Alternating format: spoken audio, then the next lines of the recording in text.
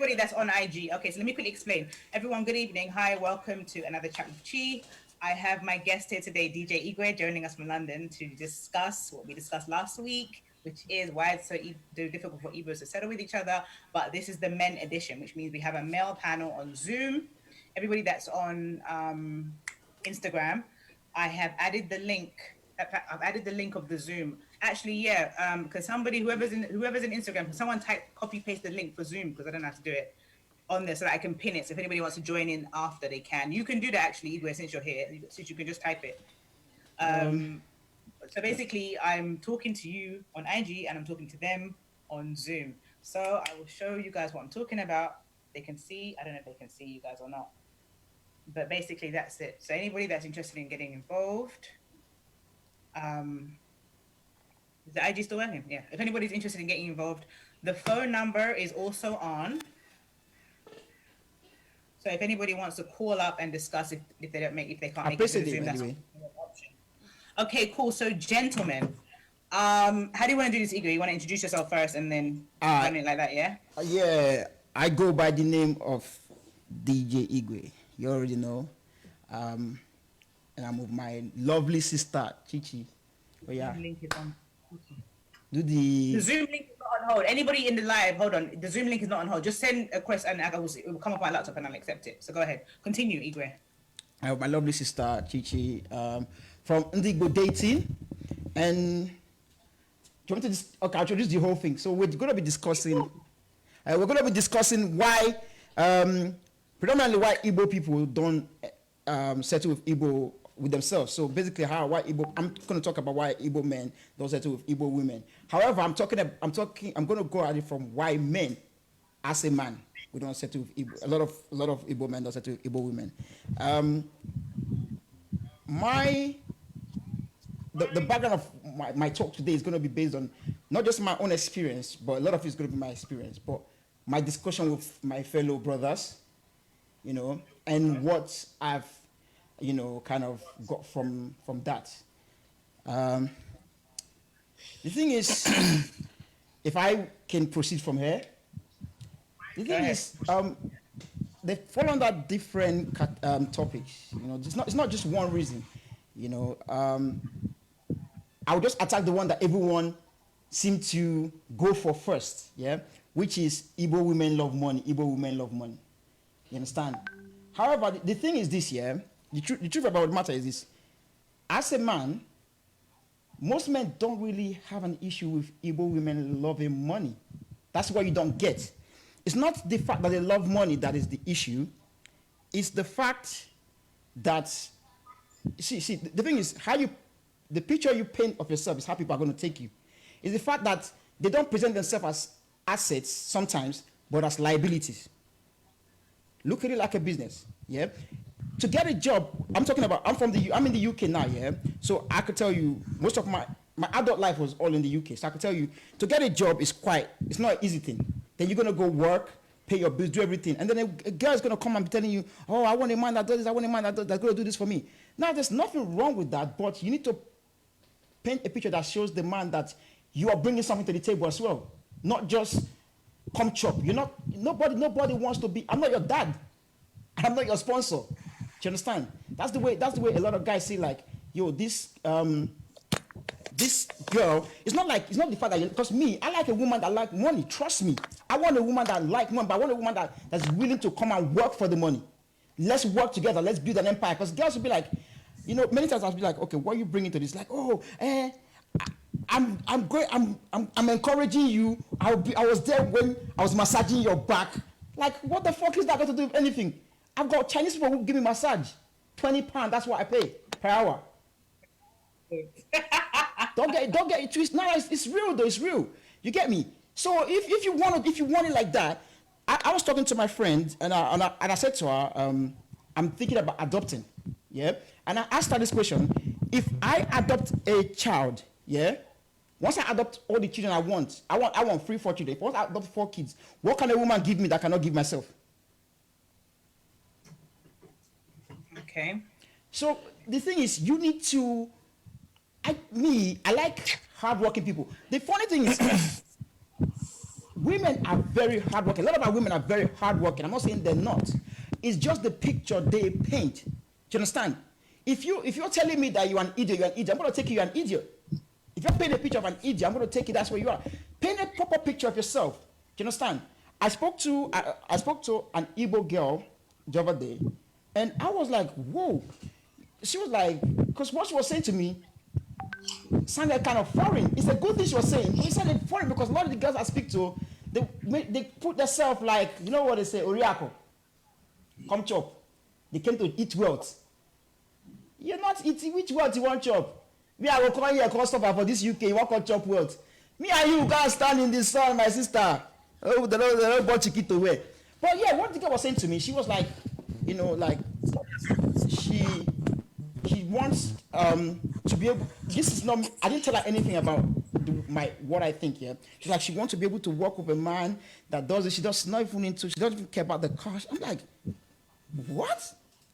Like it took me by surprise. I swear on everything. I was like, whoa.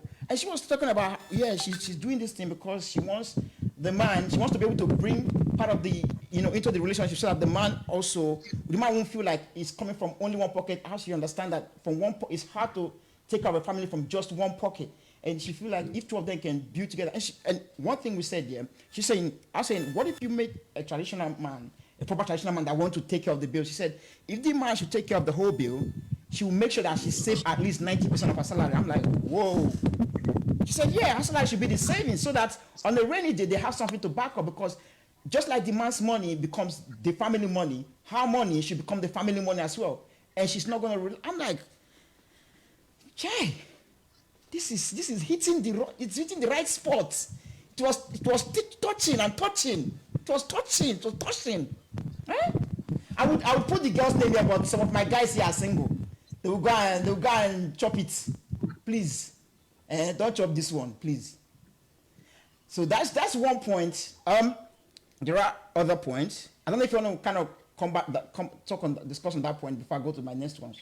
Or do you want me to just kind of keep it rolling? Okay, Ike wants to talk. Yeah, Go on in, Ike. Yeah, you don't talk, guys. Let me rebuttal you with this. Are we saying that Igbo women are the only women who come at you with the request to want to eat money or want to be taken care of? Or is that every woman's DNA? Okay, like I said in the beginning. Because at the end of the day, no woman wants to suffer, whether she's Igbo, Yoruba, Hausa, Spanish, whatever. Yep. But let's also come into the agreement. Let's also agree that Igbo sisters are willing to go out there and work, but they might not be willing to trust us as Igbo men because they feel like our eye to the wonder. Okay. It's not necessarily that they want us to spend money on them. I've met Igbo girls who have said, okay, you know what, yes, I have my own money, I have my own thing, but before I can let go and trust you to say, okay, you know what, this is what I'm bringing to the table. Because most guys, because the thing is that most Igbo sisters have been dealt a bad hand by some guys, not by every guy. Most girls have.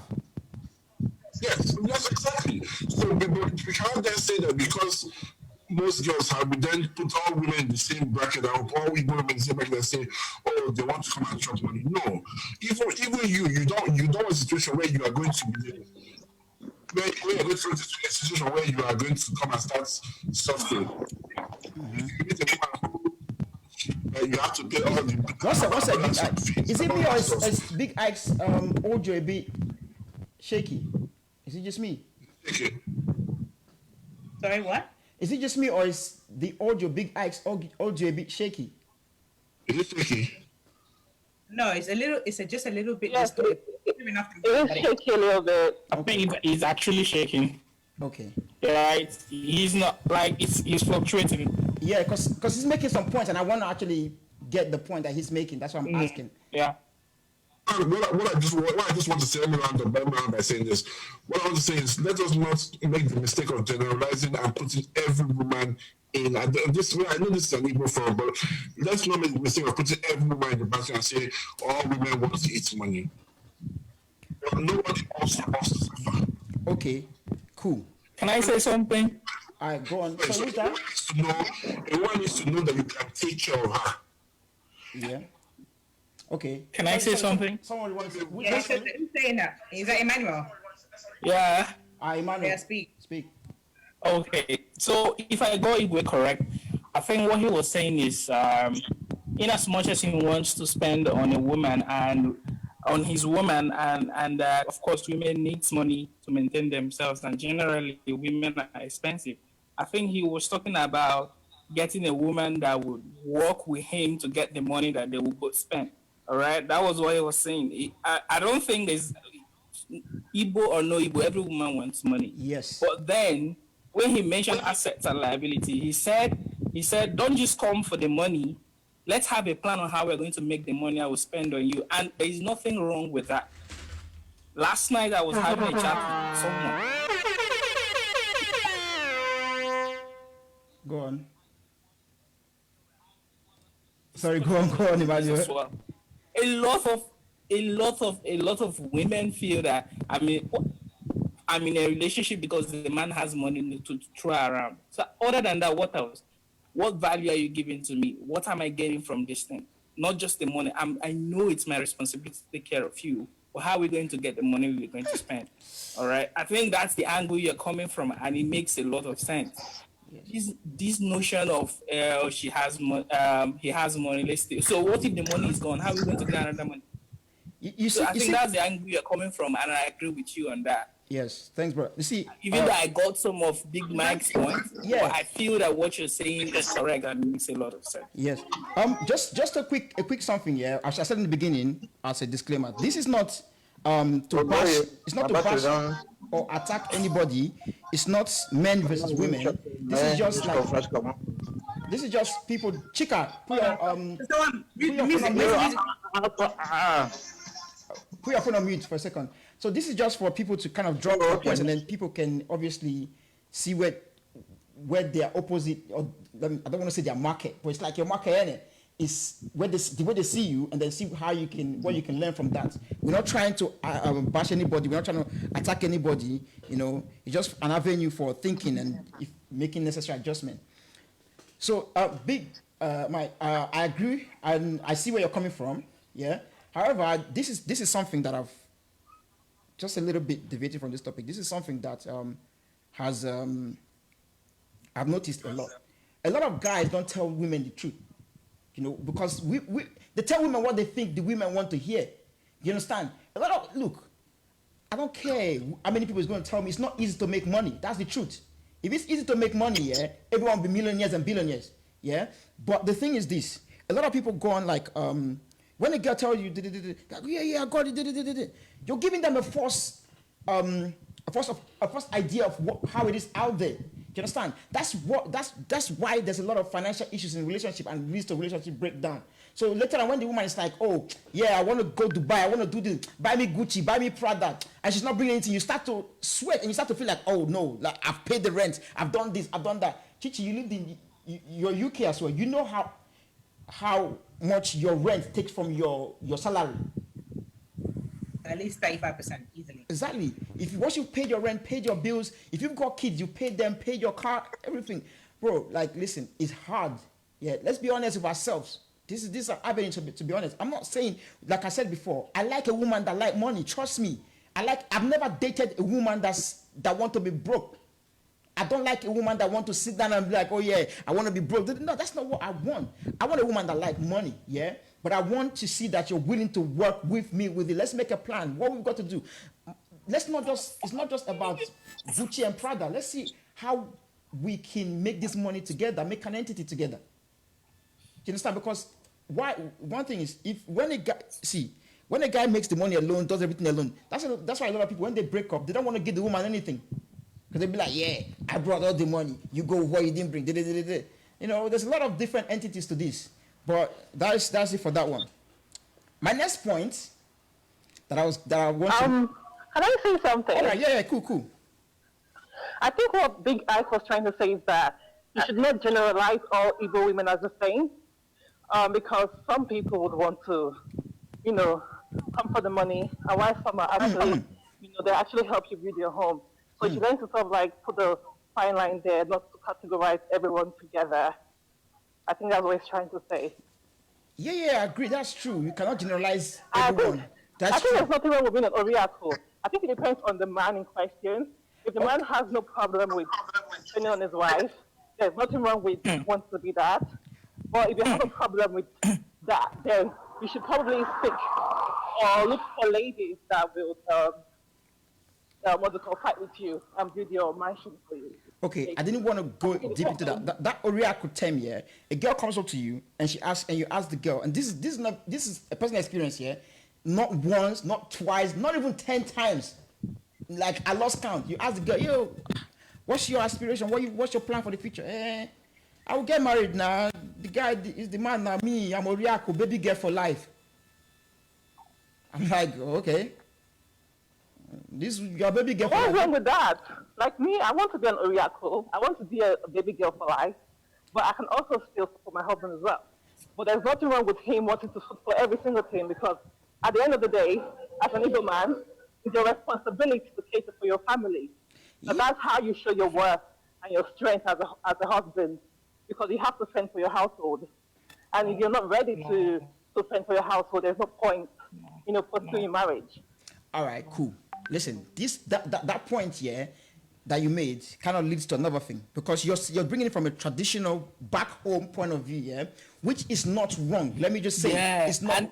Can I say something? One second, Manuel. Just 1 second. Which is not wrong. I'll say that outright here. However, I'll tell you 3 things. Back home, like I have a cousin here who works. He makes equivalent of his salary. He makes about 300 and something thousand a month. His rent a year, and I'm not joking. His rent, and he lives in Lagos, by the way. His rent a year is about 250,000. Do you understand? So it's easy for you to be like, oh yeah, I could splash, blah blah blah, for the man. That's 1. 2, back home, if you're taking it to the whole traditional thing, yeah, you don't want a man to treat you like in a traditional way, like exactly. your dad, granddad treated your grandma or your mom. So if you want the whole Western 50-50 thing, then that's where I'm coming from. That's why I said to you in the beginning, I spent most of my adult life in the UK.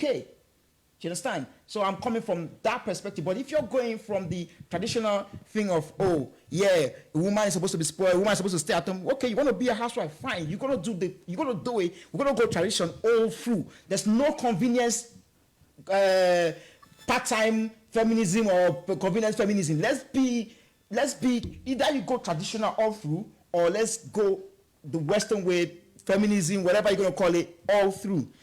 That's just my take on it. Do you understand? I think someone else wanted to say something before we round up this point and I move to my next point. Nobody? Yeah, I think I wanted to say, like, there was a point she raised about a man being in charge of the family and being responsible. I think there's absolutely nothing wrong with a man being responsible and taking care of his family or his wife. But the point here is, I think finance is a different thing altogether. How the money comes is key. If the money is not there tomorrow, who sustains the family?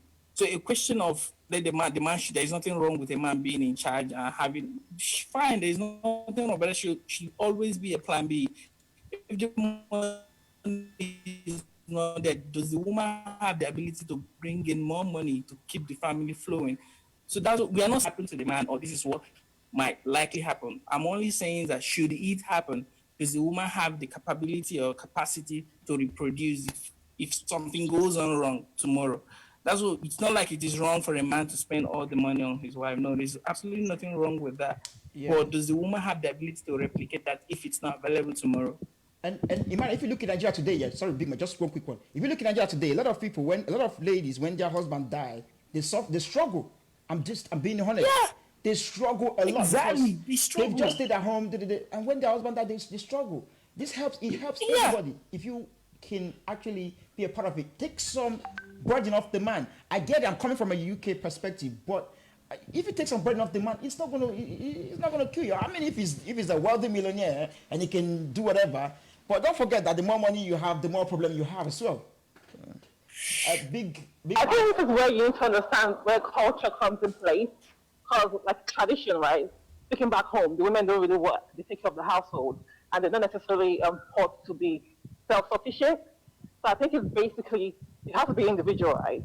If you want to be self-sufficient as a woman, you have to learn to adapt, learn your skills, learn how to make hair, sew, or do something. So I don't really think it's down to the women per se, but it's the culture and the tradition based on how we've been sort of programmed to sort of like live our lives, basically.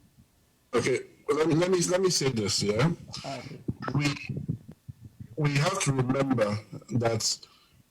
Let's just take this whole COVID-19, this epidemic thing that's happened now.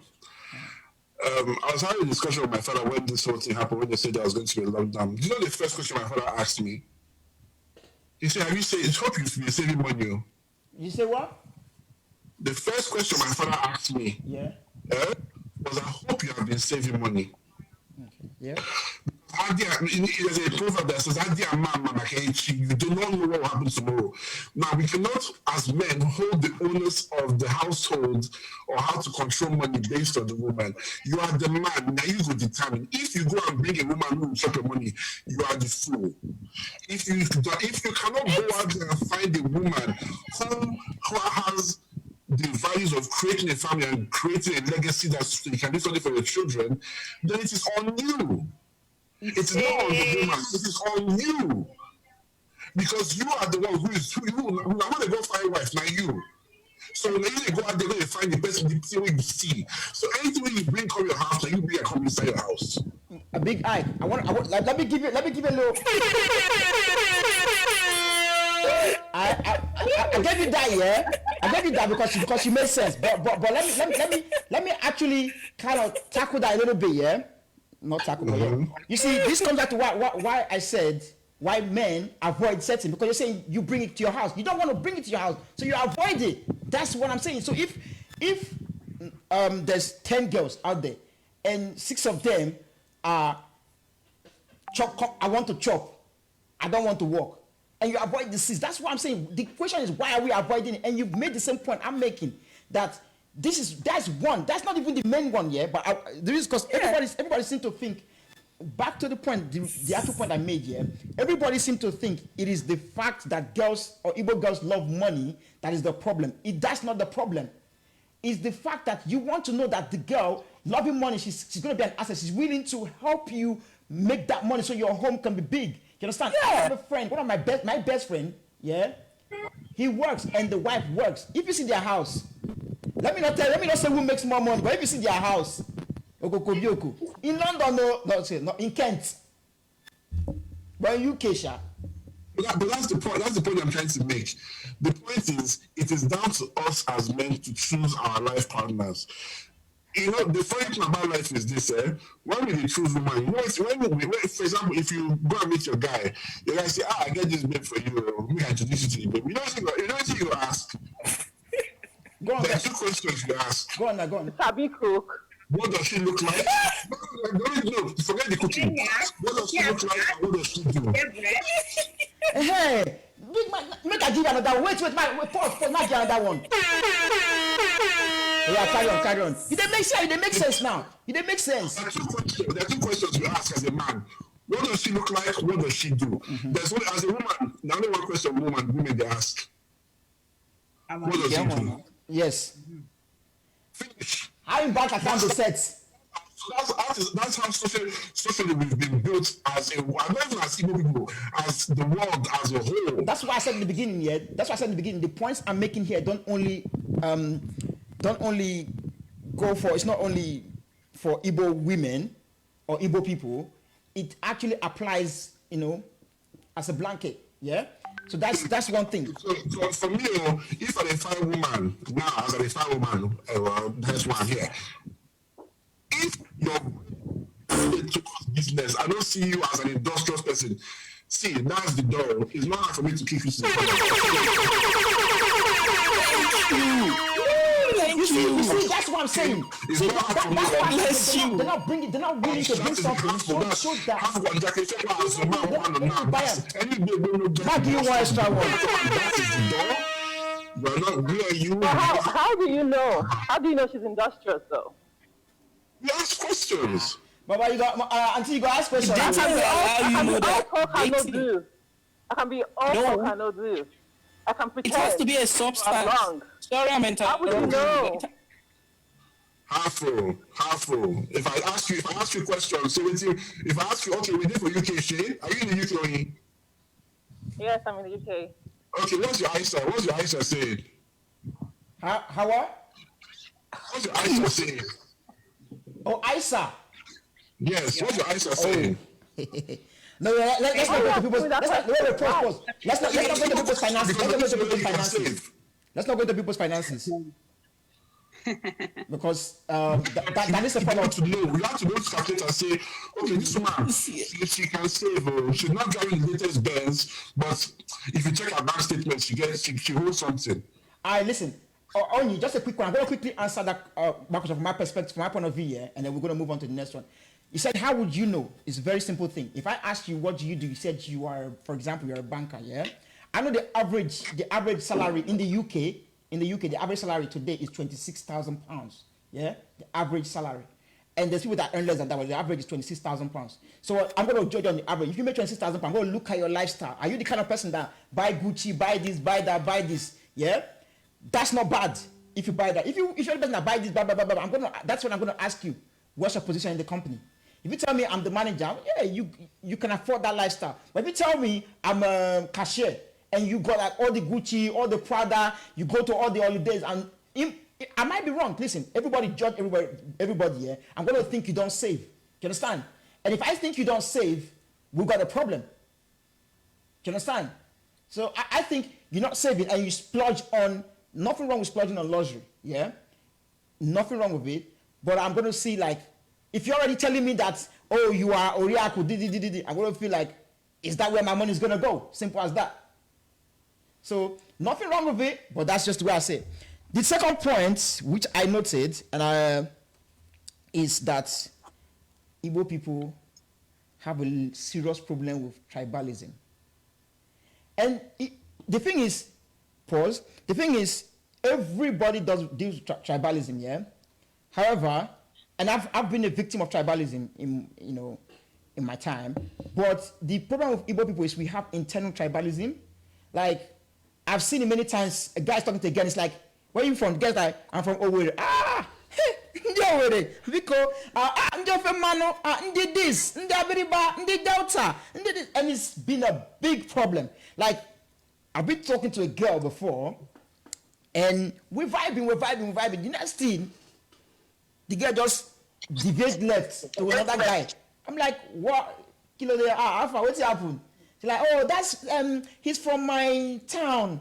His mother, my mother were from the same Amwa for kingdom. My father's grandmother's brother's uncle sister used to be doing a thing with the uncle's brother who they live together. Face me, I face you. It's like, come off you, man. Like we were vibing. You see what I'm saying? So it kind of put people off. Like unfortunately, one of my guys has left. He actually experienced this. Yeah, he was dating. Let me tell you this story. Yeah, I don't worry. I asked him before I came on this live, and he said yeah, but I shouldn't say his name. He was dating an Igbo girl. Yeah, they were dating 6 months. And they proper dating. No, 6 months down the line, the guy just called me. He said, "Igwe, they don't go pay bride price for my woman head though." I'm like, you try your already. It's not be me. Another person paid bride price for her head. I'm like, huh? And she's like, yeah, somebody else went to pay bride price on his girl. So I was like, wait, how did that happen? And then he said that when he spoke to the girl, first of all, the girl was ducking his call, and then when he spoke to the girl, eventually the girl said, oh, yeah, the mother wanted her to marry from their village, from their towns. The whole this thing now. It was quite funny, to be honest. When you joined the live again, sorry, my I just joined again. Well, this, so does anybody talk before I open my mouth and talk my own? You say I've been being quiet. If I vomit fire now, they'll say, Chidima. No. It's go on. Listen, we're all here to learn. We're all here to learn. Hey, Jesus. It's hot to Jesus. You are ready for this, yeah? Yeah. So what I feel is what as an Igbo woman, I personally feel a little bit attacked because not even from you guys, but just in general in life, it's like Igbo women and money. Igbo woman, no, she could chop you. Da, da, da. No, I think it's about how you are raised, the quality of life you've had before you met somebody, before you started dating. So like I gave an example with this last week when I was speaking with Choma, who's hopefully here watching. Guys were saying that they prefer women in the north because once you buy them maybe like a plate of pizza or whatever, they're yours. And simple, happy, they're very happy living a mediocre life. Now the home that I came from, as much as it was difficult because I was born and raised in London, we traveled every year, 3 times a year to make it in Nigeria. We constantly moved. My mom made sure she moved mountains to make sure that we had. Do you understand? So I grew up not like rich balling Gucci, but I'm saying I wasn't like ana taka no. Do you understand? It wasn't like we were struggling. So I then can't come from a situation. My mom has always worked, educated. Because of her, I went back to uni. My mom is driven, very driven woman. So that's also part of my DNA is to like business, go and work, go and grind. So I have my own, comfortable. Now, I then can't hook up with a man who's like, yeah, babe, I'm unemployed, I earn 20K a year, or if I say I want to go on holiday, yeah, he's like, I can't afford it. I can comfortably look after myself, but I cannot be then having to look after a man on top like a baby. Whoever I meet should be my equal or should surpass me because I know the life that I came from. This is what I'm saying. One second. It was a case where I've been eating Indomie and then I'm like, no, I want to eat shawarma. Who born me? What do I know? You live the life that you know. I've come from that life that I've been fortunate enough to be like able to travel, able to eat good food, eat what I want to go where I want to go. I cannot then meet a man who will say, Chidima, you know what, we know they decide he's got a mattress on the floor, whatever, that kind of black boy life. It's just not possible. My demands are high because that's what I'm used to. My lifestyle has been set a certain bar for the lifestyle that I want to live and the lifestyle that I already come from. So it's different if you pick up one girl from Kota, 1 million village, I want Benz, who born you? There's levels to this shit. Like I tell people all the time, there's levels. Yeah. If you know you cannot provide for yourself, you don't have any desperate, you can't work. Anything I want, I will buy it if I want it. You understand? I'm not looking for any man to come and save me because I'm wallowing in poverty or I cannot do without a man. No. Any man I get now, I don't need to know, okay, cool, he can match me close to go, or even financially better than me. But I'm a woman that, look, I grind, I work hard, I have money. Therefore, any man I'm with could be on that same level, not be like scratching, with bill at the restaurant comes and scratching head, turning around. This actually happened. The bill came around, looking right. I was like, do we need to cover this? Oh God, it's hot here. Yeah, you understand? That was the first and the last. This is what I'm talking about. So you know who your partner is. Whoever you're going to say, this is my woman, this is my man. You know. You don't be saying you just jump inside blind. No, that's not right. Then you complain about the gold digger. When you were looking at breasts and yash, you didn't know she was a gold digger, Abby. When you were looking at endowments, you did not know that she was a gold digger. But now that you have chopped and you have satisfied, and you realize, oh shit, she doesn't really bring anything else other than sex or physicality. Now you're stuck with her. Now your own fault now. Yeah. You know what, Chichi? I support you on that. Like, Z, can you put your phone on mute, please? Sorry. Jesus. Igwe, we can't hear you. Mic check 1 2. You can hear me now. I was telling Z to put her thing on mute because I can hear a lot of background noise. Okay. Yeah, it's like moving around. Who do I need to mute? No, sorry. She's muted herself already. That's fine. Okay, fine. Okay. So I support you what you're saying, Chichi, because you know the thing I've always said to people, just the same saying, the normal saying that goes, cut your coat according to your size, yeah. Just go for where you fit in, not where you fit in, but like nobody wants to downgrade, yeah. You don't want to be of the Bugatti category and be rolling with a Toyota Prius. Do you understand? So as a man, if you see a woman that is of the Bugatti category, No, listen. I always said this is the thing, yeah. Women, get it straight, yeah. Women don't date down in lifestyle. Women don't go down in lifestyle. Men, listen, men don't go down in sexual preference. I'll break it down for you.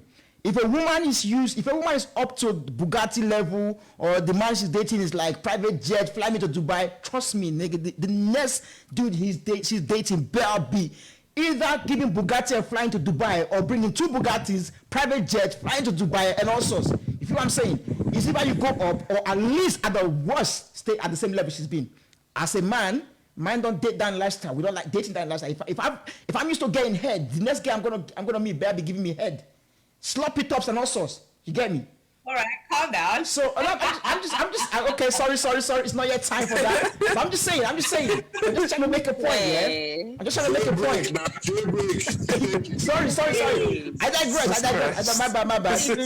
I'm just trying to make a point. It was passionate, bro. Yeah. Sorry. Alright, calm down. Calm down. This heat. What? Come on, put fire now. Jesus, which angel go put fire? Somebody will put fire for everybody.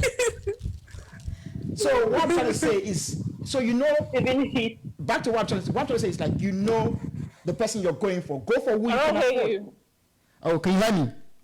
Yeah, you need to sit closer, Igbo. When you sit away, the sound goes. Yeah. Because the sound keep going in my eye. So yeah, you guys can hear me, right? Mm-hmm. So what I'm trying to say is, you go for who is on your level. Yeah. People, a lot of times, guys like, yeah, but I'm going to get there. Don't go for I'm going to get there. Yeah.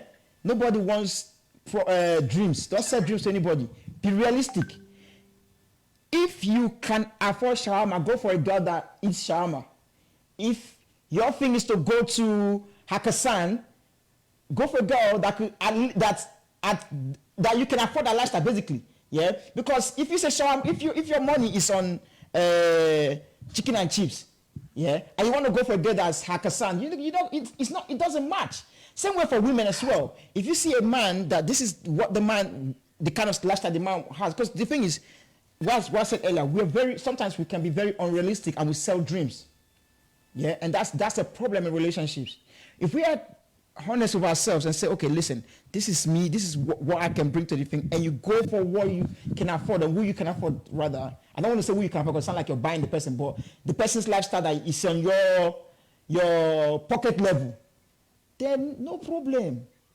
You know? And are you saying it's wrong to aspire to what something better than what you can afford? No. Is that wrong? No, that's not wrong. Fake it till you make it. It's wrong. Is that wrong? No. That's not wrong at all. It's good to aspire. Well, that's what I said to you. Yeah, I said it's good to dream, to work to get something, but don't say because, okay, like now, for example, I'm working hard. My dream is to be a billionaire. I'm not gonna go move to a billionaire today because when she tell me, boom, boom, boom, get me this, get me that, I'm gonna be looking like chicken wing. But if I have the billion, then I can go for the billionaire. So same way, if you cannot afford Hakkasan, don't go for a girl because we're dealing with today. She's not going to wait for when you've aspired to retire, to refire, to perspire and everything before she can go to Hakkasan. What's the guarantee you're going to get there? Everyone dreams to be, nobody dreams to be poor. I can ask everyone in this chat now, let's use everyone here. If you dream to be poor, can you please put a hand up? Nobody dreams to be poor. Everybody dreams to be rich. I don't think anybody wants to be poor. And being rich. And when I say being rich, yeah, people dream to be a millionaire. What? Do you mean poor financially? Poor in love, poor financially. Like I'm talking about, like broke. Poor all over. Broke financially now. But we're not. I don't think anybody, or is anybody here a billionaire? Nobody else is a billionaire. So, if you're a billionaire, please slide in my DM, man, woman, I don't care. Just listen, when it comes to money, I'm very bisexual in money language. Very, very bisexual in money language. Slide in when you are. Slide in. Drop eye emoji, love emoji, drop every emoji. I don't send. Let's spend your money. But I digress. Back to the point. But yeah, so it's not a crime to dream, but keep it real to where you are right now. Understand? If you aspire to be a billionaire and you meet a girl and you go for a girl that's on your level now, maybe now you're 1,000, you meet a girl that you can afford. Yeah, both of you can elevate to that billionaire status when you get there. Nothing wrong with that now. Nothing wrong with that. All the billionaire wants you. If a billionaire wants me, because you're not in that lifestyle. if a billionaire wants me, please give her I will go, of course, but I would Go. give her my number. If a billionaire wants me, give her my number. Beg. I'll be like a mouse. I will not shout. I will just be like that. Everybody here we go now. Let's not lie. I wouldn't go. You won't go. You wouldn't No, I wouldn't go. lie. It's a lie. I won't go. No, because to be honest with you, I myself have seen, Bigger. What's and I've seen the dynamics of women who have gone who don't have anything. And to be honest with you, that money is nothing when that person is treating you like you're beneath them. Alright, cool. And then I'm sorry, I love myself more than just that money, because that money, if I really want it, then I can get it. But for me to be then being belittled or devalued because that person has, I can't live my life like that. Sorry, like. But I mean, I don't. Yeah, but you could have plans on how to get your own money, even while you're there. But these people who have billions, they're not looking at for you to make billions, because for them, they have it already. So they want you to fill in a particular role. They want fun. You will get your own money. Not serious. I leave the billionaires for the mouse. If you want to play mouse and do that, then I say good luck. Wow. You know. I'm not gonna lie. I'm hearing this for the first time. That's like she's detested. What's your name? My name is not Chidima. My name is Mouse. I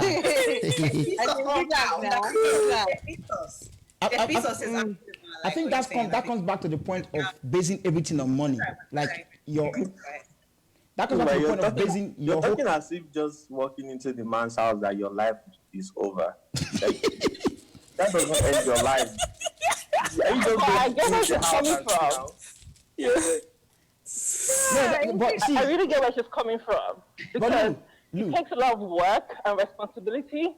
You have to kiss a lot of ass if you're following your billionaire. You can't. You basically lose yourself in that union, and it's something. If you want to do that, then you sort of like sign your life out. If you lose yourself because you're hanging out with someone that is a billionaire, then you already lost yourself now. Exactly.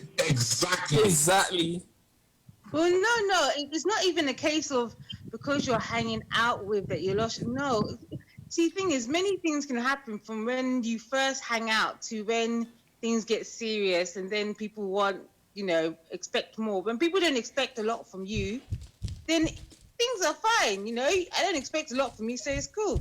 But when things get a bit more serious and they start, expecting more out of you and things are a bit more serious, then, as I said, there's layers to this. People, first of all, the mask will look all good. When you get closer, you start seeing the imperfections, the mask starts slipping. And then you start seeing the ugliness below that. By that time, you have to decide why enjoy this lifestyle. Can I say something? It is up to you to discern that man's character. If he's the kind of person that will treat you like trash when you come into his house, it's up to you. You can't do anything. It's not up to her. But money comes power. But you don't have money, you have no power. But for her to do anything, she needs to have the same level of financial relevance for her to be able to make. But only. This comes back to my initial point. See, men are not usually made by right? Can we moderate properly so we get all the information? Yeah.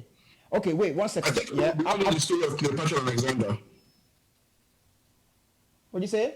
Do you know the story of Cleopatra and Alexander? Cleopatra and Alexander. I've heard that, yeah. Yeah. Okay, Cleopatra was a lovely woman, right? Yeah. Yeah. Yeah. Okay. And Alexander was a rich, powerful man. Uh-huh. Who did he end up giving all his power and money to? Alexander. It's not money. This whole thing, this whole belief that with money comes power. No. With money comes stupidity. Now, Bros, big mic. Your mic, the audio, no go like it, your audio. It's having COVID. It's something from COVID 5G.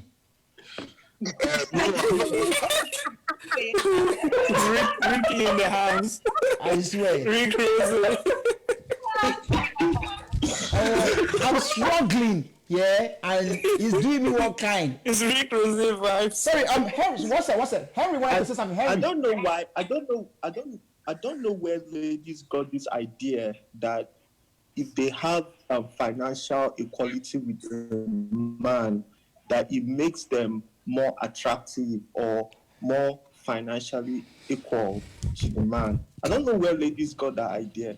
If you're going to date a billionaire and you're a billionaire yourself, the man wouldn't still respect you because you have money. Men are usually going to respect women for other reasons aside from having financial stability. When a woman wants to command her power over a man, it usually transcends just having stuff.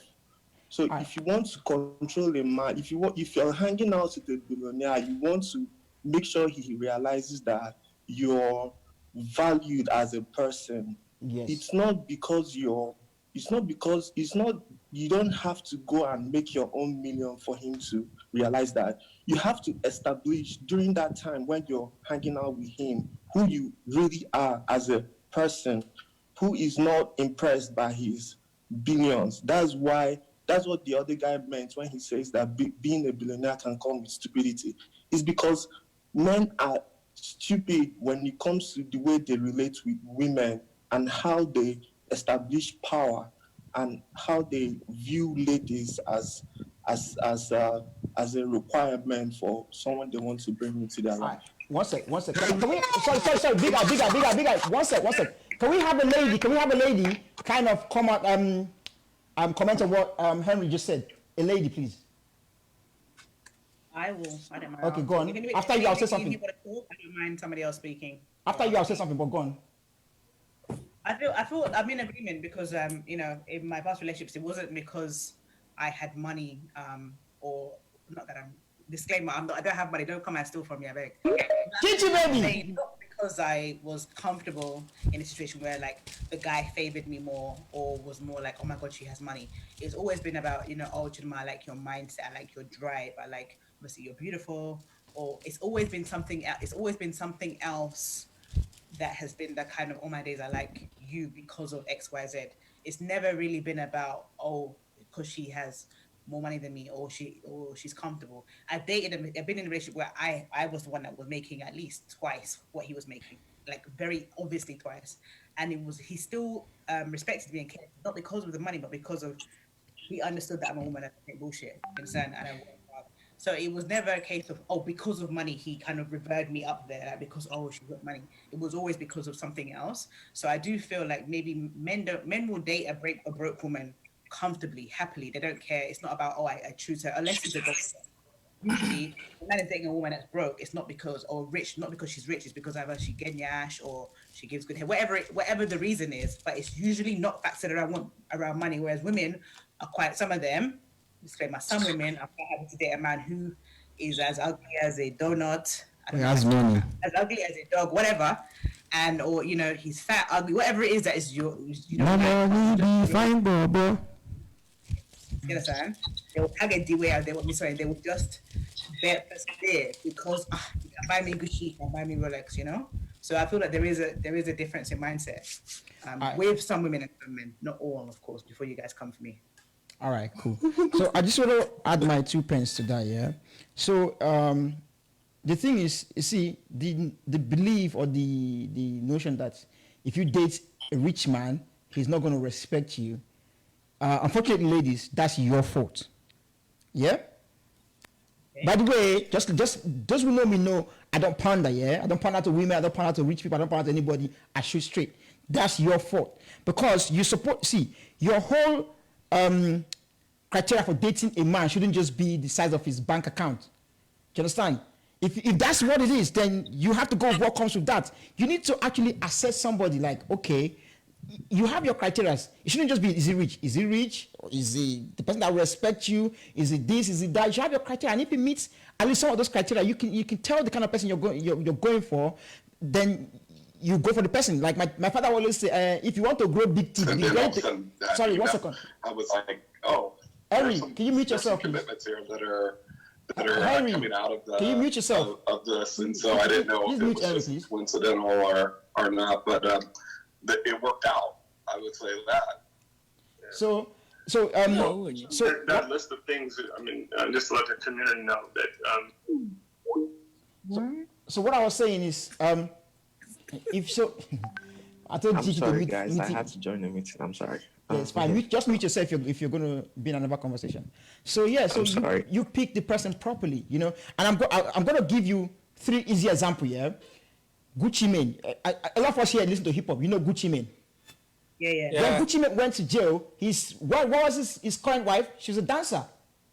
But the wife, have you seen Gucci Mane with his wife? Gucci Mane respects his wife. At least from what he portrays, he doesn't joke with his wife. Do you understand? He doesn't treat her like shit because he's rich and she wasn't rich. Yeah, she made her money, but the way she portrayed herself, the way she put herself, Gucci Mane is always like, okay, when he was in jail, the girl helped him to lose weight. He helped him to save his money, to invest his money. Now he came back not broke, blah, blah, blah. You understand? That's one person. Another person, if you listen to the Breakfast Club, I don't know if anyone listens to the Breakfast Club here. Charlamagne's wife doesn't work. Neither does DJ Envy's wife. But if you listen to the way they talk about their wives on the show, if you listen to them, you could attest to this. They talk about their wife like she is the queen. Do you understand? She is the god of the family, everything. And it tells you the way the woman is all about the way the woman put herself. Charlamagne will tell you this, like he was a dog for so many years, you know, but the woman played the position of a queen that he felt stupid. Do you understand? So just because the man is rich, yeah, doesn't mean it's gonna treat you bad. A bad man will treat you bad, rich or broke. Trust me. An idiot will be an idiot. Money not be money they bring down. Trust me. Exactly. It's just the way it is. I know broke people. Yeah, this man. Pardon? Igwe. What's his name? The one that there's a video of him on YouTube. I think he's a basketball player where he knocks the girlfriend out. You saw that one, Abi? What's his name? You know who it is? Yeah. But the funny thing, they're together now again. He's a black guy. What's his name? And he was supposed to be doing that boxing thing. He got married today. Anyway, the guy has... His name is something Brown. Antonio Brown. What's his name? Antonio Brown. Antonio Brown. So he's domestic violence. Like everybody knows. It's not a secret. She knows, right? While they were engaged, he knocked her out in a lift. She was on the floor, knocked her out cold. And the wife is rich, by the way. He fell up like a doll, like as if he was dead. Do you understand? This woman is still with this man. They just got married today. Today, as I'm talking to you. They're married, yes. Because because he's rich. She's gonna endure a lifetime of beatings and domestic violence because that's what she's going to put up with. This is what I'm saying. That guy can buy, I don't know how many houses, whatever you want. Because somebody is rich, doesn't necessarily mean they're going to treat you good. Doesn't necessarily mean they're going to treat you bad either. But I'm saying in that situation, it's very clear that woman left a long time ago.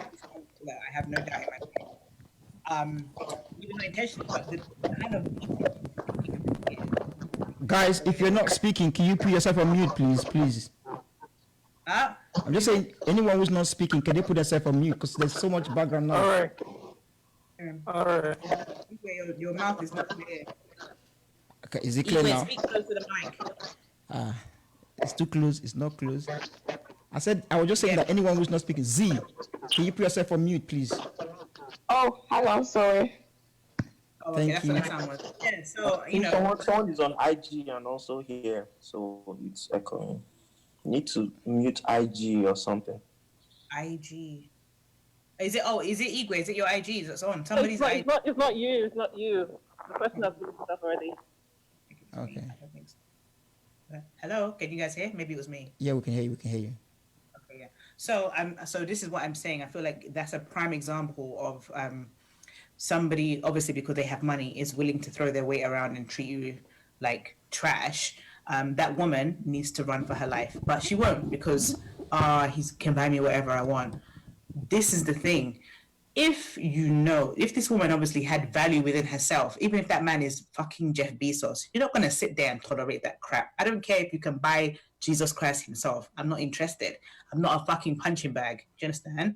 There's no, why you love it? See, why you love it? It's real. It's very serious. Like it doesn't even make sense. So I understand where people say, oh, women are only after money. This woman I just told you about is a clear example of a woman that's clearly hell bent on I would get this money or I would die trying. And I'm sad for her and I'm sad for the situation.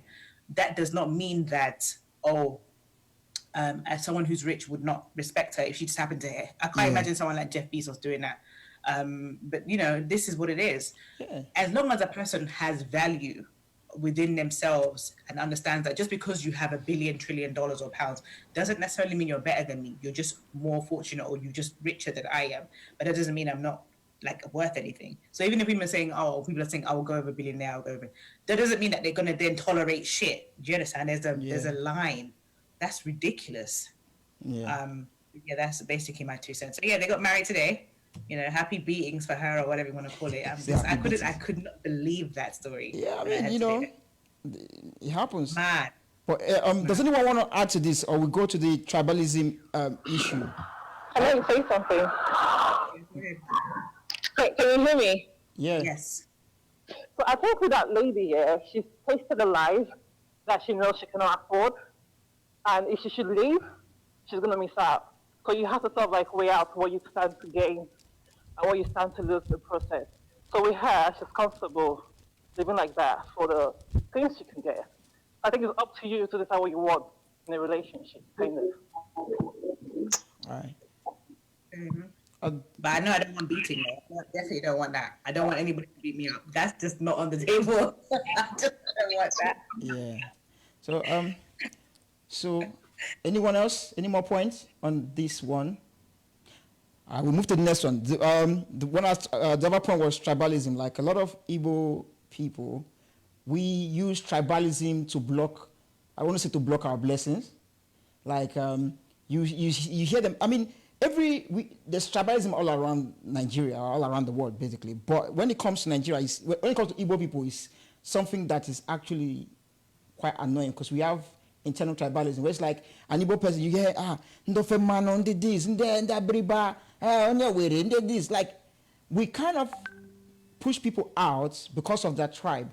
Whereas, this is from my experience, don't take it for gospel, but when I've seen Yoruba people, it's like when the person can speak Yoruba, and it doesn't matter where the person is from, obviously they'll go to that later on, but it's like, oh yeah, call me, want me, like, that whole vibe is just cool. I'm not saying that I'm better in any way, but I'm saying this is from experience, yeah?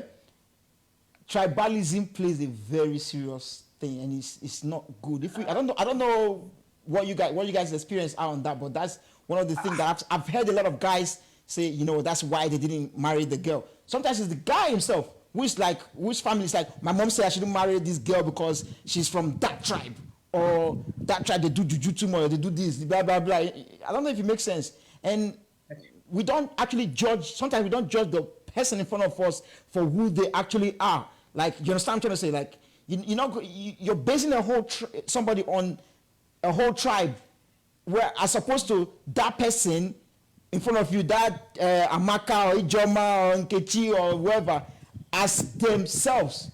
So it's one of the points I wanted to put out. I don't know if you guys have anything to say about that.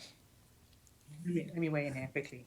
Do you know why you're so right about this, about Igbos? And that's what breaks my heart every day. So obviously you guys know what I do, matchmaking or whatever, right? Do you know how many times, and I'm not picking on anybody, but I'm only going to just say it as it is, the Anambras particularly have a fucking problem. I can see doing this. A fucking huge problem. And let me tell you why. Listen, it does not matter if the person is a billionaire, if it's not Jesus that comes back in Igbo form. If you are not Anambra, they're not fucking interested. So when I post like bios and then the guy's like, oh, she old, even the guy, all the girls says the person must be Anambra by force, by fire, by force, by fire, by force. One girl, a guy messaged me for her. They liked each other. Everything was perfect. She's Anambra. She's back home in Nigeria. He's in America somewhere. Perfect. Looks wise, you know, career, everything is on point. Do you know this girl had to cry and say no? I said, why are you saying no for? She said, because he's not Anambra. My family won't have it. I said, but your family, everybody else is married and born bikini. Your family is already, it's just you left. I said, now you go suffer around. Do you know this girl still had to refuse? Against her will, she had to refuse because she goes, there's no point of entering anything with this man. If I bring him home, my family are going to say no. I think he's like emo or something, right? Whatever, or one of the other ones. It doesn't matter. Even today, I posted a guy. He's like, listen, I know Wala. The girl has to be a number, or my people will not let me hear peace. I will not rest. Why are we still, this is 2020, why are we still doing this? As if Igbo people are not small enough already with the whole Biafra thing and everything else that's going on right now in the East. It does not make sense. And I get that every day. Only Anambra though, emos don't tell me, oh, it has to be someone who's emo. And they don't tell me Rivers, because I have some Rivers people, Ikwere. I also have Deltans. They don't tell me any of that. It's the Anambras every fucking time. The person must be Anambra. The person where they live. He can even stay in Japan, but he must be Anambra. Are you normal? Are you okay? No. Do you have any Anambra in the house? It's a problem for them. So anyone who's Anambra right now, I'm sorry. Henry, are you Anambra? Who? Anyone from Anambra here? I'm anybody from Anambra here? I don't know. I'm Abia. Okay. The funny thing, I'm Emo. The funny thing, Chichi, is the times I've experienced this. Coincidentally, they've been from Anambra. I don't want to say it so, but you don't be from Anambra. As you know, it is what it is. I'm Abia. Let me say. I'm Anambra. Are you guys just shooting me left, right, and center? Oh, you're Anambra. Let me say. I'm lying. Tell me I'm lying. I reserve my comments. You're not lying, because Anambra here, we have like our basic morals and principles that we sort of like, it's kind of hard to explain to people that are probably not Anambrans, right? To us, we feel if it's close to home, it's close to resolve. Hence why you will see most Anambra people mostly sticking to themselves.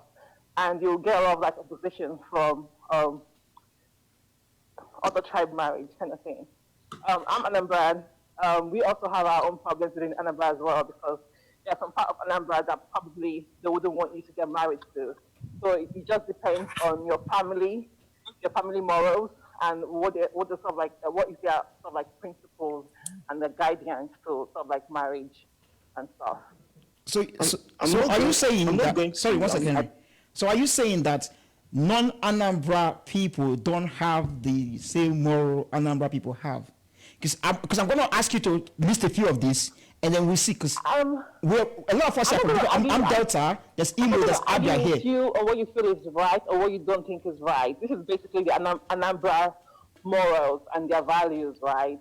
And they hold on to it. They can die with it. It's basically their lifestyle. But it's not for me to question why they do that. No. If I think you missed the question. The question was, I asked was, are you saying that the morals, because you're saying you have a set of morals that is only peculiar to Anambra people, and I'm asking you, are you saying these morals that non-Anambras don't have these same morals? Because I've traveled a bit in Nigeria to tell you that a lot of Nigerians have the same morals, the same principles. Trust me, not even just Igbos, Yoruba. We have the underlying principles sometimes. So that's why I want you to be specific so I can see, oh, we don't have that. Or an other person can be like, no, we don't have that. We don't do that. So if you list it, then we can actually tackle it. Don't just bracket it. I won't be able to list it for you. Sorry, I can't do that. I am not the guy in question. To me, as a person, as an individual, I'm quite flexible when it comes to picking the person I would want to get married to, right? But at the end of the day, it's not just me marrying that person, it's the whole family, the whole community. And if my family are not in support, then it means that I'll probably have to kiss the relationship bye-bye, right? So this is where you need to sort of like know what your family morals are and what their values are. And if it doesn't align with the course you're trying to go with, I bet it's just for you to just quit ship before you put yourself in a thing that you can't necessarily handle. Alright. I'll say something. Go on. And it's going to be a funny point, though. I'm just trying to put some humor back into this. Big guy. Big eye. Oh yeah, drop it. And this thing they affect. If people don't send this to when they talk, because Yes. This thing about my issue. If this thing is harmful, the only thing that I think is a major issue in Igbo land is the two thing. Apart from that, harmful. You may go, Amy, you want there? Come and sit down. Sọpá òròjẹ rivers ẹ̀wọ̀ kọ́lọ́ ọ̀rọ̀ ọgbà ṣe anywhere ẹ̀ṣọ́ bẹ́ẹ̀ ló ń sì bíà. It's the breakfast. Okay, they do. As long as you have money, they'll listen to you. Half this thing when they talk here, say, it's tribalism. My lie. Money they do is do tribalism. Half for. That's why this guy my house.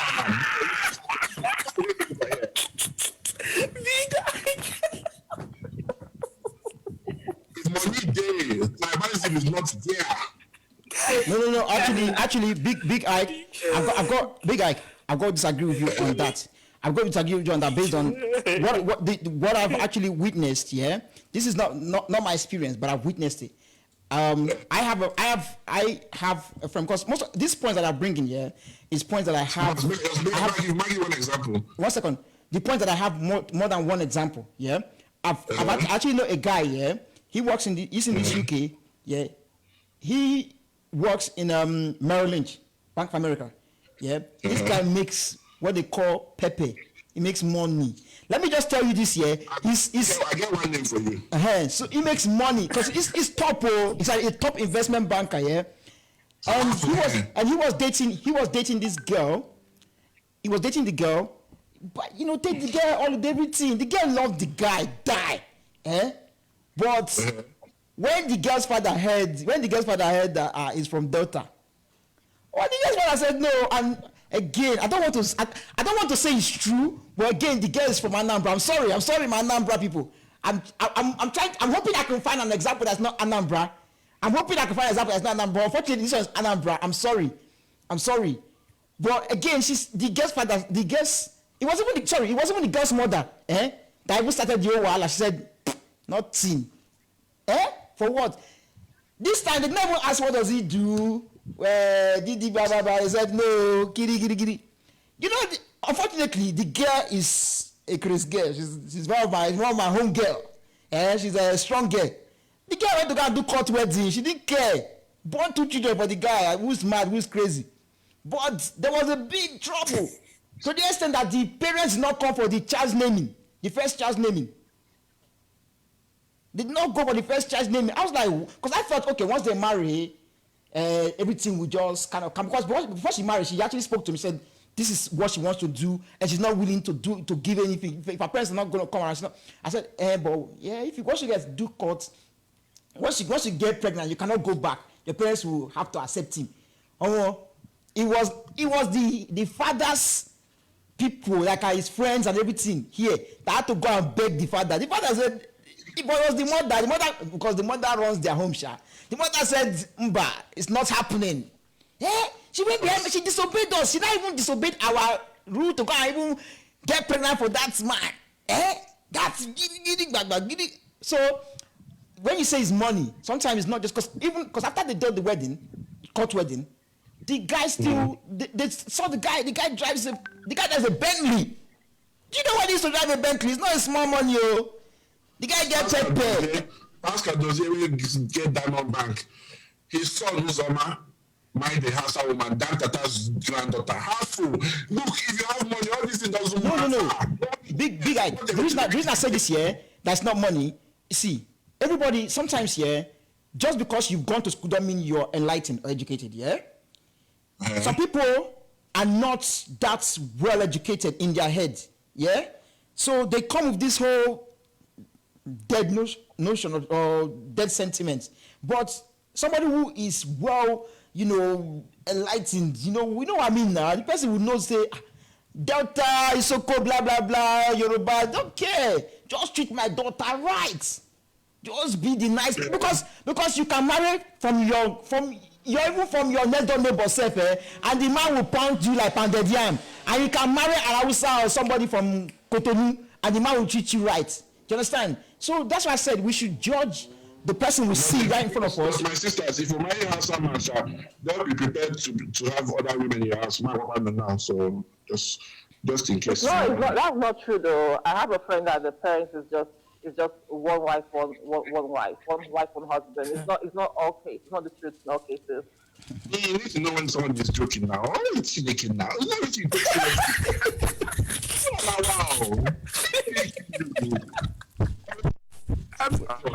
We're not attacking. So any more points to this? Any more points? Anybody got one point? This is hot. Back to back. If there's no more point, I'm going to go to another point here. A third point. I've heard this so many times that Igbo girls. A guy, this guy laugh with this.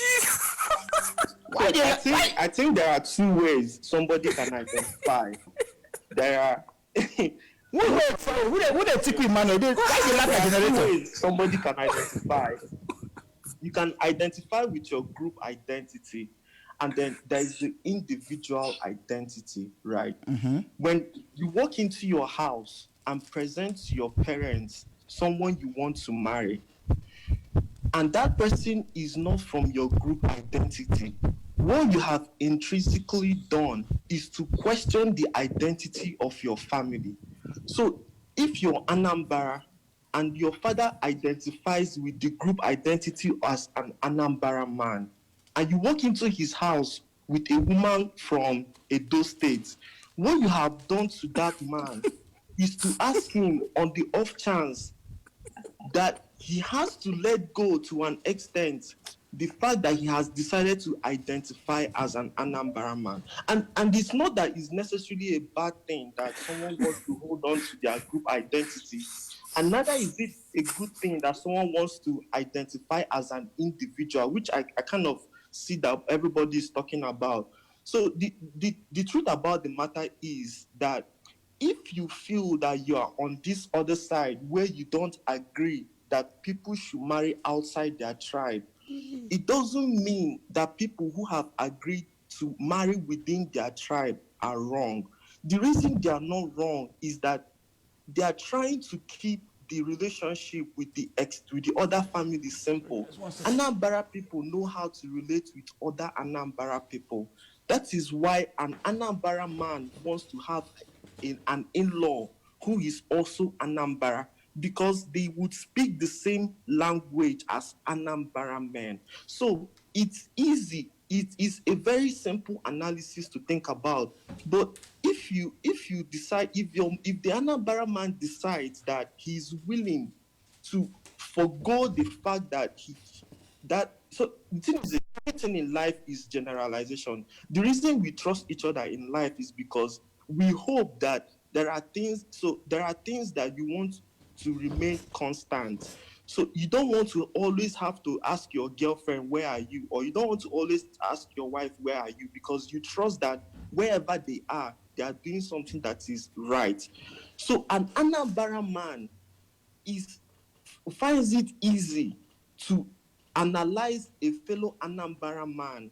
And that is why they are always trying to hold on to their identity, and hope and pray that their offsprings, their children, would also marry within the culture. So what should we do as young people? Like, now that we are young, some of us claim that we are intelligent, that we go to school, and we are now exposed, like we have exposed ourselves out of our group identity. So we feel that we now have the right to marry from another tribe just because we have been able to, quote and unquote, educate ourselves out of that group identity, and we now have that individuality. So the problem with that analysis is that when you marry, you also marry two families together.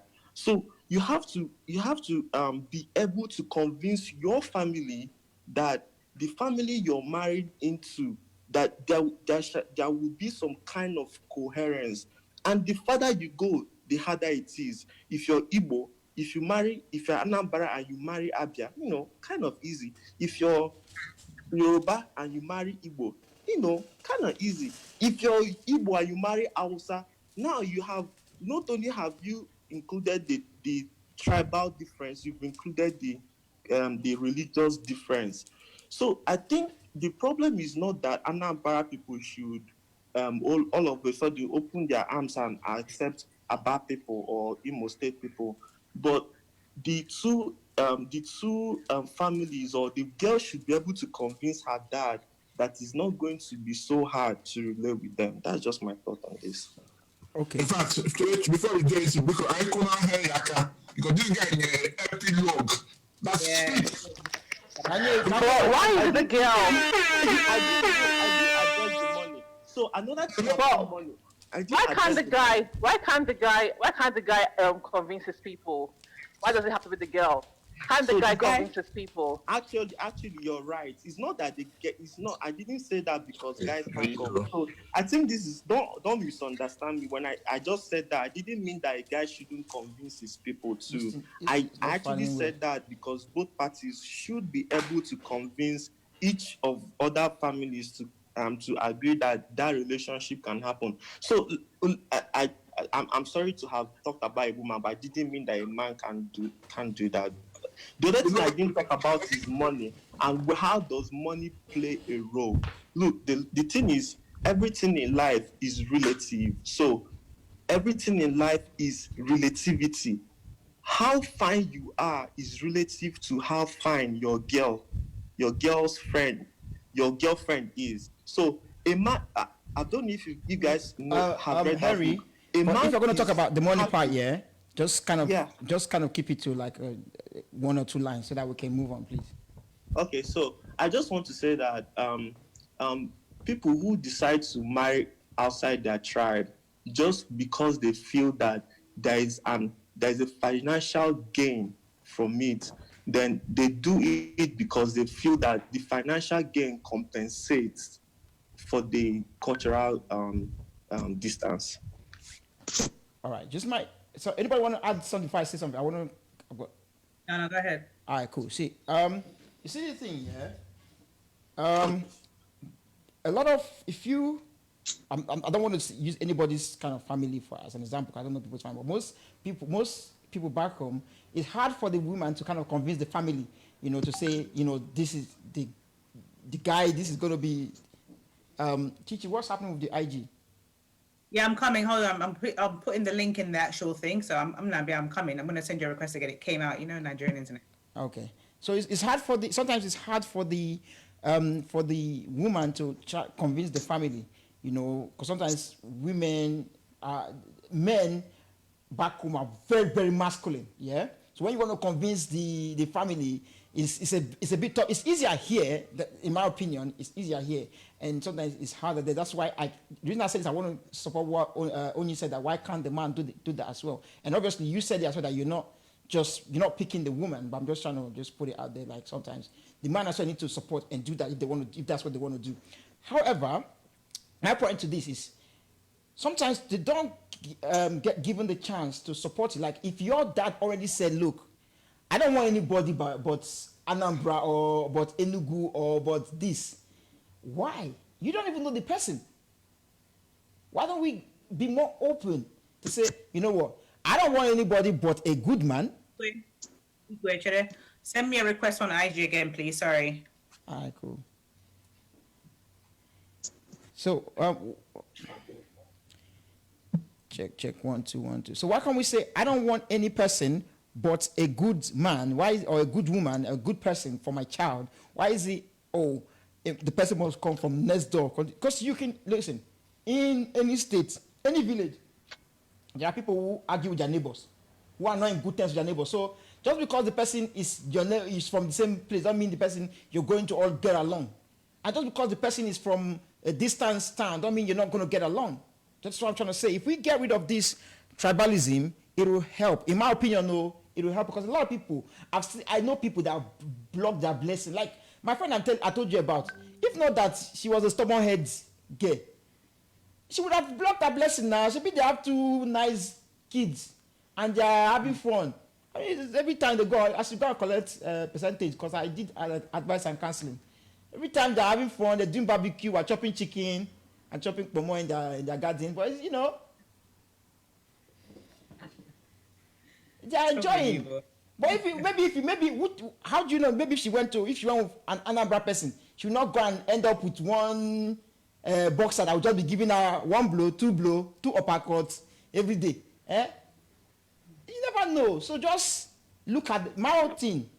To summarize it, just look at the person for who they are. Do you understand? Yeah. If you look at the person for who they are, if they're right or wrong, then you take it from there. But again, I know I can't change the mentality of a tribe. So hey. Anybody got something to add? Because before we go to the next point, more time to go. Quickly. Z, do you hear me? Yeah. Yes. For conclusion to the mic.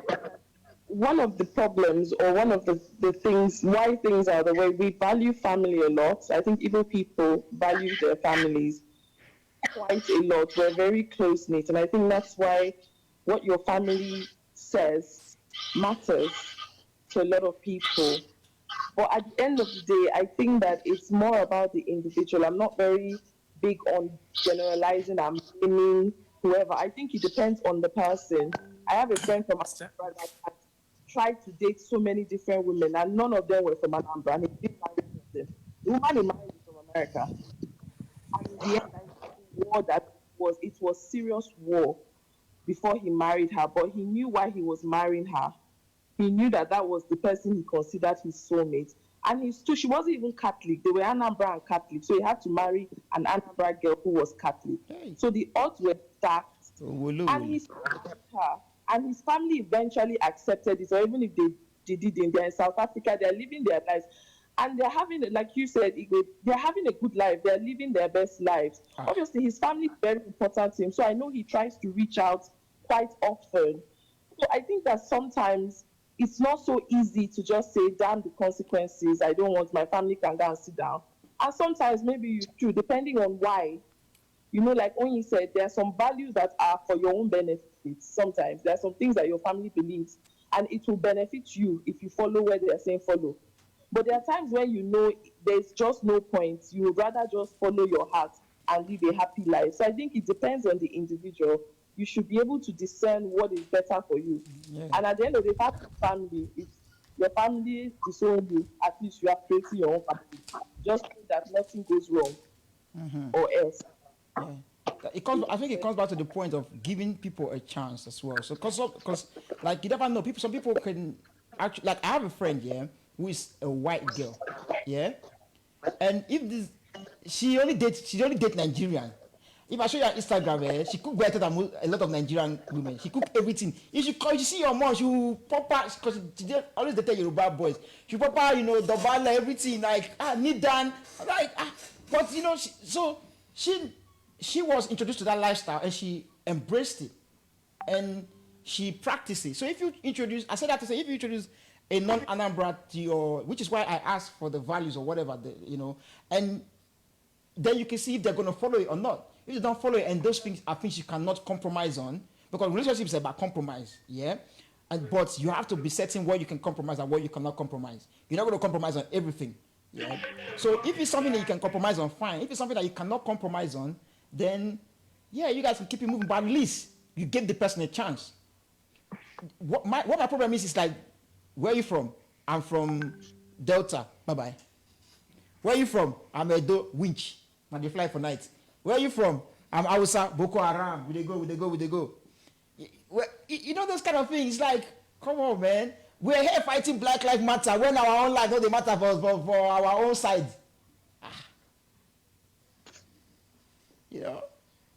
But one thing I definitely say is, because hearing you guys, being here in the UK, being born here in the UK, sometimes it's the case of finding an Igbo person in itself is a mission in the haystack. So you're trying to find someone who's Igbo. And you're talking about black, you're a minority already, and you're black, and then then you find the Igbo, you're like, hallelujah, praise the Lord, I find Igbo. Then it's a case of you're dating Igbo, you're just happy that you're Igbo. You're not really deep in about whether it's how, well, not necessarily Hausa, but you understand, whether it's Abia, whatever, being born and raised here, not really, it's so long as you're Igbo, fine. The only stage when it really gets to you, when you start deeping, is like when it gets more serious. And at that stage, I'm emo, and I know from my family, it's the case of, okay, I know my village, I know my tribe, and I know for my brothers, there's more emphasis on them to marry within my village. For us women, it's okay, we know that we expect you to be marrying outside, so there's not so much. So if you find a guy who's, Igbo, great. If he's from Imo State, fantastic. If he's from Anambra, we can work with it, but, So I think it's sometimes, I know from the UK, so long as you can find, a guy who's Igbo, that's a thumbs up. And most parents sometimes it's more the case of, I know from my own, it's like, it's more, can they look after you? What is he doing? Like, are you going to be stable? Are you going to have that security? They're not watching too much like, he's from Anambra or whatever, because they're like, we're in the UK, we've got bigger fish to fry than to be, worrying about if you're from Anambra or Abia, or we just want to make sure our daughter's taken care of, and he has ambition, because that's going to be paying the bills at the end of the day. We don't. So we can marry you off to someone who's from our village, but you can be poor. We don't want that. So, and I've seen it myself. With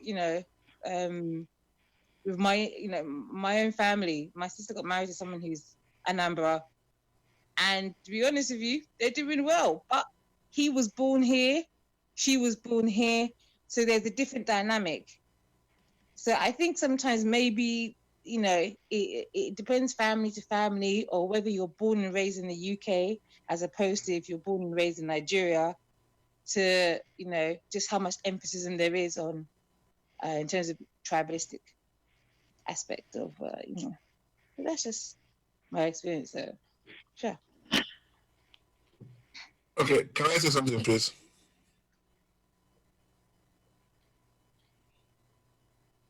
Hello? Go on, yeah, go on. Yeah. Hello. Go ahead, Big Ike. Go ahead. No, what I wanted to say was, and people say it is funny, but it's not a joke, it's the truth. I told somebody on this group that my aunt is trying to hook me up with some girls in a way. And those girls, I think like what Lou is saying is about the dynamics, about us having a commonality. Because when you can introduce anybody from Igbo State to me, that person else who cannot call conversation with me, I'm sorry, we can't talk. It's not really, for me, it's not really about tribalism per se. It's to me, I don't see us as Igbos being tribalistic. I see us as people who have taken on this Osu thing and taken it a bit too far. That is my main concern. Because at the end of the day, that is something that we should have let go a long time ago. Well, that was another point I had, but we haven't come to that. Hey, Jesus! To me, that's the main thing. It's not, I think we as Igbos have gone to the point where we have gone past that tribalism thing. At least our generation have now. I don't think so. That's not true. We haven't. Let me give you a very. You're just not aware to it. Let me give you a basic example. It's still there. It still happens. I'll give you a basic example. Our generation. No, I think it's not like what it's our generation. Okay, no. Actually, you know what? Our generation. I will somehow agree with Big I, but I'll somehow agree with Onya. So I'll give you an example here. When I go to I'm a DJ, yeah. So shameless plug, DJ Igwe. You can book me. Book me. No, you can book me. You must book me.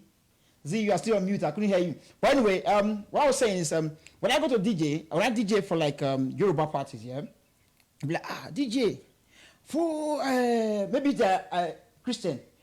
What's his name?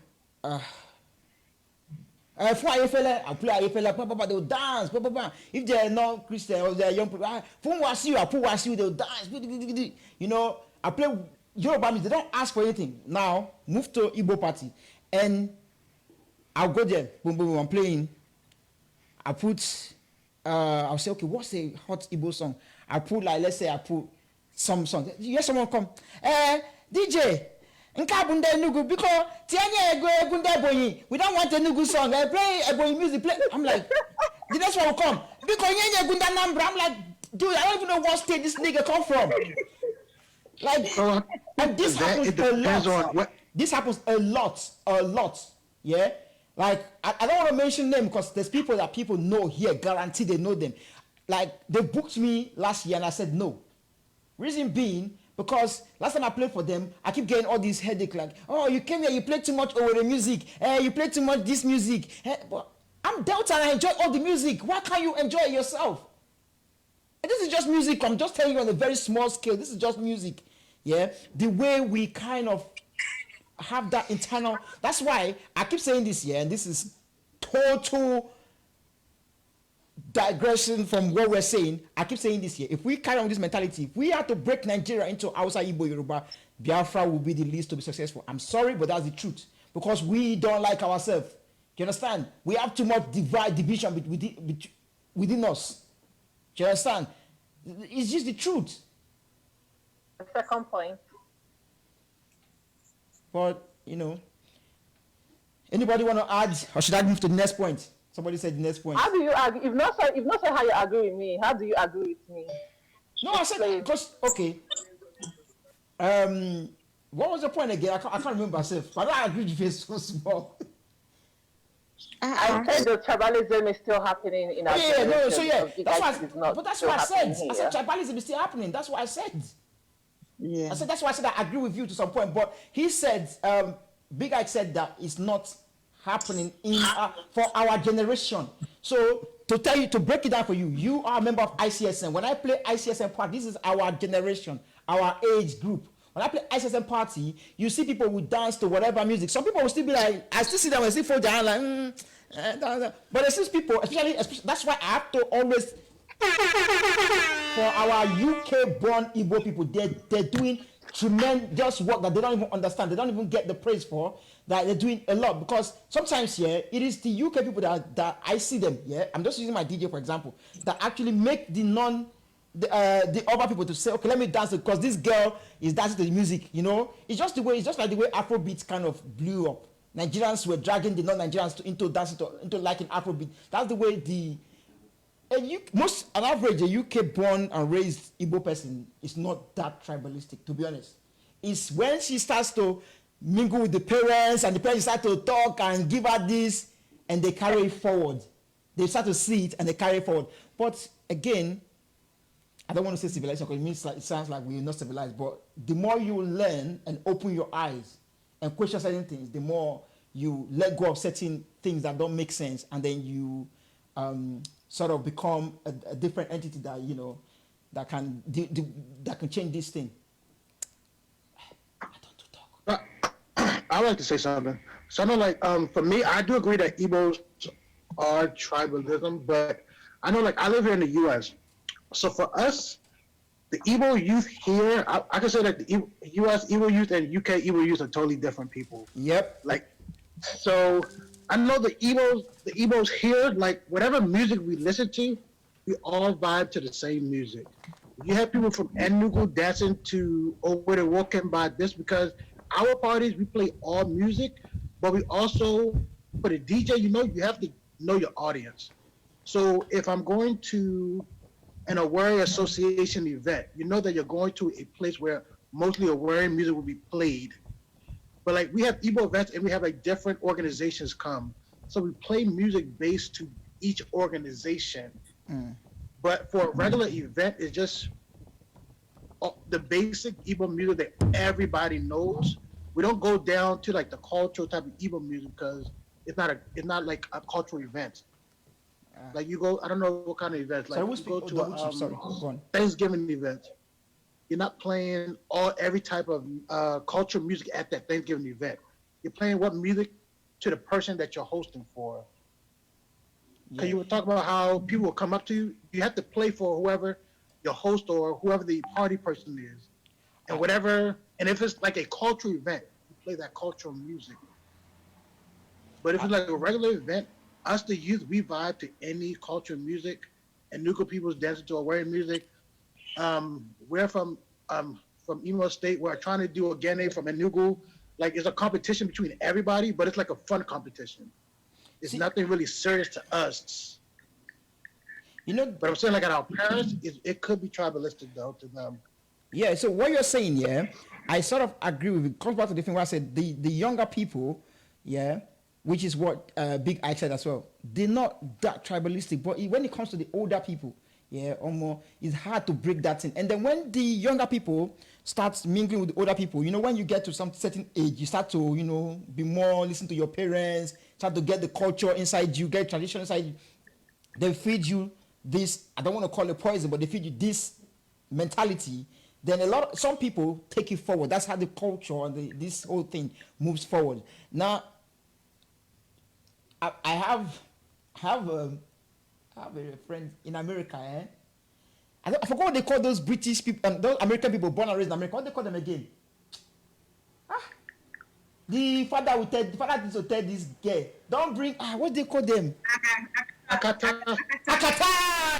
He said, don't bring Akata into my house, so don't bring. I was like, and I asked the girl, like, what is that? She not actually told me what the Akata is like. These are people who were born and raised there. They feel like they're lost or whatever. I said, but what if the Akata person is nice and treats you well and willing to learn the culture? So go and tell your uncle that one. Go and tell your uncle that one. Because she knows that the father will be like, so what? I don't want any Akata in my house. So, you know, it's just that thing. But we have a saying that unity is strength. If we can unite, it'll be good for us, regardless of where you come from. If you know, Delta, Imo, Anambra, Enugu, whatever. That's my own thing, though. I mean, anybody want to say anything, or should I? Next. Fly to the next point. Next point. Okay, this next one, yeah. This next one, a lot of people are going to disagree with it. Yes. Oh yeah. Why you say when you come? Why did you say that? Stop attacking my friend. My name. Stop attacking my friend. Don't say that. Wait, Nobody else my friend though. Don't attack anybody that's my friend. Anybody here is my friend. It's a big family. Are you guys okay? But this is the thing. Alright, cool. Before we there is this thing that a lot of guys here said that Igbo girls are not humble. Before you jump on it, I'm going to kind of explain a little bit. So I see, because when I talk to them, when I wait now, Z, I can see you. Stop, wait, relax. So when I talk to them, I come to understand what they're trying to say. Is that Igbo girls, not just Igbo girls, like I said in the beginning, most of the points I'm going to make are not just peculiar to Igbo girls, like it's just girls in general. They have this, they kind of suffer from this fine girl syndrome. They feel like, me, fine baby, you don't know me, look at me now, you know, check here, I'm very fine, I can get any man, you know. It's not bad to, you know, love up on yourself, but sometimes when you do it, because as men, I'll tell you one thing, as men, our biggest possession is our ego. I don't care what anybody says, yeah?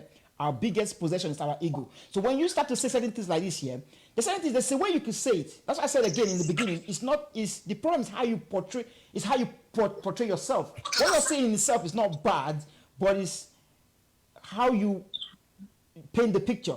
When you're saying this and you start to bruise the man's ego, I'll give you an example.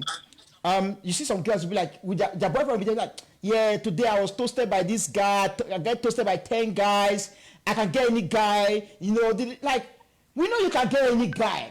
Can you at least dial it down a little bit for us, please?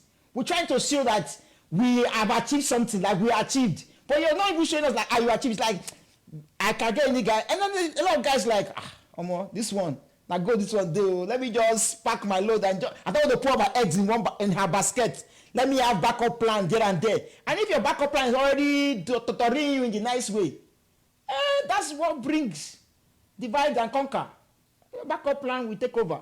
But trust me, a lot of girls, they have that. You know, when I spoke to my friends and they said Igbo girls are not humble. First of all, to be honest, I argued this point. I was arguing that no, trust me. I have Igbo friends, trust me, they're humble. And then they start to explain, give me an example of what they've been from. I'm like, oh, shit, actually it's true, you know. Yeah, I've actually seen that. Yeah. And they're like, they make you feel little like, oh yeah, I get guys that buy me car, a man, like I told you, everybody got their levels. If you already a thousandaire, you're dating somebody that you can afford their lifestyle at that point, and then you're trying to become a millionaire, you're not there yet. And then the guy's telling you, this millionaire bought me Bugatti. And you know you cannot buy Bugatti. You're starting to think, wow, you know? And that's the thing, it's a bit heartbreaking, but it's one of the things Can I say something? Yes. Hold on, wait. Before Emmanuel, Big Ike said he wanted to go after Igwe. So Yes. after Igwe, then we'll have you, Emmanuel. Yeah. So Big Ike. Okay, that's fine. No, that's what he said. Big Ike, talk now. Where is he? Igwe, I don't even see you say, where you? boss, you're my guy. Eh? Yeah. But you know, here now. I want a woman who is proud of how she looks. So I'm sorry. I want a woman who is cocky, who is arrogant. So me, I can be cocky and arrogant together. God damn it,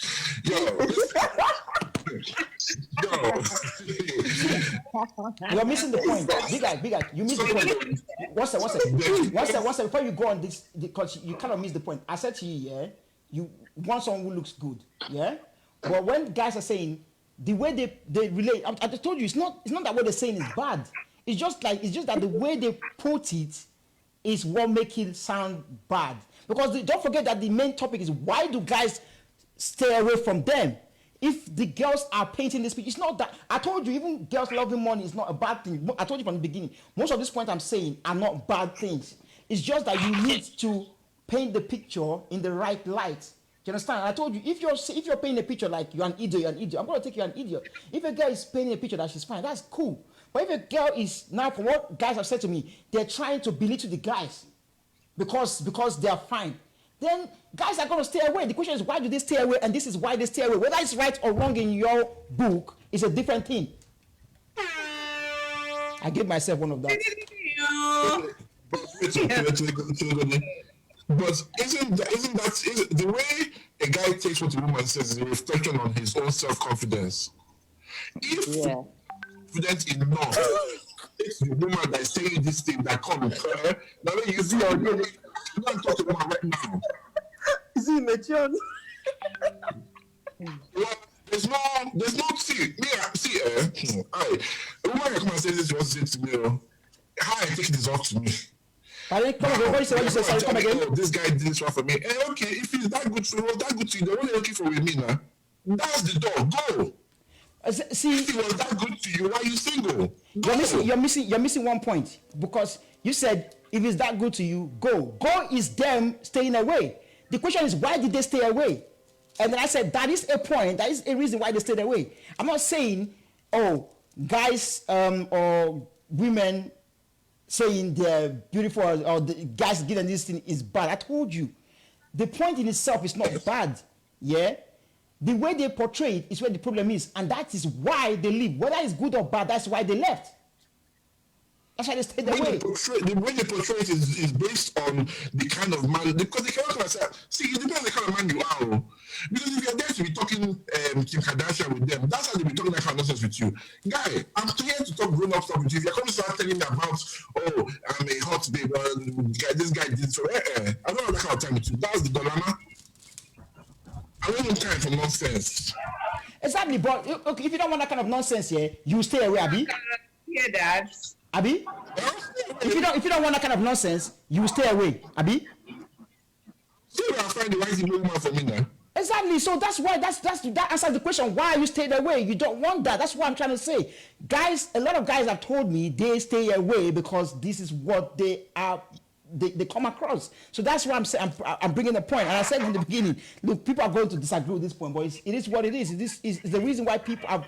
I know people who have said this is why they stay away. Do you understand? And I said when they say they're not humble, I take a step back. Before me, I used to defend it to the death of me. One second. I used to defend it to the death. But then when they explain what they mean by they're not humble, it's like, okay, I get it from that point. Maybe humble is not the right word to use, but I get where they're coming from. You understand? Like that's why I said a man's look, we can come here and do and say whatever, yeah. But, we can come here and say whatever, yeah. But a man's, I said it before, a man's biggest possession is his ego. You can say it's not, yeah, as many times as you want, but that's the truth. And if you bruise him, if a man's ego is getting bruised left, right, center, he's going to find peace somewhere. He's going to find peace somewhere. So what is the reason why his ego is getting bruised? Well, how is his ego getting bruised? That's where the question is. How is it? I'm not saying the question wasn't when girls say is it good or bad, is it right or wrong? We're not dealing with right or wrong. It's what is keeping them away that we're saying. You understand? I told you this is not an attack on women, or it's just to bring out points that people can reflect on and perhaps make an adjustment or think about, or just if it's not for you, yeah, fine. If you could keep it moving. It's not right or wrong. There's no good or bad. It's nothing like it's good or it's bad. You understand? What's good for somebody might not be good for the next person. But this is why some people stay away. All right, I'll let you talk. Let's Oni's hand is up, but Emmanuel was been waiting for Emmanuel and then Oni. Emmanuel, mute yourself. All right. So, personally, I think I don't want to say it's a misconception or I don't know, but I think generally Igbo women are outspoken and sometimes it's misunderstood, and majority of the time it's misunderstood. But way back, even when you look at history, naturally Igbo women have been like that. They're outspoken. They don't want to be quiet in gatherings and all of that. They want to speak their mind. Even when you go to our villages and look at our culture and traditions and how we do things, you look at the Umuadas and all the rest of them, they are outspoken. Naturally, that's how Igbo women are. Die. And if we are to go to history, remember when the British came in and they sent in warrant chiefs to our communities, it was the Aba women that stood up, and the men were there, they didn't say anything. It was the Aba women that stood up to them and said, no, we can't have you here. We can't work and give you our money in form of taxes and all of that. So I think naturally Igbo women are like that. And like Big Ike said, it has to do with the personality of the man when it comes to understanding them and relating with them the way it should be. And if you have issues with that, I think the person involved or the man involved should actually check himself. Because personally, I've not had any of such issues. My mom is outspoken. She's like that. All the people I've seen her around, she has always said her mind. And I want to relate that to how most Igbo women are. And really, there's actually nothing wrong with that. With respect to how the men feel, it has to be individual based. A woman can talk to you. You get the information differently from the next man. So sometimes it boils down to the individual involved and not necessarily the women. Are there people who are disrespectful? Right? It's out in the open that they are disrespectful. Yes, there are. And anybody can be disrespectful. But I don't think it is right to say that generally Igbo women are like that. No, this is just what I think. Fair enough. Oni, your hand was up. Yeah, I totally support what Emmanuel said. There's nothing wrong with a woman saying that she's fine when she's fine. Like, she's taking care of herself. She's actually putting in the work to look good, regardless of her being born beautiful, right? So if you're a guy that comes up to me and I say, I'm actually a very beautiful girl, I'm fine, this, that, and you feel within yourself that that's like a trait, then that's probably your insecurity for you to check and try to sort that out, right? It's not necessarily my problem. And if you say, an Igbo man, his pride is in his wife. If his wife is looking good, he gets compliments by other people. So I don't see any problem wrong with that. So, all right, cool. Yeah, I think that's my own to take. I think there's a point that is being missed, maybe the way I relate it here. 1 second, Chichi. Can you hear me? Hold on. Lou's been waiting for some time, so Lou's next. No, I just want to address something that can address it based on that. Yeah, the thing is not. Quickly and then Lou. Okay, go on. Okay, No. Lou. Yeah, I'm waiting for Igwe to land. Okay, go on then. Okay, the thing is not them appreciating themselves that they look good. Yeah, every point that you guys said, I listened. Every man wants a woman that look good. The physical attracts. You're not gonna go to somebody you think is ugly. Where the problem is, yeah, is like I said, is the way you relate. It's like an example, and I give an example. I'll give you an example where people have said to me, the girl will come and say, "Oh, yeah, I can get this like that.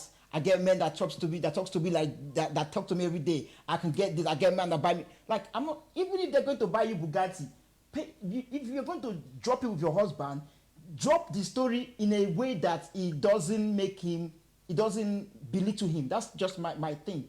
It's not that they are appreciating that beauty. Of course, you want a woman that looks good. I can ask all the men here and all the men on my Facebook and everybody's Facebook, would you date a woman you believe is ugly? No man will say yes. So that's not the issue. The issue is how you use, you know, I don't know, maybe it's the word, but yes, you look good, that's fine. But it doesn't mean you have to kind of bruise the man's ego in whichever way you do it. That's where the problem is from what I've asked people. We said I would happily date an ugly woman. Of course, that pocket is not ugly now. A billionaire's pocket is not ugly. When the pocket is of weight, he has weight. That person is very fine. It's very beautiful. You're not serious.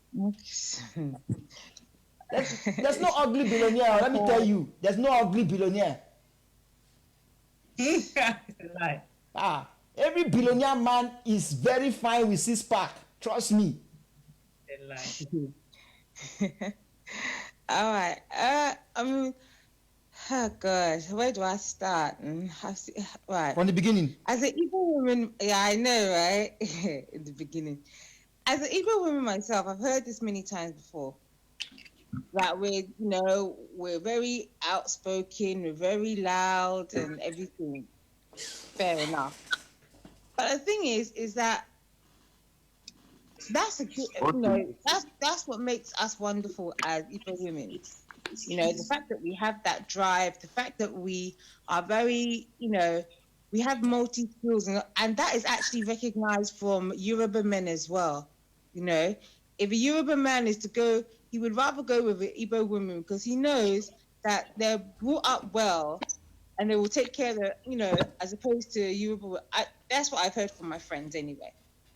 In terms of obviously belittling the man's ego and there's a way to deliver things and say things, well, what I will say is I agree to an extent, okay? There's a way, obviously, you can package things and say, but one thing I've also realized, like here in the UK, we like to beat around the bush with things. We like to try and, be polite, but sometimes it's the case of you have to be direct.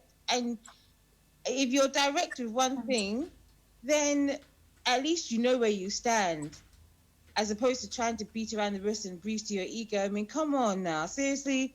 If you're, if you're a man and this woman has pepper, you know this already. And you should embrace that and be like, do you know what? I like that. So even if she's a sharpshooter, you like that about her. It shouldn't be the case of what? She has to come down. No. Like, how many times will I have to walk around to try and not bruise your ego as a man? Come on now, step up, level up. Let me ask you a question. Level up a bit more. A quick question here to the girls, to the girls in the house here. If you have to, as a man, you have to level up. You have to know how to. A quick question to the girls, to the ladies in the house here. Would you be happy if your guy comes up to you saying, "Yeah, man, this girl likes me, man. She likes me. She's talking to me every day. She's buying me this, man. She bought me this every day.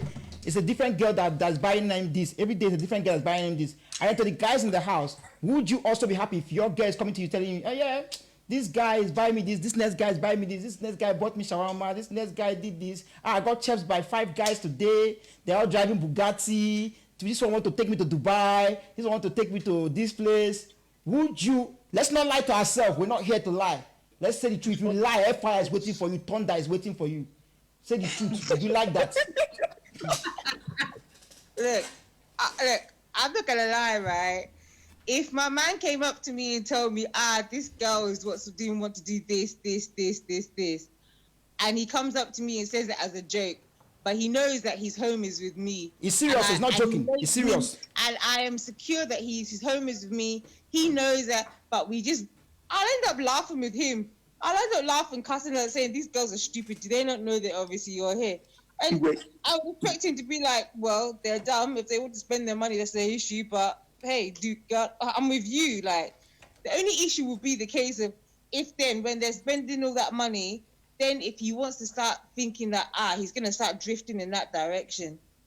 That's not the contract. The contract is if a man comes to you and says, I have money, I have $1 million in the bank, I have cars, would you like when he does that? Like, brag? Sorry, ask again. Sorry, I was trying to fix something. Ask again. Sorry. I said, what Igbo is trying to say is not Igbo. Your contrast is not that. Don't contrast it directly to women. No, I asked it for men and women. I just asked the women when I said for men. We just would like it if your wife is coming to tell you that this guy is doing this, that. This 10 guys church Saturday, and that's not what a guy would say. That's not how men. That's not how men brag. Women brag by saying, I'm fine. This guy buys me stuff. Look, you need to treat me like a princess, like a queen. When the man wants to brag, the man says, I have money. I mean, I can get any girl I want. So if a guy says that with women, would you guys like when men say that? Okay. Even that contracts. Because the reason I asked it is just to make it men and women the same question, but just having men and women. But I get you. Go on, women. Yeah, but it's not apples to apples. Because okay, a man ladies. won't ask that question. No, a man don't care. A man won't ask that question. Let's do it apples to apples. Okay. If a man comes to a girl and the guy is being like, I have money, I have cars, I can get any girl I want. That's the type of thing a guy would say. Women, ladies in the house. Funny thing. When you know about my guy that's a GP. That guy, you know about that guy. He tells his wife. I'm not even joking. In front of me, he said to his wife, "Beg, I'm going to marry second wife and third wife. If I didn't have money and like this." The guy's dad, used to be a former senator. Yeah, he studied here, school, works as a GP here. And you know one of those guys that is tall, Anton Joshua tall, mostly, and he's even beard gang can't join. He would just like when we used to go raving back in the days. I'm not even gonna lie, I can say it, no shame. We used to be like, my guy, wait first. Let's go and enjoy first. Because once he comes in, scatter grand. On top of the fact that he has pepper. So that goes to what Henry's saying. Would you like that? Because I can tell you that the wife is always like, bro, like. Can I say something? I think the reason, if I'm a girl and my guy... Can you just answer the question first, please? Just answer the question. Would you like that? Answer, not my one. Answer the one Henry asked. If a guy is... That's what I'm trying to answer. Okay. I thought you was making a point. Okay, go on. So, I wouldn't like it if I'm not financially okay, because to me, my finance it will be my insecurity in that position, right? But if, let's say, I have my own money, and he says that to me, it won't really move me because I can buy whatever I want to do. But if I'm in a position whereby he's more financially buoyant than me, then that'll probably be a problem, and I probably wouldn't like it. Okay. Any other women want to chime in? Let me weigh in here. I wouldn't like it, right? But the hustler in me would be like, okay, let's look at this properly. If we want Kyrie properly, if we're going to do this, let us be shopping where. So all this, she's going to buy him, maybe she's buying him Gucci, Prada, pants, or whatever it is. Take that money. When she buys you the stuff, you either get the receipt, you send it back to the store, you get that money as cash. Future. Then when you're ready, when we've chopped enough or we've decided that, okay, enough, the game is enough, then we go and use that money to go on holiday or invest in a house or whatever it is, depending on. But obviously, I'm going to know that he's not fucking her, or it's nothing like. If she wants to be the and be financing him, somebody where own, fine. It's not acceptable if he's lied to her. If she believes that she's in a relationship with him or whatever, I don't believe in deceiving anybody. If somebody has surplus and wants to give you dash, why would you say no? But the thing is, it's not like he's gonna brag to me or like, oh yeah, she's better than you because she can do that, because obviously we wouldn't be together. He's obviously with me for a reason. If I'm rich, then he's with me and this is still happening, or I'm poor and he's with me and this is still happening. It's a case of he's either greedy or we're both greedy. Can I chop here the food together? Do you understand? Then I know that I'm on board. So if my own time was to come, he can't be like, oh yeah, why is some guy buying a Gucci handbag, or why is some guy buying a Gucci shoe? What's good is good for the goose is good for the gander. Do you understand? But see, in that case here, Chi, that's where both of you, he's not doing it to rub it in your face. Yeah, he's telling you like, look, it's almost like he's bringing business. Do you understand? And that works. But I'm talking in the, because when guys have told me this, yeah, because when we tried to do this, I spoke to guys. Yeah, when they told me this, it's like they said like the girl comes and said, you are not seeing kind of something like, I get guys that buy me this. And you are there with your, let's use cars for example, you're there with your small Toyota Prius. There's a guy that told me yesterday, he drives a Bugatti. Next 3 guys, they were driving private jet. They jumped from their jet just to toast me and fly back to the jet. There's a guy over there that, you understand? So, they're not bringing business. If they're bringing business, it's a different thing. Look, even my guys telling me like, yeah, niggas, when I was younger, yeah, we used to go to the club, yeah, Pier 1, yeah. I used to have these Ugandan girls, and you know Ugandan girls, they have the puruku. And guys used to like come up to them and be like, yeah, and then times I used to drink, yeah. I used to send them, yeah, I used to be, yeah, get the drink. Yeah, get some drink, get some money. We need to take taxi on. This time I was just my first year in uni, and all these uncles would just be like, hey, take. We used to rinse all these uncles. That business, you rinse them. So that is different. But if they came to me and said, yo, you're taking bus. This guy told me he's driving this. I'm not gonna lie. As much as I'm a very, trust me, I'm a tough skin guy. Yeah, I'll still be like, yo, what the fuck? You understand? You're gonna be like, okay, you're trying to disrespect man or something. So that's what I'm trying to say. I'm not trying to what you're saying in terms of where a woman is trying to use it in an argument to belittle you. Yes, this is what I'm saying. That's wrong. Yeah, I mean, exactly. Now wait. Yeah, carry on. Yeah, donuts. Because we did not get the point before. We're looking at the light bulb, but you not see the light inside. So now, carry on, my brother. But if that's the case, right? As a man, right? As a man, as a human being, you have every right on this planet to check that person there. And say, yo, why are you talking to her that? To be Chris? Oh my God. Don't do that in UK. Can you give us some music sound there? Domestic violence, yo. No hands on. He didn't mean it, my people. You check the person and say, come, why are you talking to her that? He didn't mean it. He means it's a figure of speech. It's a tongue of sleep. So I don't. That's the door. Just go.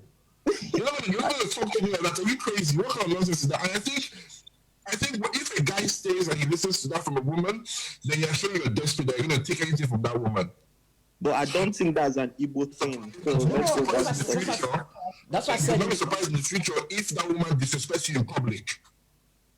Because if you do it in private and you're taking it, I guarantee I probably should do it to you. And that public one will be hard though. In public.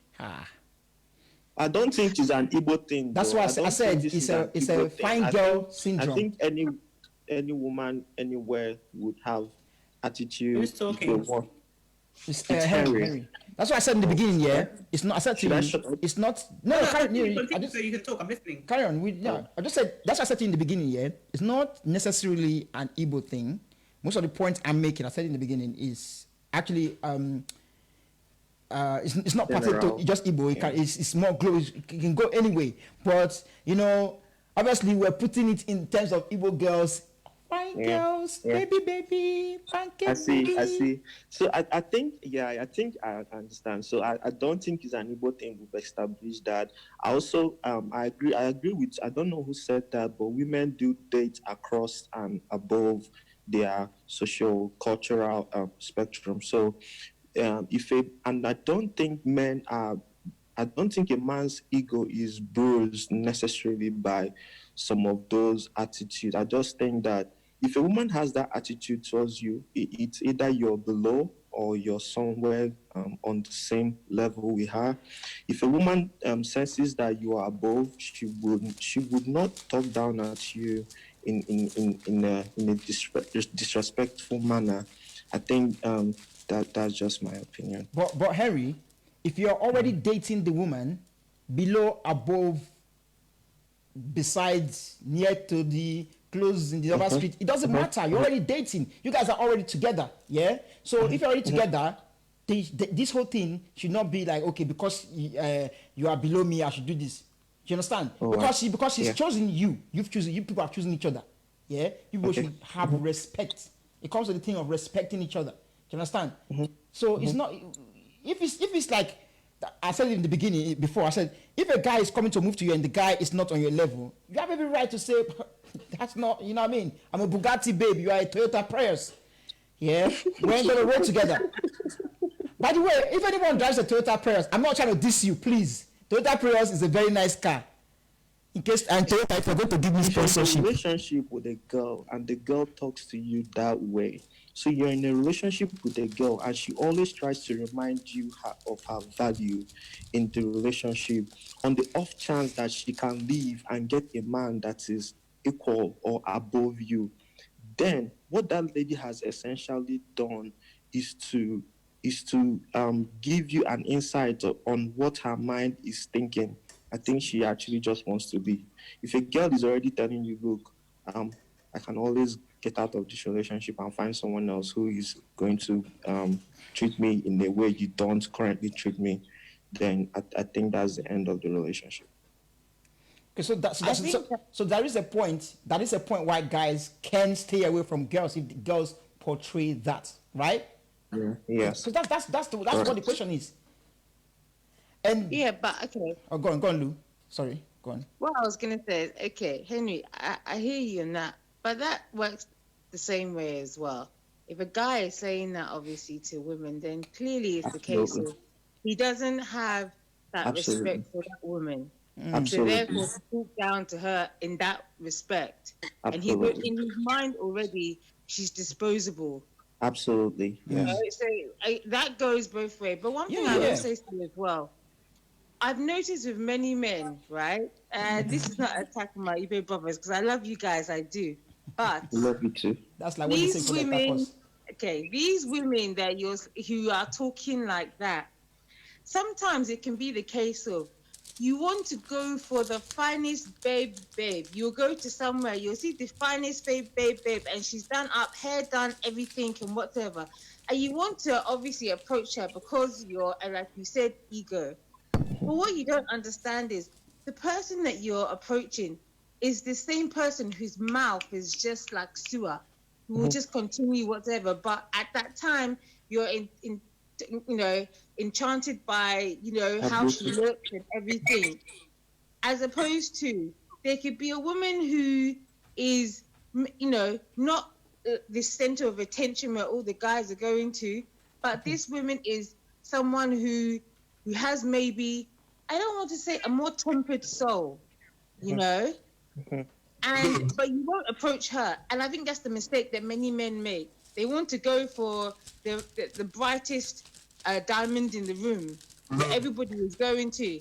So therefore, and then when they get her, then when she comes out with, I can get any man, I can get any whatsoever. Well, I'm sorry, that's your own fault because you were the one who was attracted, as opposed to if you kind of tempered yourself a bit and maybe didn't go for the brightest one, then maybe you'll find that this is the person who isn't going to be talking to you like that. That person is a bit more humble. Lou, this is not. Lou, sorry, 1 second. If you know me, you know that I don't pander to anybody. Yeah, Igbo women are fine. Do you understand? Do you want to repeat that? Igbo women are fucking pith. They're sexy. They're beautiful. Yeah. So it's hard for you not to go for, if you want to go for an Igbo girl, it's hard for you not to go for a fine girl. You can make a second that thing. You understand? Yes, so it's hard for you not to go for a fine girl. unless that's why, coming to your point, they're going to go with your point. It now backs up my point of why they stay away from the Igbo girls, because they stay away from the fine girls, because that's what you're saying. Because if you're going to stay away from the fine girl and the fine girl's an Igbo girl, then you're going to stay away from Igbo girls. I'm trying to say, look, I even put on my Facebook and IG the other day. I said, I know a lot of Igbo girls, especially the ones that, let me tell you people the secret, dress nearer, dress. See, any Igbo girl, are you listening, that has a connection to Italy, I don't know what they do there, but they are fine. They are fine. I know like 50, and I don't know anyone that is less than 8 out of 10. 8 over 10. So what are you going to do if you now see 5 babes? Make I tell you something. There's a famous saying that goes, a man's reach must exceed his grasp, or what's a heaven for? Come again? A man's reach must exceed his grasp, or what's a heaven for? Okay. I might say, it is my right as a man to go for the most beautiful woman. It might exceed my grasp or my reach, right? But let me try. That's what heaven is for. Let me shoot my shots and know that I'm not worth it and I'll leave you alone. Yeah. But a brother has to try. You have to go. You only live once in this life, I think that depends on that depends on what stage the girl is and what stage the guy is. So if I walk into a room and there's a very fine girl, she's the prettiest girl in the room, and I decide that she's the one I want to approach. If I do approach her, I approach her on the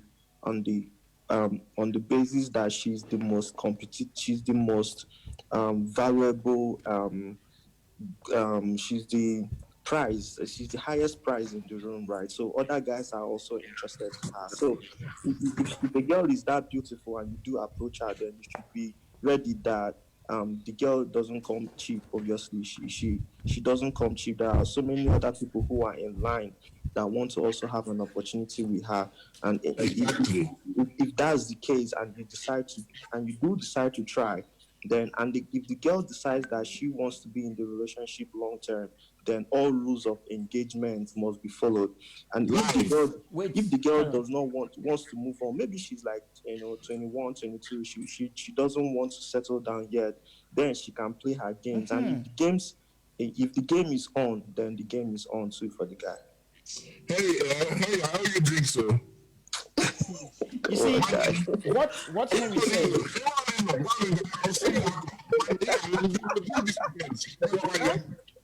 Well then, it seems you guys set yourselves up for you set yourselves up. No, there's no so you set yourselves up. You have no one else to blame but yourselves. There's no self. If a girl took it down to you like that, and you're based on what Henry has said, then you set yourself up for that. No, Lou. There's no self. Listen, what I'm saying, or what we're saying is this, if the guy moves to the girl, she's the most beautiful girl in the house, whatever, in the room, and he moves to that girl.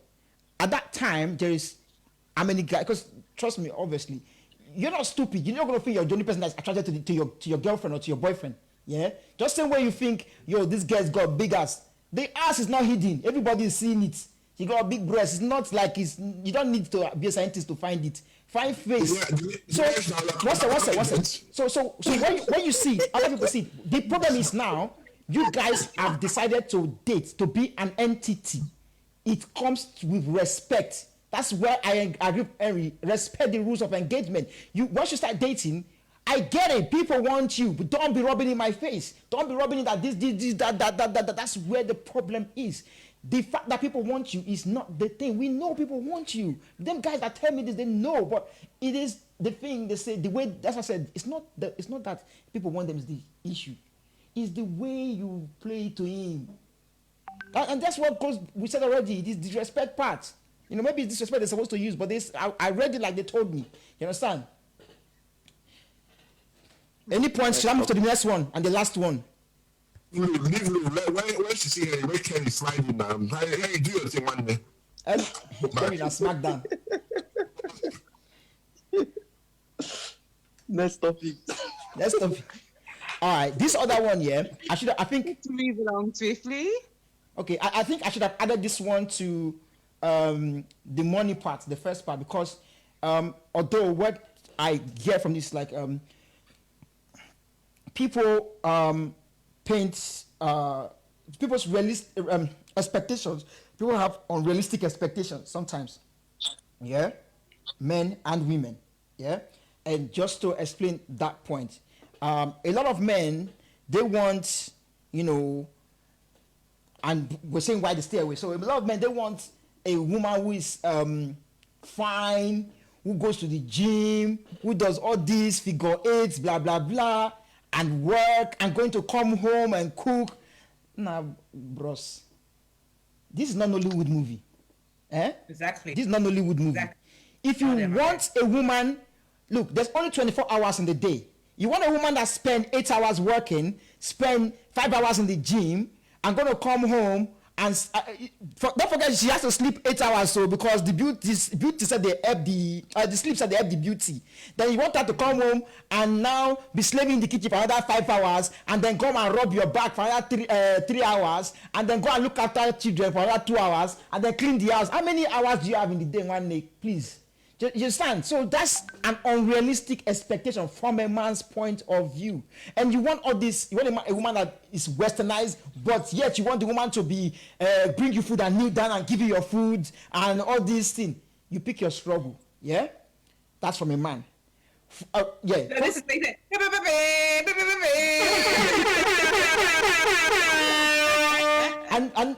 and from the women as well.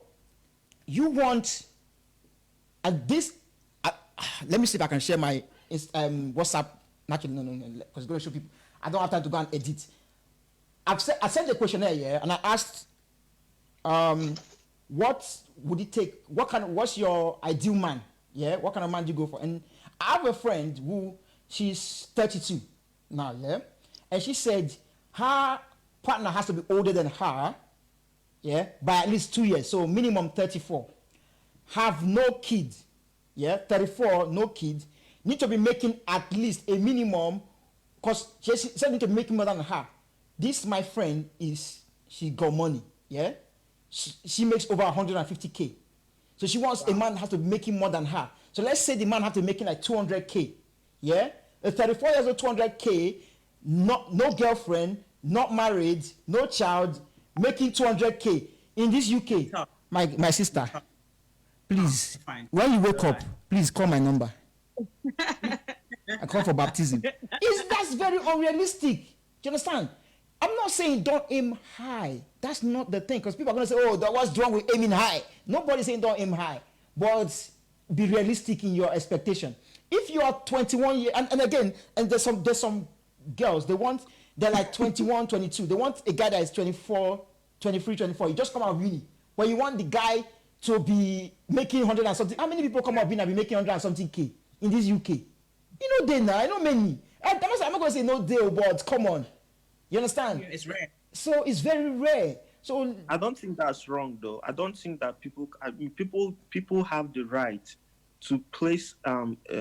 People have the right, and they also have that right to exercise it, the desire to put in qualities of whoever they want to mate, right? And when you put in those qualities of the person you want to mate, you should be ready to go into that competition. So if you're 34 years old and you're looking for a man with those features, and then you need to remember that there is a 24-year-old sexy girl out there who is in competition with you.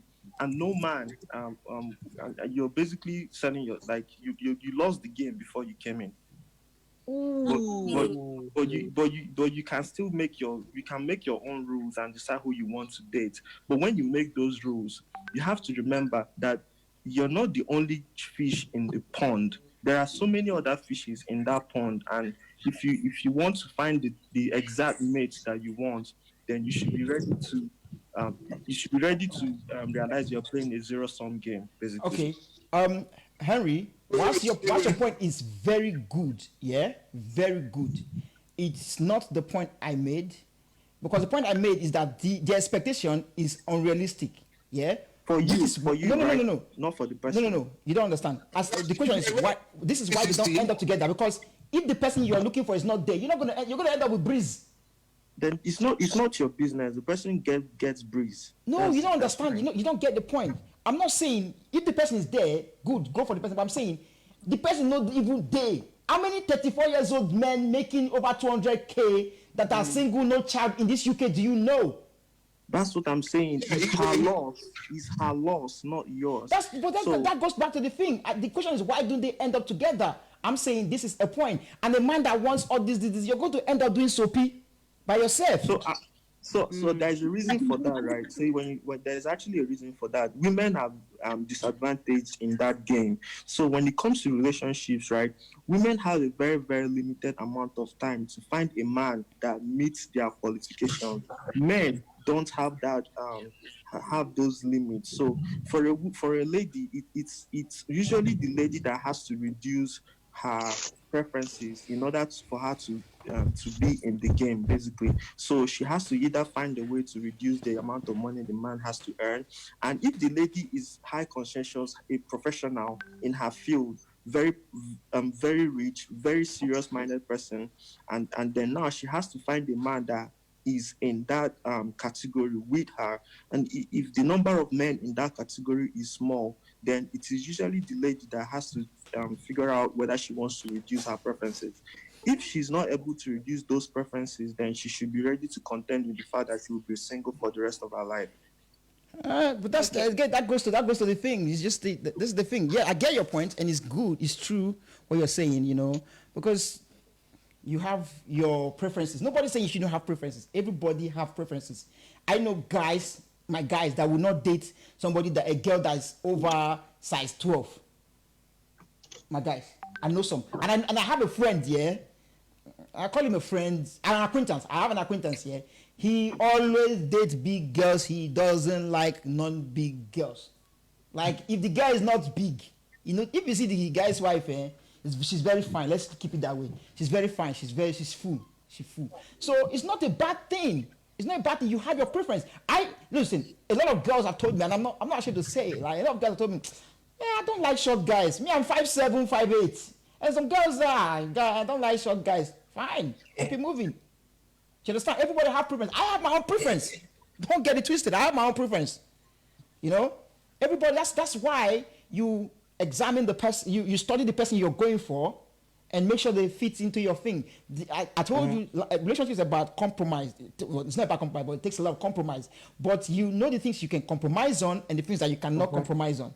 Yeah, correct. And if they fall in if your requirement of this person is on the scale that you cannot compromise on, then hey, it's you have to go for who fits in your box.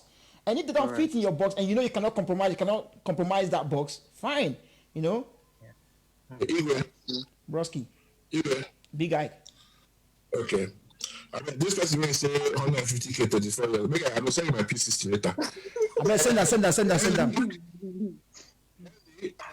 Send them. Yeah, my man. He has spoken the words of the gods. Wait, bros. Wait.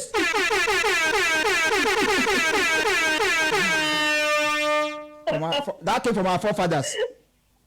Correct. I will find you. You will drink. Hang on, woman.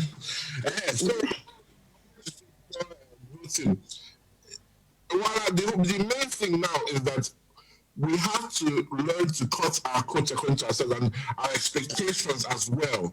We have to be realistic to say, you can't have a woman who works a 9 to 5 and expect her to come back home and cook. And that's why I'm blessed with my parents, because my mother, right from the age of 10, my mother has taught me how to cook. So no woman can use cooking to do me anyhow. I will cook my food and I will chop it. If I come back home, I didn't do so all those little things, you have to be able to do that kind of thing to talk about when you're dating and say, okay, fine, what is your idea of what a family dynamic is? What are you thinking in terms of going forward? And I think that's the thing most people don't talk about nowadays when they're in relationships or they're dating. When they don't talk about the future. They live this whole Walt Disney idea of what romance is, and they forget that love will die down at some moment in time. 2 years. It's important that you live with somebody who you can get along with and that you can like, and they can hold conversations with, sensible conversations with, not just anyhow conversations. And you can be able to build a family together. That's what we're here for.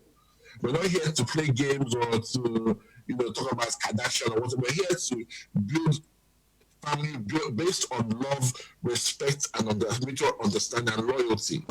If you cannot have that conversation at the dating stage, then please just don't waste your time in that whole arena. Just move on to the next person and try and find your suitable partner. There's no point trying to deceive yourself, trying to make somebody fit. If you remember when we were younger, I don't know how many of you did this. We used to have this little block set of alphabets where you had A, you had to fit it in. I had B, had to fit it in as well. B could never fit into A. You never ever try to make somebody fit into your life if they don't fit already. Because all you're doing is you're just cutting that person down, and the day that person realizes that they've been cut down, they'll get very angry and they will leave you with a big hole that can't be filled. And that's what I have to say. So give him some music, man. Wait, give him sound.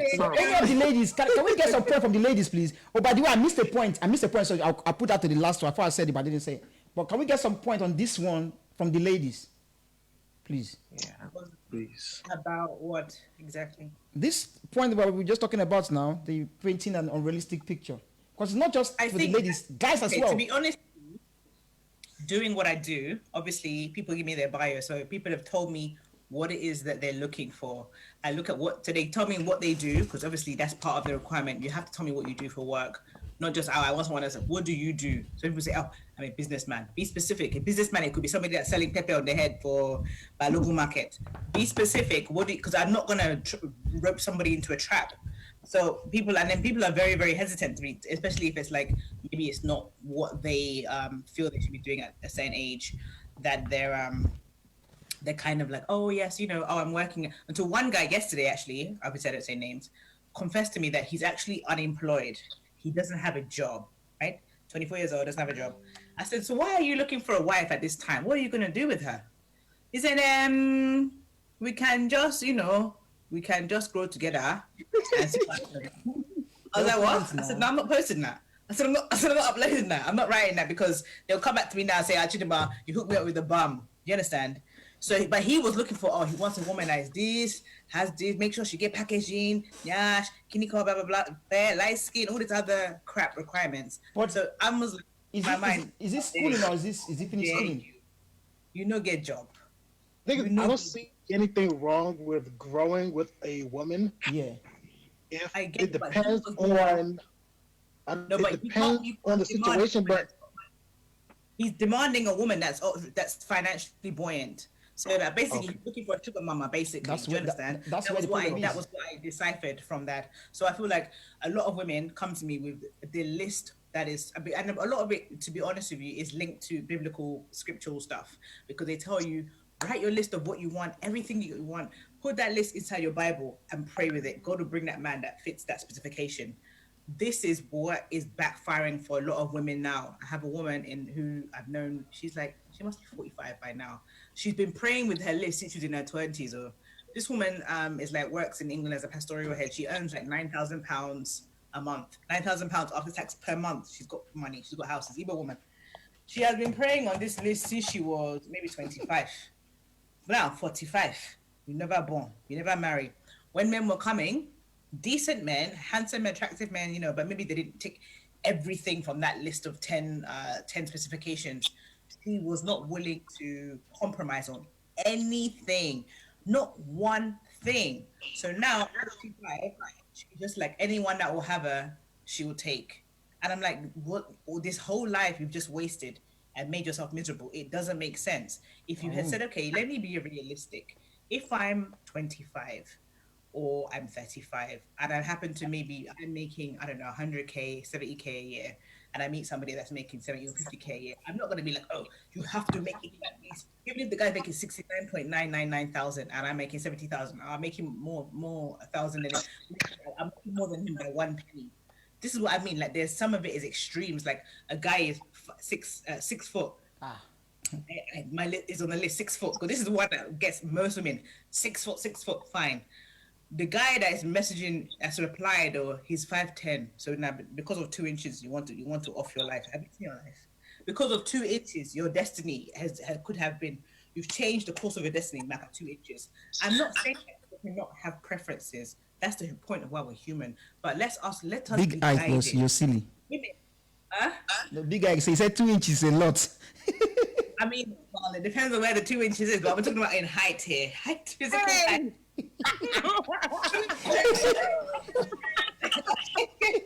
Guys. Oh God. Oh my God. Hey. There's two different types of heights. We're talking about this height, not that height. Anyway, so this is what I mean. Little things like that, like they're unwilling to compromise on the fact that he's 1 inch shorter. He's still tall past you, but the fact that he's 1 inch shorter than what you write down on your list, no, I can't. Stay there. Every day you're getting old. You don't know you're aging every day. Every moment you're aging. Let us be guided. Women are so guilty of this, and I deal with them every day. So sometimes I'm even pleading with them like, Auntie, can you not manage this one now? She's like, no. I said, but you're the one that's suffering the singledom. Man, just because he doesn't. No one's gonna tick all of your boxes, so you have to decide what are your negotiables and your non-negotiables. This is what is key. This is the difference. Like for me, a non-negotiable is a man that smokes. I cannot, even if you like, be Jeff Bezos. I'll be like, Jeff, if you really want me, you're gonna have to give up your cigarettes, bro. Because I cannot be around a smoker. I don't like the smell. It gets in everything. When you kiss it, if you like brush or drink a bottle of mouthwash, it always lingers. I can't do you understand? So for me, that is my non-negotiable, which is fair. But some things women don't have. The whole list is non-negotiable. Are you Jesus? Come on, be realistic. So this is I agree with that sentiment completely. Let's be guided, especially the older we become as well. We have to understand that life happens. So if you're past 30, past 35, it's likely that somebody has had children. I'm not saying settle with them, but I'm saying you need to be more aware of it in your mind that, okay, we're no longer 20 anymore. So most people would have had a partner, been married, had a baby. Things happen, you know? So I think there's that, taking all those kind of things into consideration about age, location. In London, as opposed to Yankee, for some reason, there's a huge concentration of Igbos in America, as opposed to in England. And in England, it's a huge concentration of Yoruba. So it may be more difficult, and this is my experience, finding it more difficult to find Igbos. I've never dated an Igbo before. Never dated an Igbo. Wow. Jesus. I'm telling you, but Yoruba demons. Oh They see me, they're going to show like this. Yoruba demons, Caribbean guy. We have one that's here on mute. I'm not going to say his name. Anyway, so this is what I mean. So also taking into consideration your environment is a factor for the kind of men. In America, for some reason, men seem to be 7 foot. That's like normal for them. But how many men in London are 7 foot or 6'5"? It's just so rare, you know. So I feel like these are the kind of things we need to kind of really take into consideration. I think the realism is what is key here. But everybody's like, I want the best of the best. Are you the best of the best? Auntie, are you the best? Exactly. Are you the best of the best? This is the issue as well. And then everybody's following this same group of men. So if you have a group of 20 men and maybe 3 or 5 of that 20 beard gang, good job, muscle, 7 foot, everything is wang. How many women are competing for the same men as well? And this is also a problem. The pool is not big enough. So it's just it's complicated, because I'm not saying people should not be happy. I want everyone to be happy. That's why I even created this page in the first place. True. But let us use sense, because let's use sense. Okay. Any more points from anyone before we go to the last one? So what's the question? So we're talking about people having unrealistic expectations. This is not guy, girl. Both of them have unrealistic. Sometimes, not all the time. Sometimes can have unrealistic. Yes, it's only. Sorry. Can have unrealistic expectations sometimes. Yeah, I think a lot of people do have unrealistic expectations, to be honest. I think sometimes it's basically centered around how they've been brought up or what you're sort of exposed to. Like, maturity comes with experience, right? If you've not been exposed to things, you might not necessarily know how to handle different situations. So I think most people that have unrealistic expectations, always because they've not really been exposed to things, and they're still sort of, they are still in that their bubble while life is still moving on. And that's my also sentiment. Okay. Any more? Can I? Go on. Can I say something? Go on. Yeah. Go ahead. Where do I start? Right. So, I personally, first of all, Henry, I didn't agree with what you meant in terms of, I think we have to be really careful about this thing about women having a sell-by date, you know, because the fact of the matter is, I don't like that sentiment of women have a sell-by date that by a certain time, whatsoever, you write them off or whatever. I kind of got that vibe from what Henry was saying. I was like, no, it doesn't work like that, especially living in the UK. Like, we have good healthcare and everything, you know, so I know women who are very much more healthier than some 21 years old, so they can still, you know, they can beat them at their own game with regards to that. So, so I'm not even going to, yes, trust me, look, 40 is the new 20. Don't even go, I've seen some 21-year-olds and they're looking haga, and I'm thinking, what's going on with you? And I've seen some 40-year-old women and they are healthy, looking fantastic, inside and out, and you're just like, you know what, kudos to you. So I don't subscribe to this women have a sell-by date thing. In terms of men, my only thing would be, men, you have to be careful. I'm not an ageist, but I'm also, in terms of your expectations, you have to think of the mentality of the person that you're going for. If you're a big 42-year-old man and you're wanting to go for 21-year-old spring chicken, yes, you may like that, but that spring chicken has a spring chicken mentality as well. So where you may want that, you have to realize that if you're 42 and you're wanting someone to maintain your household, but you're going for 21, 20, no, that 21 is still discovering about themselves. But, you know, so that's one thing I will always say with men, like, you know, and I've seen it, I've heard it, you know, I've heard some 21-year-olds who have this idea of what they think the ideal Igbo man is. And sometimes I have to say to them, look, my dear, that person you're looking for doesn't exist, okay? Because you're thinking this big grown man, 30-something, will have all this and he can take care of me. I say, stop, wait a minute. He's not your father.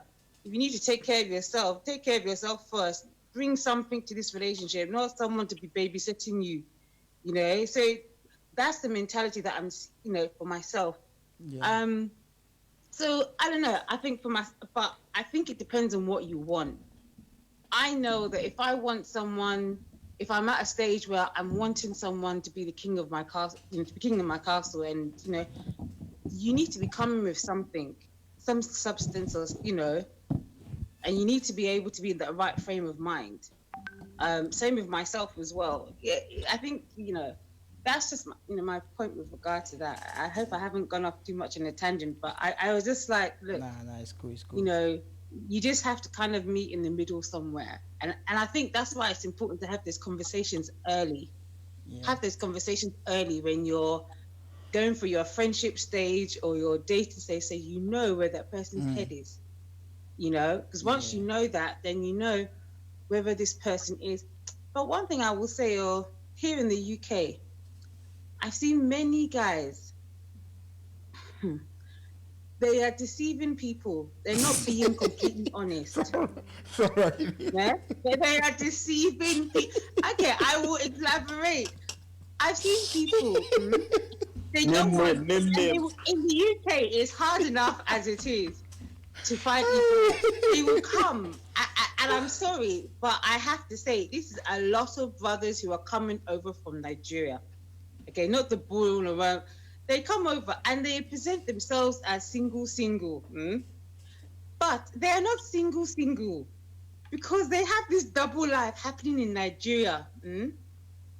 But they do not tell anybody about it. But because they're in the UK, they will want to present themselves as a particular, and it's very deceiving. And I've heard a lot of my friends who are Igbo as well have said this is the problem that they're having. That's the issue that they have with a lot of men who are coming back home from Nigeria. Is trying to decipher whether does this person have a double life back home that he's not telling me about. before I get entrenched, before I start catching feelings, before I start liking. Next thing you know, I find that he has 3 kids back home and a wife. Ooh, wow. But by the time she realizes that, she's already caught feelings. So that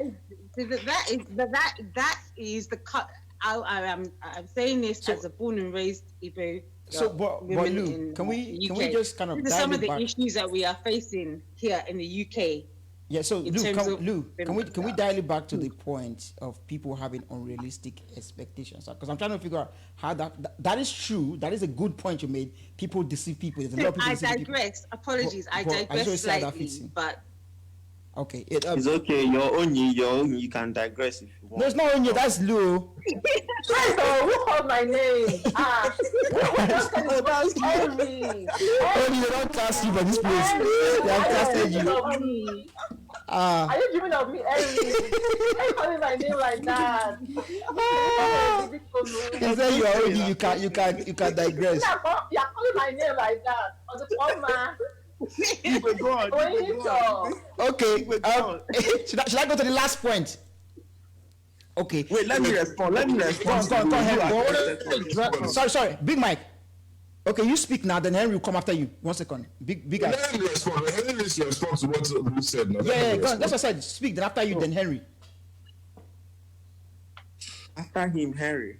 After Big Ike. Big Ike want to speak. After Big Ike, then Henry can speak. Okay. I want Henry to, because Henry has a train of thought. Let him go with his train of thought first. Now go on. Don't worry. That's what I'm saying. You should speak now, Big Ike. What do you want to say? Say what you want to say. You want Henry to say something too. Okay, Henry, go on then say. Henry, say what you want to say. Sorry. Okay, so I wanted to say that I think that point that I make about time, I think that I don't know how to put that point out, but I think that the way life is set up for a man actually has the ability to mess up his life for an extended period of time and find a way to get his life back together at a very later stage in life. If you're 40 years old and you don't have a job and you don't have a direction in your life, and then you're a man, you're still trying. If you're 40-year-old and you're a lady and you don't have your life together and you're not married, the pressure from the society is a lot on you as worse than it is for a man. And I don't think it's fair for a woman. So that's why women actually race through life faster than men do. A man can be 26 years old and he's still not getting his life together.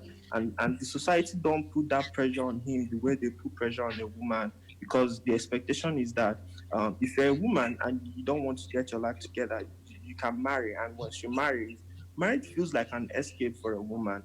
And women don't get to kneel down and propose to a man. It's usually the man that kneels down and proposes to the man. So the odds are stacked up against the feminine, the woman. And it's not because we want to stack up those odds against women. It's just the way the society is designed, and I agree with Lou in that it's totally unfair. But I also disagree. I do think that men have the ability to be stupid for a long time and still find a way to get their life together. Nobody's going to question them, and it's not fair how that is. So to the point that I made about to the point that I was trying to make about setting your expectation. So if a woman has put her life together, she's in a place where she wants to be. And now she has to contend with the fact that so many men haven't been doing the things she has been doing for herself. Like, so many men have been stupid. Like, we are so stupid, most of us, right? And we are not. We don't have our life together. Speak for yourself, my brother. No verse. So and women. And a woman is going to be a woman. It's either a woman allows society to pick her relationship, pick her date for her. So a woman can decide that I'm just going to walk into a room and find the richest man, because if you're rich, then maybe you're serious. Maybe you're a serious person, you know. And that's why it's a system where it's a system of how the society can can sequence men and give you the opportunity to choose the best one. So if a woman decides that she wants to make decisions as to who she wants to be with, and then she has to decide that by looking at this pool, what type of men can I get? If she wants to get the best men available for her category, for her social status as for what it is, then she has to hope that these men in this pool have the same social status with her or higher. And because men are generally not serious as fast as women are, the amount of upcoming men that are serious, rich, are also being taken away by younger women. So the timing is kind of messed up. So that's just my thought. I'm sorry. I think Z has been trying to signal that she wants to add. Has a point to add. No, only next. Okay. Z talk, Joe. She's on mute. She's been mouthing like Oni, is Oni here? Yeah, she's chopping. God. You can see her. She's chopping. Oni says she's next, mate. Okay. Oh, sorry. That's all right. I was gonna say I have something in my mouth, so pardon me. I was gonna say I support what Emmy said someday, but not one particular point. I don't think marriage is an escape for a lady. I don't think it's designed for us that way. I feel what I think marriage is. I think part of our role as ladies is we're made to serve, we're created to serve, and marriage is one of the ways that we can serve and fulfill our purpose in that life. So I don't necessarily agree that it's an escape in that sense. I agree with you. I meant escape in the sense of not getting your life together. I don't mean it like, yeah. I mean, if a woman is if you're sitting in your father's house and you're not getting your life together, when you marry, it's a new life for you. Like it's a new life. It's a fresh start. Yeah, it's a new life, completely new life for you. If you're a man and you're sitting in your father's house, you are going to be sitting there until you get your ass up and go and work, because no woman is going to say yes to you. Hello. So that's what I mean by honesty. So can I just clear a point, Henry, that you said, yeah? Because you made this point when you said that the odds are stacked against women. So I'm trying to figure out what I mean by the odds are stacked against women is that take me for instance, right? I'm 29 years old, right? I'm in a place in my life where if you keep me now as I am, I'm bringing a 29-year-old girl who has basically taken the paths I have taken to this point. That girl has to find a man that has his life as good as I have my life, right? So the question then is, how many men are like me now? So I've been a serious person since secondary school, right? And I'm here now.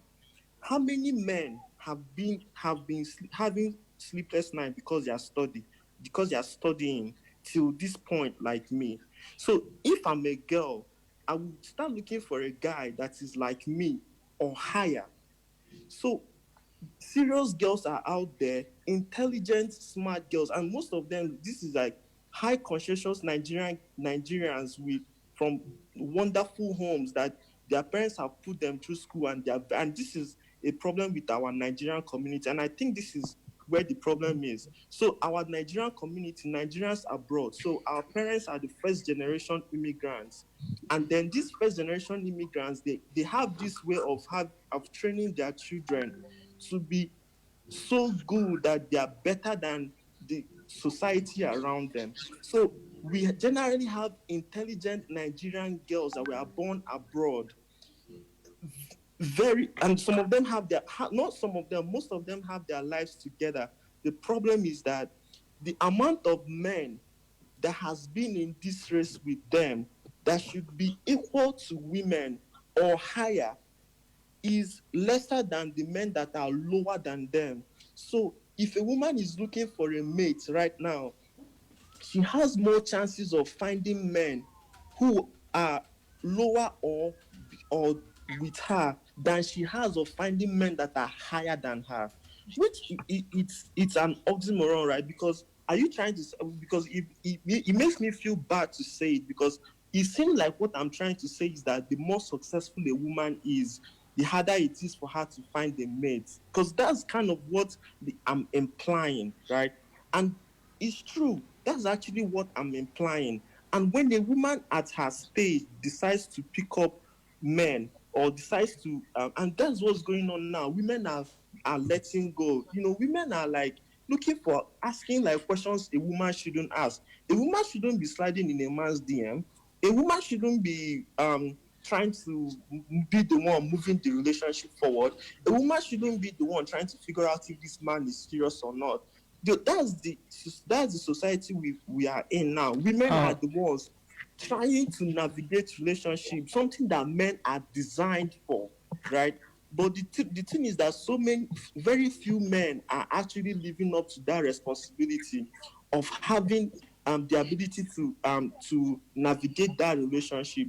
And what do you get? The few men who are in that category are big boys, because come on, we can take any girl we want. And then the plenty men who are lower are just messing around, like they're just messing around and taking all these wonderful girls for granted. And Henry, sorry, quick thing, because the point is long. Yeah, after this I want you to just kind of summarize. It's hard. Just quick, yeah. Sorry, man. What is wrong with a woman sliding to a man's DM? Because the reason I asked this, yeah, initially we spoke about tribalism and people making, trying to, be more tribalism. And me and you said that if we kind of spoke on a more customized tribal thing, yeah, to an extent. So I want to know what is wrong. Is it based on cultural background, belief, or what? Is there anything wrong in it? That's all I want to know. And I'm not trying to say you're right or wrong. I'm just asking, is there anything wrong with a woman sliding to a man's DM? Or a woman asking. Handle it for me, please. Thank you. Or a woman trying to know if a man is serious or not, because you said it's not a woman to find out if a man is serious. So who should find out if the man is serious? To find if I'm serious or not. Huh? It's not a woman's job to find if I'm serious or not. It's just me to show me that I'm serious. So listen, see, that's why. Listen, let me tell you one thing here. You see, people lie. A lot of people lie. Yeah. If you're gonna sit there and say it's not my job to find out if it's serious, it's gonna feed you lies. So that's why it becomes. Listen. Let's not. Listen, bro. We're not here. Me, I will tell you, I'm not here to pander to anybody. Yeah. It's your job to find out if I'm serious or not. It's my job to get you. Listen, this is a dog eat dog world. You think a man trying to come and get a woman is just trying to, even a man that's just trying to lash, yeah, is trying to lash. It's not going to be like, oh, yeah, let me lie. People are going to lie. It's your job. Listen, if my daughter came to me and said, oh, my boyfriend is not serious, yeah, listen, if my daughter came to me, if I have a daughter, or my sister or my friend came to me and said, my boyfriend is not serious, and I asked, and they've been together for like, let's say they've been together for like how long, and I say, how come you just find him out? She said, well, it's not my duty to find out. He didn't tell me in the beginning. I'm going to be like, you see how much mugu you are? You are waiting for him to tell you that it's not serious. Which man tell women they're not serious? Igwe, you're forgetting something. Men are creatures of action. By a man's action, the woman should know if a man is serious or not. By a man's actions. If a guy, listen, I'm willing. I'm not trying to make myself look like an angel. I'm willing to drive 5 hours to be with somebody for an hour. Yeah. If a guy is willing to do that for you, guarantee that's the guy for you. You heard that? Listen. Unfortunately, on that point, yeah. You see, people can show you. You don't understand. Listen, yeah. People are liars. They're deceiving. That's why some girls fall for it. But if you play your part, you try to. That's the point of dating. It's not one side dating. What are you there for dating? For him to show you. If you're not going to open your eyes and see, okay, is this guy serious? This guy for me? Look, nobody's going to do your job for you, my guy. Nobody will do your job for you. That's the truth. As a woman, I'm trying to say, listen, at me, yeah, I can put hand on my heart. I'm not sexist. Everything that applies to a man applies to a woman. A man is to find out if a woman is serious. It's not the woman to tell the man that she's serious or not. Same way, a woman is to find out if a man is serious. It's not for the man to tell the woman she's serious or not, because people will lie. I'm not going to take your word for it. I don't trust people. Yes, I'm not going to take your word for it. So if you're going to tell me that you can tell me as many times you're serious, yeah. But if I'm looking like, okay, I'm going to be looking like, okay, actions. What is he doing? Come on. Then I'm going to do my thing. I think Igwe, that's why he said. Igwe, that's why he said that he would drive 5 hours to come and spend with you and spend time with you for 1 hour. If a guy is actually serious about you, he would make the move. Like when I was much younger, I had a guy that drove 13 hours from Scotland to come and see me. But everybody's serious now.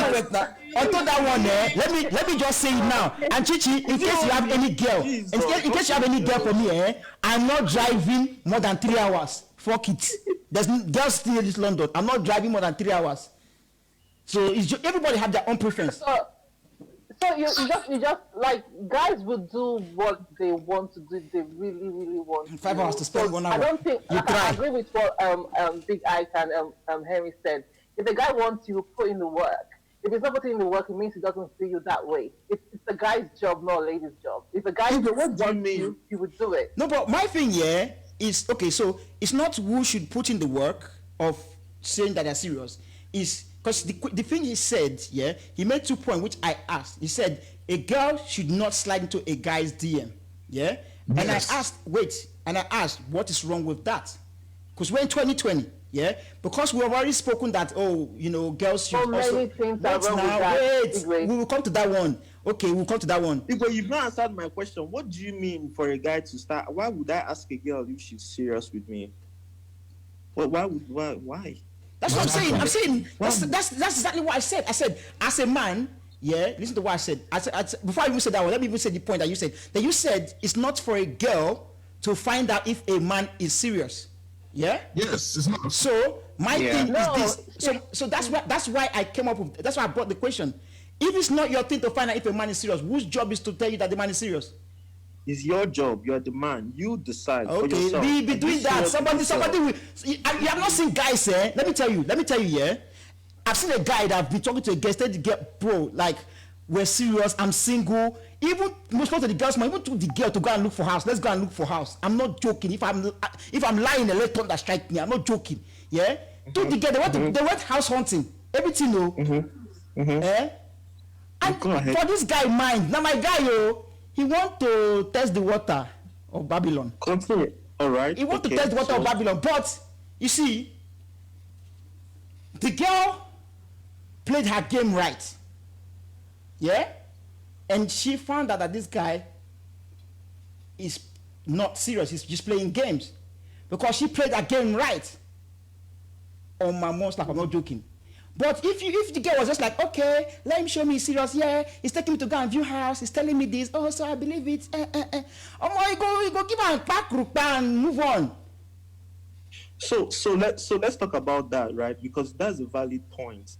Now, the topic of that conversation is how much value should women put on sex, knowing that men actually do have this unholy attitude towards just wanting to fuck and just go. And it's an interesting conversation, right? Because a woman has to decide if she wants to have sex with you or not, and she has to decide if she also has to decide if you're in there for the whole game or if you're just there for the cookie, right? So I have a whole theory as to how a woman can figure out if the man is interested in sex or if he's just if he is really interested in the woman. But that's not the conversation we're having, right? We're talking about if a man is serious with a girl. I don't think a man should ask the girl. If I'm serious with you and you're not serious with me, and I show you my seriousness and you give me unserious vibes, game over, right? Like, that's game over because I'm serious. if I'm unserious, like if I'm an unserious guy, right, and the girl is serious, like she wants me for the long run, then I would also give her unserious vibes, right, because I'm an unserious guy. But if I'm pretending to be serious, right, if I'm in the pretense game of I'm pretending to be serious to have sex with this girl, oh, then we can actually have a whole conversation about how women can figure out if a guy is interested in sex or not. But then, as far as seriousness is concerned, that negates your point. A woman figuring out if the guy is interested in sex or not is the same thing as a woman figuring out if the guy is serious or not. Say again? 2 times 3 equals 6. 3 times 2 is still equals to 6. So if you're saying that a girl should figure out, bro, you just said a girl should figure out if the guy is interested in sex or not. But that's the same thing as interested if figuring out if the guy is serious or not. Am I wrong? It's commutative, it's not associative, right? So A times B is B times A, right? But it's not a direct matrix. It's an association. You have lost Z without A times B and B times A. Not commutation. So if a man is serious with a woman, right? You're the man. You're the head of the game, right? A woman's seriousness is... Guy, it's 50-50. When 2020 is 50-50. You are talking... That's why we dealt with the whole tribalism thing. It's 50-50. No. That's not what I mean. I'm not saying that she can... I'm not saying that... No. Understand me. I'm not saying that a woman's mind in the relationship is unimportant. That's not what I mean. So can I just... bro, I want to clear one point. So you're saying, as a girl... I just want to ask a question so you can clear with your answer, yeah? So you're saying, as a girl, a guy moved to you, yeah? As a girl, a guy moved to you. Then you don't do the due diligence to see that this person is serious, he's right. You should just wait for the guy to show you. I'm trying to tell you that I'm not a woman. What I'm trying to say is that a man is not a woman. A man is not... If a man is unserious in a relationship, the relationship is over. If a girl is unserious in a relationship, the relationship is also over. But it is the man that has to dislike. If the woman does not like, if you don't like that guy and he's serious, you walk away. That's the end. You're done. But if a woman is serious with me and I'm unserious with the woman, right? Then then I'm being unresponsible. But how is the girl to find out that you're unserious with her if she's not trying to look out for the signs? So let me tell you. So you want us to talk about signs of unseriousness? No. We're not talking about the signs. Yeah? Talk. Wait.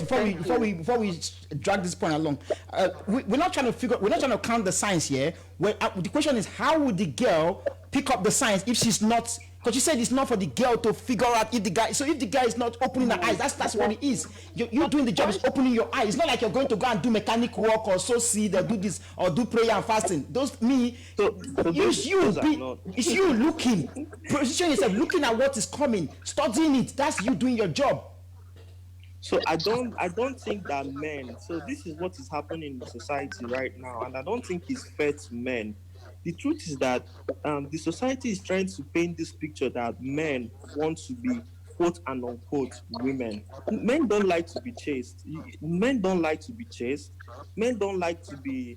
No man enjoys being treated like a prize, right? Like women are the queen. Like these women that we are chasing after, we are the ones that like to do the chasing. But the society is kind of making it seem like it's okay for a woman to chase a little bit or something like that. So for a woman to slide into a man's DM, she's giving up. She's losing her high ground. So let's talk about that now. If you slide into a man's DM, you're losing your high ground, and men.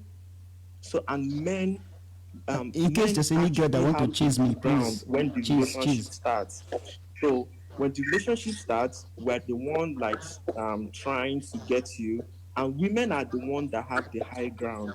If you're the one who starts to like pressure for like sliding in and try to like move faster than the guy, then you have lost your high ground.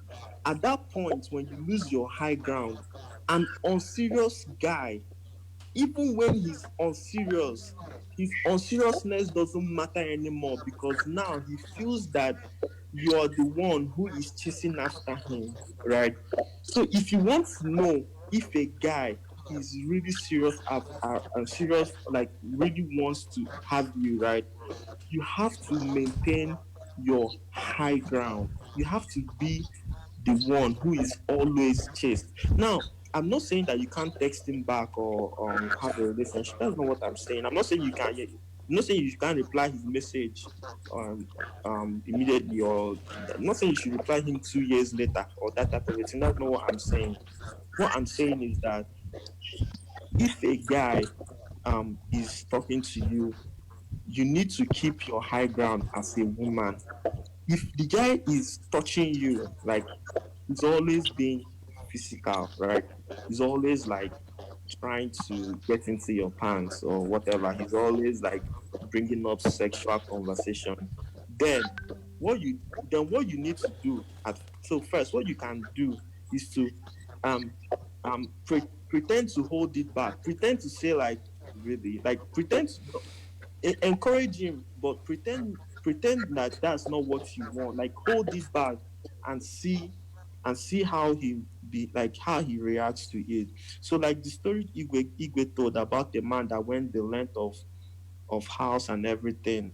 I feel like that's just an unsincere situation where it's I might not be able to say exactly how you can figure that out. Okay, see, this comes back to the point here, and I'm not. If we can drag this conversation to next year, I don't even think I can change my stand on that.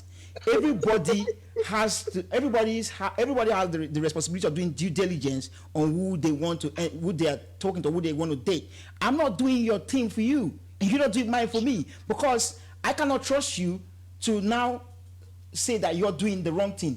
Yeah. And you shouldn't trust me either. You should use your common sense and be ready. Open your eyes to see what I'm dropping. That's why I brought that thing. Like, look, if I was to take a poll here and say how many girls here has a guy lied to in that time, I'm sure more of the majority of the girls will say yes, a guy has lied to them. Yeah. So people lie, but for that, the reason they had to pick up that the guy is not serious is because they opened their eyes. Opening your eyes is doing the thing. Doing the thing doesn't mean you have to write an essay, you have to set trap, you have to do backflip. No, it's actually studying this person, seeing what they're dropping. Okay, because trust me, action, yes, speak louder than word, but some people's action, that's why I brought that one. Some people's action, oh boy.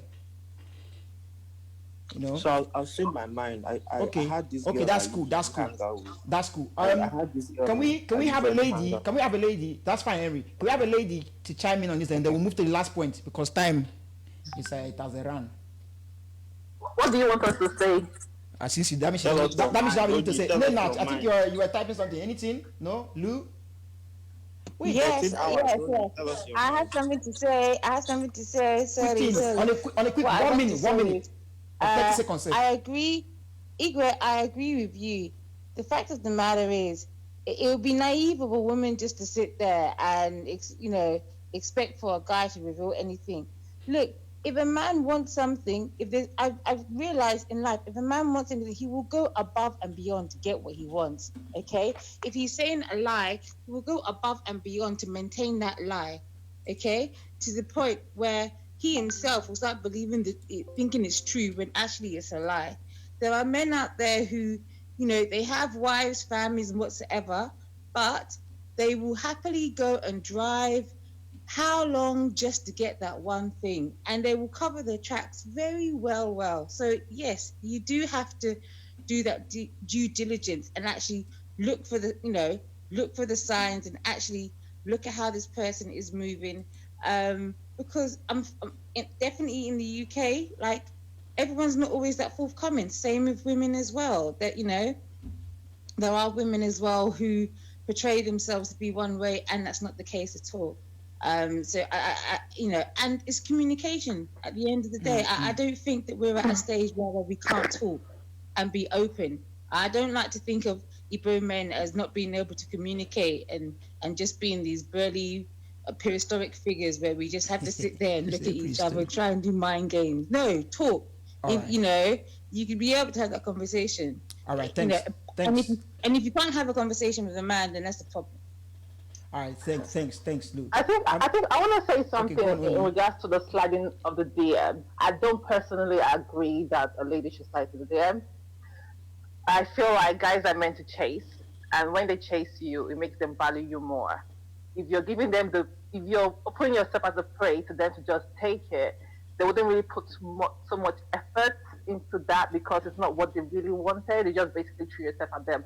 This is my own take. I feel like we are the hunted, so we should let the man hunt for us and not just make it easy for them to just. Thank you. The quick question, guys: if your crush slide in your DM, the person you've been crushing and sliding your DM, are you going to say because she's sliding your DM, you don't see her as a crush anymore? Yes or no? Put down the chat. Any more point to this before we go to the last one? Okay, there's no more point. Quick, good. The last one, I omitted it before mistakenly because it should have been. It kind of falls under tribalism and the whole money thing. Is that there's a lot of requirements, financial requirements on the man, on most Igbo men. Because first of all, the question is why do Igbo men not end up with Igbo women? Yeah. So there's a lot of financial requirements, a lot of requirements on the Igbo man that by the time the Igbo man is able to fulfill those requirements, sometimes they are of age. That's why you see a lot of Igbo men that they'll be like, and this is honest truth. You see like Igbo man is like 30 something and he's still single. Not that he is because he's just now getting to the financial state where he feels like he can settle down. And to combat this, a lot of Igbo men now end up with like Yoruba women, where it's like you go to Yoruba wedding. Let me. I don't want to call what they use. Trust me, if you go to Yoruba wedding, you'll be like, only that one.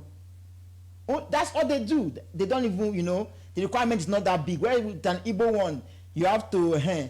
So it happens a lot. So that's one thing that I think kind of push a lot of our guys or make our people, men and women, not to be together. So. Anything? I completely disagree to that. I completely disagree. God, Henry, because we need to go home tonight, or we need to go to bed at some point. Okay, Henry. 30 seconds. Henry, 30 seconds, and I'm going to time you. Go. 30 seconds. This is my 30 seconds. I don't think financial hurdles is the reason why Igbo men don't marry Igbo women. Culturally, I've looked at what people refer to as the list. And never have I seen a culture that the man ended up not marrying the girl just because he couldn't meet up with the requirements of the list. I don't think that's a valid argument. Just because financial requirements is one of the things Igbo people used to just the culture. I don't think that's a valid argument. Okay, cool. Anybody else? If I was to give go on, Oni, go on. 30 seconds. Just to add to that, like I feel like most Igbo men understand the culture and the requirements of marriage. That's why they actually strive hard to make sure that when it's time for them to settle down, they can actually meet up to the demand of a marriage, not necessarily the wedding, for a marriage. So they understand that principles. That's why they follow suit. And Igbo women keep them accountable to that. So they know if they want an Igbo woman, they have to actually work really hard. Okay. Anybody else? Okay, Lou, go on before I say something. Go on. Yeah. What I will say 30 seconds. For a lot of Igbo men that I've seen, especially in the UK, many of them it's because they don't know anything about their culture at all. Their parents know, but they don't know, and so many of their friends are probably white, and so therefore they don't know. They actually reject their culture, and so they have nothing to go back to. Also, there are many of them who, unfortunately, are the loudest to start singing Igbo Kwenu, but they want the qualities of a house girl, but they don't want to go through the whole hassle of going with the Igbo women. So they'll go with either someone who's white or someone who's from maybe a family that isn't that cultured, a bit lower down. So because of that, the women will then see it as a step up going into his family, who is more cultured. And then that's where you see a lot of obviously maybe white women, Eastern European women marrying Igbo men. They're very willing to go and start doing all the cooking and all of that because they have nothing themselves. They're coming from maybe travelers or something like that. So I think it's like that. But that's what I've observed. Do you lot agree that it's a fact that when you look at the average people that marry late, the people that marry late in terms of men, in Nigeria, on average, Igbo women will take the prize for the people that marry later in their life? No, Hausa women, Hausa men, Hausa people. No, bros. I don't know which Hausa people you're talking about. Most Hausa people, they marry so early. You see somebody, Hausa man is like. Their cousins early, not people they love. They marry. No, bros. Let me tell you, Hausa people, I don't know if you lived in. I have people that they stay in Hausa. Like, it's usually the family that does, the family of Peter marries father. They just do it. The man will just be present.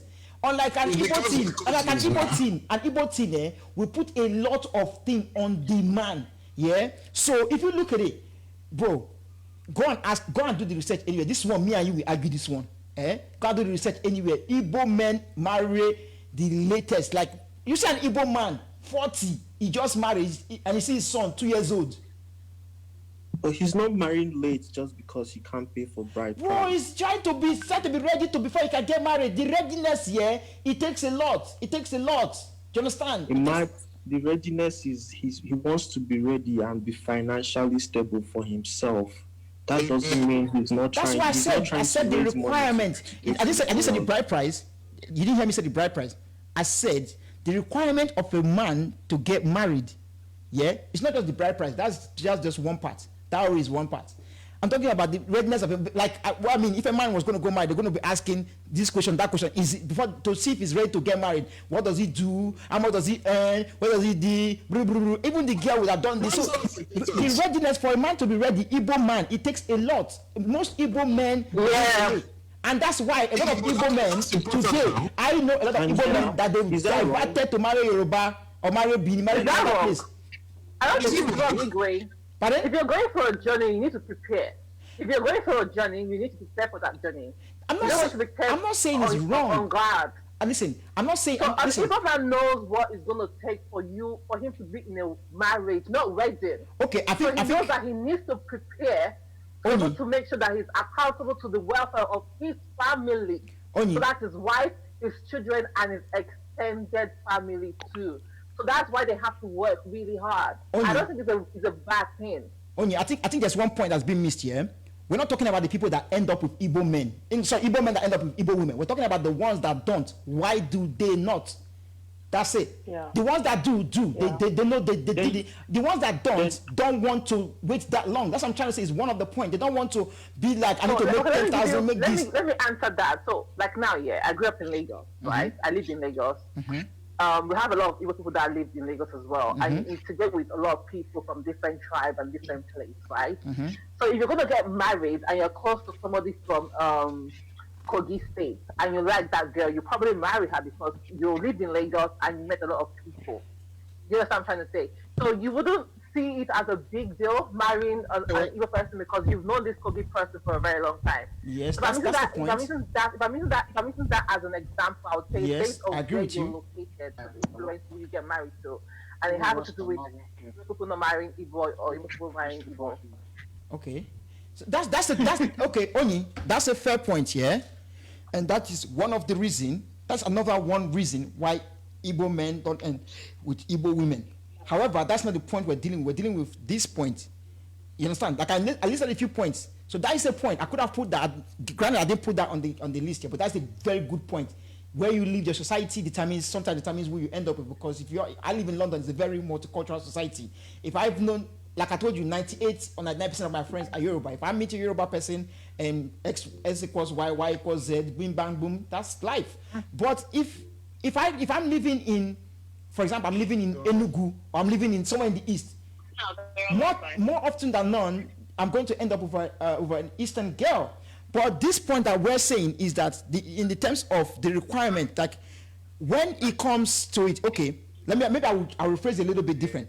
An Igbo man that lives in London. Listen. Tell us what you mean by requirement. Wait now, an Igbo man that lives in London, wants to get married. He just wants to get married, full stop. Yeah?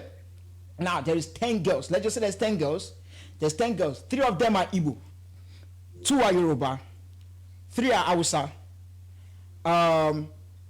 That's 8. 1 is, let's say, Kenyan. Yeah? And the last one is white. Now, he's sieved it down, okay, I want to marry a black person. Yeah? So now there's 9 people for you. I want to marry a Nigerian. There is 7 people for you. Now, as a man, you don't want to be 50 and be having a baby and you can't even play with your child. Do you understand? I'm not knocking that. The age of me and my dad is 52. I'm not knocking that. Yeah, but most men today, we want to be, now that you're young, you're energetic, you want to be able to play with your child, be able to run your home and that. So now, if the requirement is, okay, you got to do this, you got to do this, you got to do this, you got to do this, and to run a home, you're not ready for that Igbo home because the requirement is a lot. And the Yoruba home is telling you, well, just have a job. We can take care of the rest together as a partner.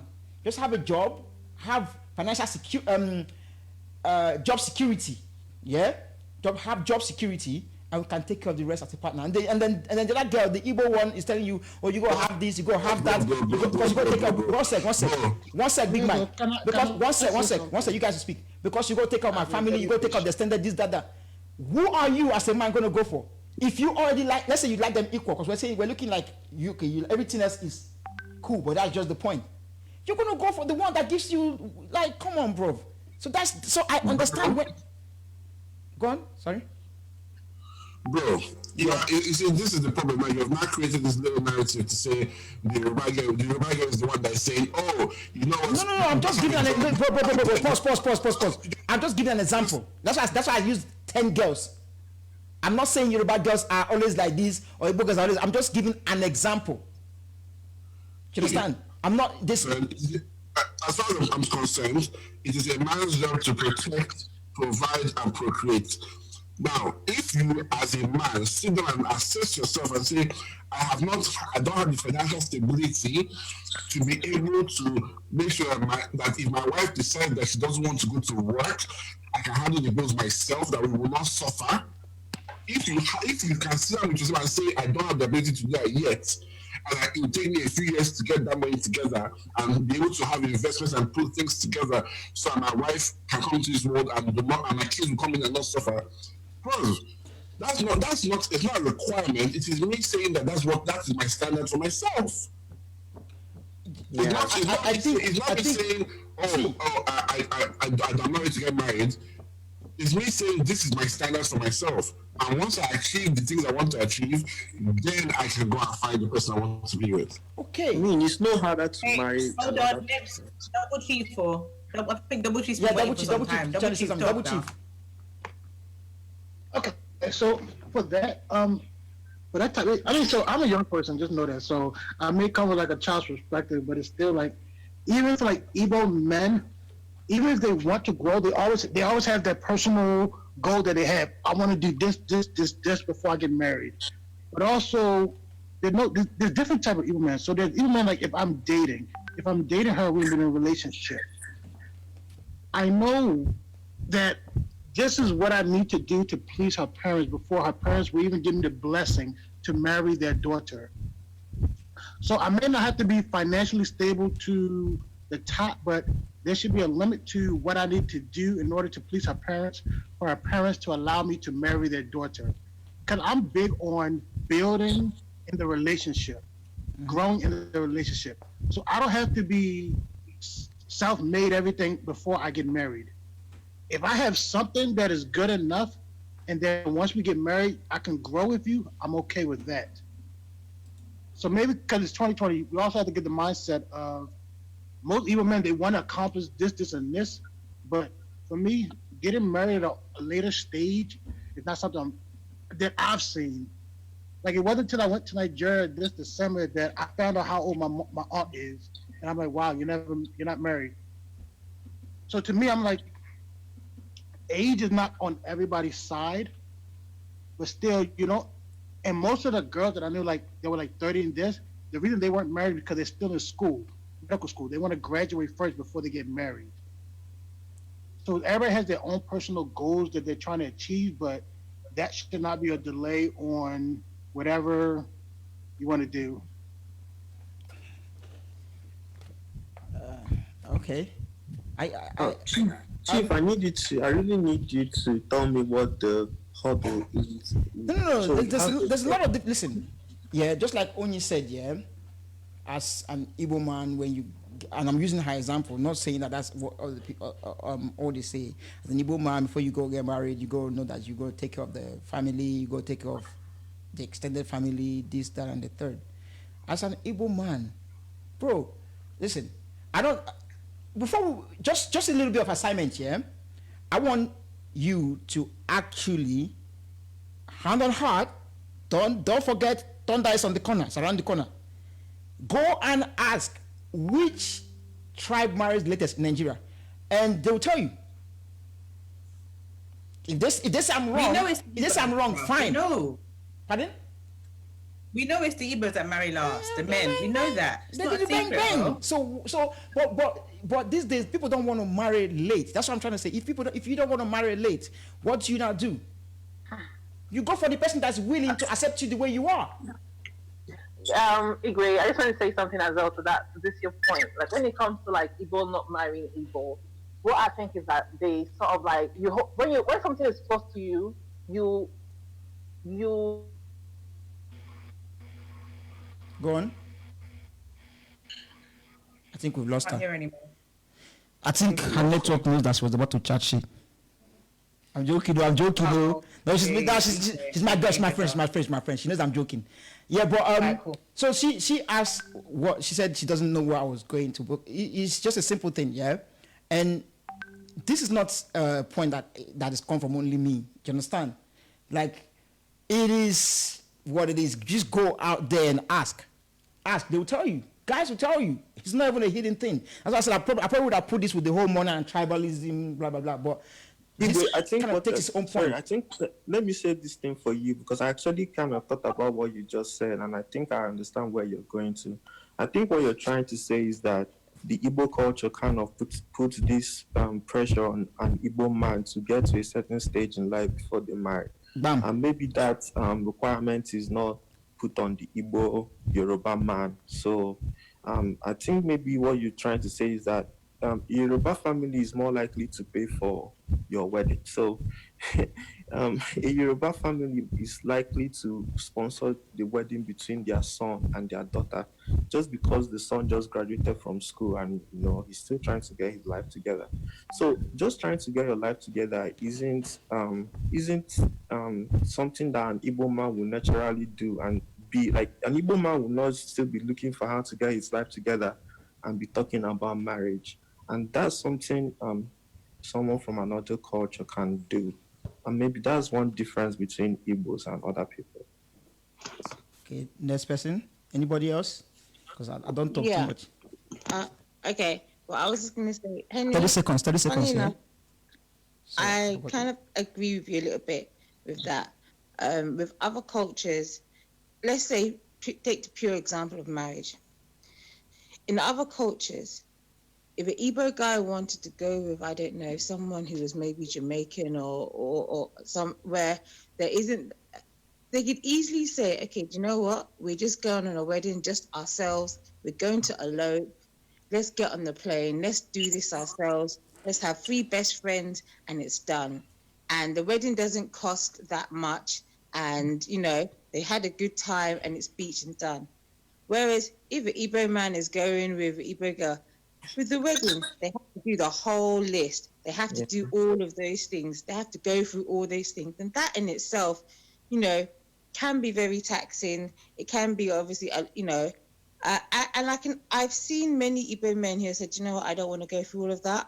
I just want to have an easy life. I don't, want to go. So I understand with regards to that. But I mean, I think it's just basically, I think sometimes we are our own problem. Yeah, we are our own problem. We place too much on, I think, expectation on the Igbo man. Okay. I think there is that personally, and I think maybe that starts from the parents. It starts from the parents and the upbringing. All right, that's true. We're gonna try and round up this point so that anybody else can bring any point that's not on my list, because I won the last 15 minutes or whatever. So it's not just going to be all the points that are on my list, so that people can bring down. Maybe they have a reason why Igbo men and Igbo women don't end up together, so we can trash it out here. But just on a round up. Actually, anybody got something to say before I kind of round up everything? Yeah, I don't really hear what I was trying to say before. No, your mic went dead. Sorry. No, we didn't lost you. Oh, sorry. No, we didn't. 30 seconds. I was just basically saying that the expectations from an Igbo marriage is quite high. We need a lot. We require a lot, and we don't meet up to the expectations. Basically, we sort of judge a lot when it comes to like somebody from a different tribe. We don't really judge that much because we sort of like pardon their lack of knowledge on what is expected for them to do. So we expect a lot from an Igbo person, and we don't really give that same level of expectation to somebody from a different race or different tribe from us. I don't think it's necessarily fair. If you cannot accept it yourself, then why you accept from other people? I think that's what the biasness is with an Igbo relationship. All right, cool. So you agree with the point that sometimes the expectation can be too much. The only thing I just want you to know is that it's not bad. Like that. From the beginning, I said the points are not about good or right. It's not bad. I'm not trying to bash anybody. It's not good or bad. It's just on how they make it seem. And the question. Yeah, maybe I need to go back to the topic. The topic was, why do Igbo men and women not end up together? Yeah. So what are some of the reasons? So I did some research. I asked people. Okay, I know you dated this Igbo girl. I know this. What's your experience? What? And this is the thing that they tell me. Yeah, bro. They wanted me to do this. Like, how long? I just feel I'm old now, and I'm not there. Why should I wait till I'm grade before I can get married? Me, I just see one fine Yoruba girl around the corner. I'm married. That. What's my own? Do you understand? So I noted that. Okay, this is it, and I don't go by one point. I have to get like at least. Because I asked quite a lot of my guys, yeah, and I had to get at least 5 examples for each point before I could say, okay, this is a point. Do you understand? So to combat this, I just think that a lot of guys don't want to live up to their expectations. They just want things to be given to them freely. They don't really want to work hard for it. But earlier, there's nothing wrong with working hard. Earlier we said work hard for it. What is the big deal?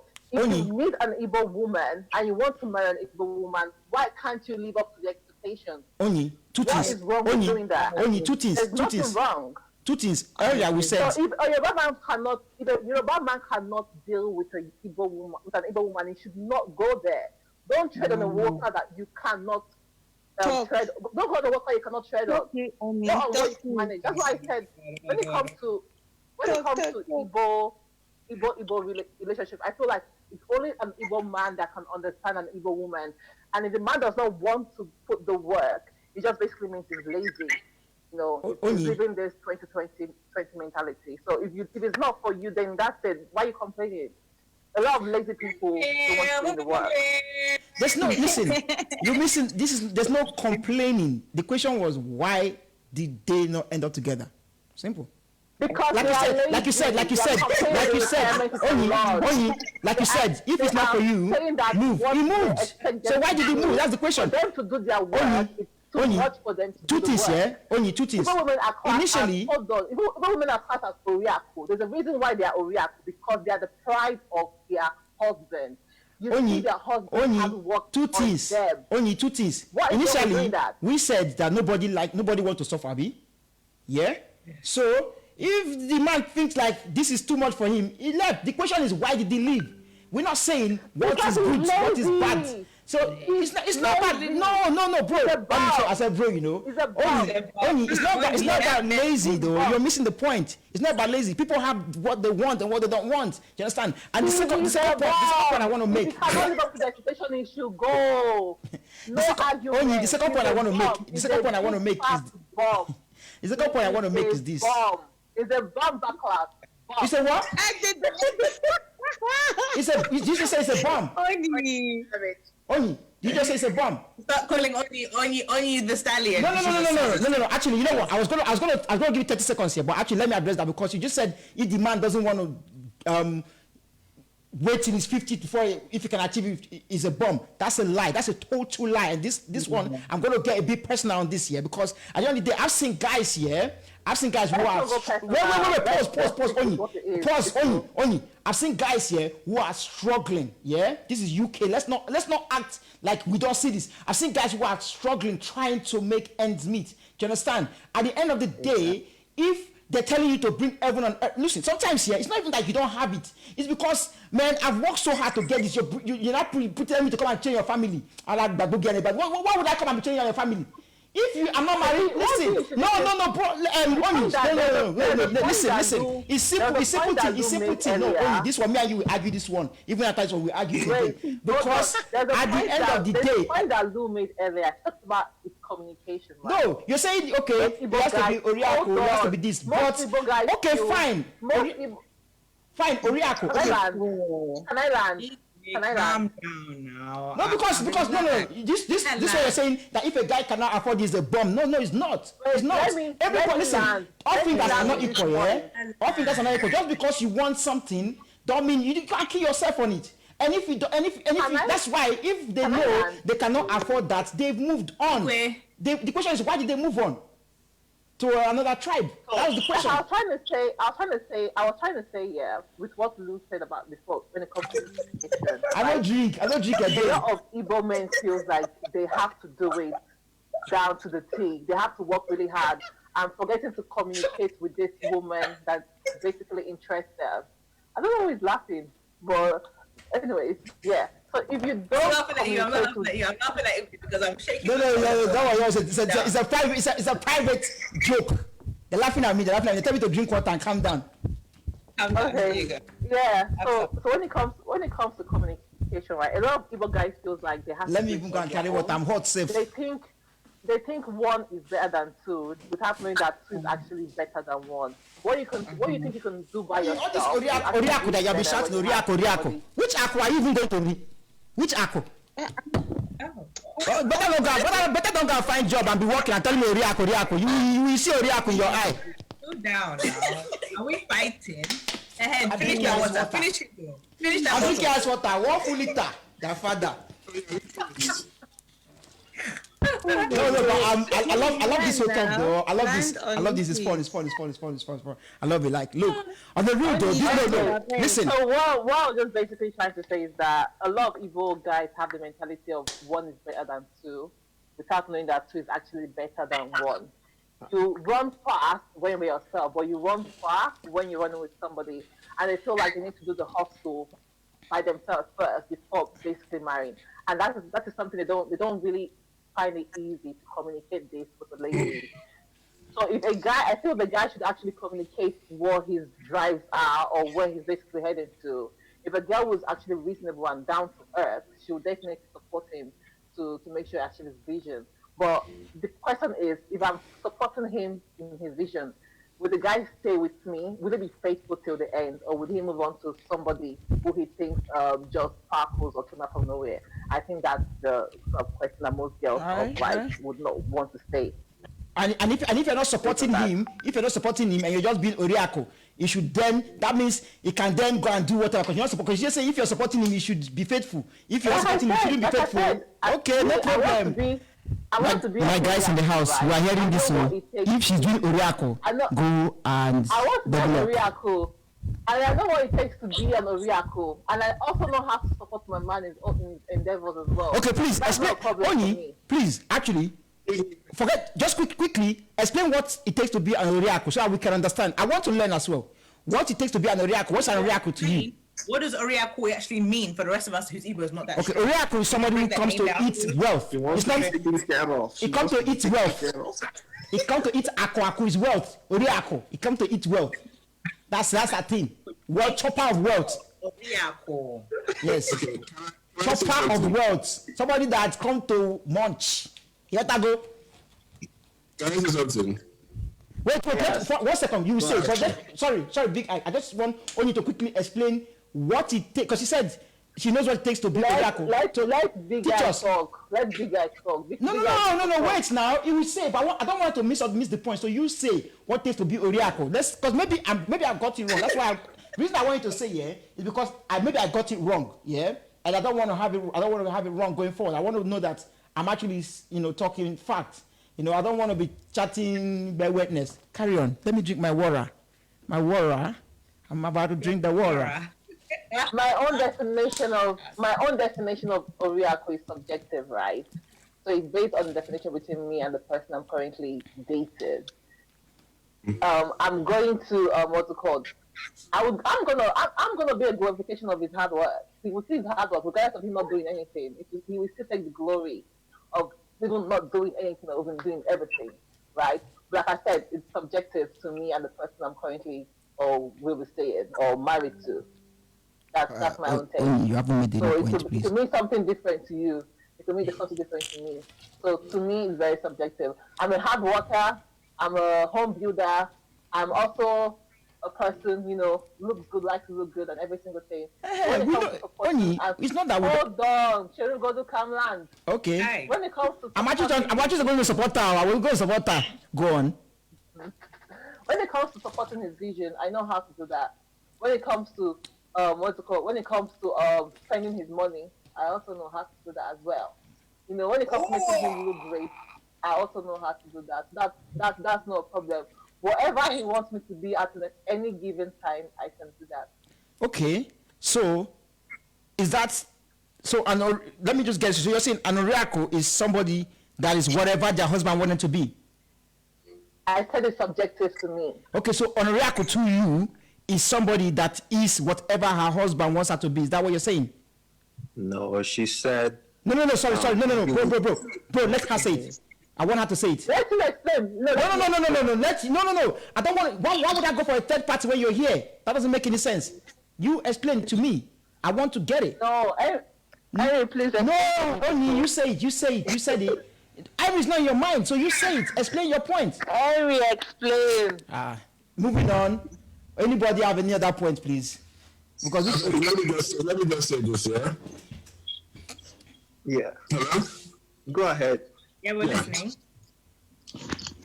My own is very simple, though. You're talking about, we're saying there are hardworking guys in London, this one, where people say they should bring this one, they're not going to look for you, but to marry. Okay, bros, that just shows that to me, as a man, that shows the caliber of man you are. You're looking for the easy way out. If you're willing to if you're looking for a woman who is worth the effort, who is going to push you to be better than you were the day before, and push you to create a generation of beautiful children, hardworking children, and so that you can be proud of, then you will work hard to be able to find that woman that will put value in your house. The Liverpool just won championship. Liverpool just won championship today. How long does it take for them to build that championship team? It takes a while. Okay. Let's use sports as an analogy. It takes a while to build a championship team. If you're not willing to put in that work to create that championship team, then you're not worth the hustle. It's as simple as that. I don't understand how we're missing this. If you're not willing to put in the work, say, come, babe, you know what? Bro. You see me here. I met you, you've been with me for 4 years. Can you see the steady progression in my life? Can you see me progressing and moving forward with things I want to achieve in my life and things I want to achieve for my family? Can you see that I'm not hustling for my first name. I'm hustling for my last. I'm not hustling for me. I'm hustling to make sure my children can do the things they want to do, not what they have to do. If you're not doing that, then you're a lazy man. I call any guy who doesn't believe that out. You're a lazy man if you're not doing any of those things. So if you think that going to go and find a Yoruba woman or Hausa woman is the easy option for you, then go. We don't need women like like you in our culture. Go. It's as simple as that. Go. It's as I don't have any qualms with losing you. It's not my first week to get married to an Igbo woman. Let us, the Igbo guys, who want to be Igbo women, let us be the ones here. That's my own though. So, all right, cool. Again, the question is, why do Igbo people not end up together? It's not the question. The question is not, is it right for Igbo people, for Igbo man to do this or Igbo woman to do this? Why? Just list why they don't end up together. That's the fallacy. Why Igbo people do end up together. Pardon? Everybody don't end up together. Yoruba people don't also end up together. We know you're missing the point. This is Black Lives Matter and All Life Matter business. The question is, why do Igbo people not end up together? Why do Igbo people don't end up together? That question in itself is a very open-ended question. Why do Igbo people not end up together? Like, there are so many levels to that analysis. Like, there are so many reasons we can't settle on. That's why at this point now, at this time, we're opening up to whatever. Okay, you said there's so many reasons. So now, what are your many reasons? Can we have that? Yeah, I gave you one. I said, what's it called? It could be where you live. Yeah. You live in Lagos or you live in the States. Who you're exposed to is who you get married to, right? Like Lou said, people that are born here, you get mingled with a lot of people. And then you sort of pick people based on your environment, right? One could be he's lazy. He doesn't want to what's it called, live up to the expectations of what is required for an Igbo man to give to another Igbo woman, right? And that one could be because your heart is not there. You just don't know anything about Igbo. That's just it. So it's basically subjective to the individual involved. Okay, we hear your point. Anybody want to kind of say anything about what she said? When you said? I didn't find any Igbo girl. Maybe I didn't find one, or maybe the ones I tried to talk to, they didn't accept me. Or maybe the girl's father just didn't like me, or maybe my father just didn't like the girl. The girl, yeah. So, but okay, just a quick question here. If your father doesn't like the girl, from a guy, what do you do? Do you? Because I'm not trying to say what I'm just trying to kind of understand your, kind of ask a big question on your point. So, how can you? Is there a way that you can combat that and without it being, I don't know, bringing, problem in the home? Yeah. So I would just say that first of all, you can't ignore you can't just say your father's opinion is invalid. Yes. Because you can't just invalidate his opinion just because it's not you're not the one marrying him. I think what I'll just say is ask him why, ask him why he doesn't like her. Try and see if you can have conversations with him that will change his mind. And if it's something that if it's something about the girl's attitude, or if it's something that is based on something, he can't just say something like she's from Anambra, and that's the different conversation altogether. Sorry, bro. But if you, is this when your father has met the girl, or before they've met the girl? Before he said after he meets the girl. Okay, go on. I just My father doesn't like the girl I'm talking to, or I'm trying to marry, and he expresses that concern about the girl. I will try to talk to him and see why. If it's because of a behavior he thinks the girl has, then I will listen, and maybe I can talk to my girlfriend in not telling her that's what my father thinks. I can also be the one. The girl's mother might not also like me. So the same thing goes with that. But if it's situations where there is no concrete, there's no vet, I don't know who mentioned the issue of Osu and the issue of culture. That's a disaster. That's a basic disaster, and I don't know the answer to that question. Okay, just a quick one line, answer to the question, and give me one line answer. Would you marry someone if your parents told you okay, don't marry this person because she's an Osu, and you're dating the person, would you break up with the person? Like I said, I haven't meditated on that question. I hope it doesn't happen to me. Meditation. But I think on the general, I'm a very stubborn guy, but I haven't meditated on that question, to be honest. Okay. Just to add it from an Anambra guy perspective, most Anambra guys would either, the ones that I know, would follow their parents' advice. Okay. They would not pursue the marriage. Okay. There's only one person that I know that went against his family's wish, and that was because the girl was older than him. But he just said, you know what, yeah, I'm getting married on this day. If you guys want to come, come. If you guys don't want to come, don't come. Chai. And then he got married on that day, and then they came, and that was how he got married to his wife. Wow. You know, because a lot of things that your parents will push back. I don't know if it's part of a test to see if you're man enough to make your decisions yourself, or if it's actually because they're actually genuinely concerned. So I think it's probably up to you to decide if you want to push back or if you just want to adhere to what they're saying. I think I agree with Henry on that one. Like, you know, sometimes when your parents tell you something, I mean, like anyone who know me know my parents they're my superhero. Yeah, I will never blow off what my parents tell me, like whatever is a true word. Never in a million years would I ever do that. However, what I would do, it doesn't mean everything they tell me I must obey. I'm not nobody's dog. I'm not a puppy. You understand?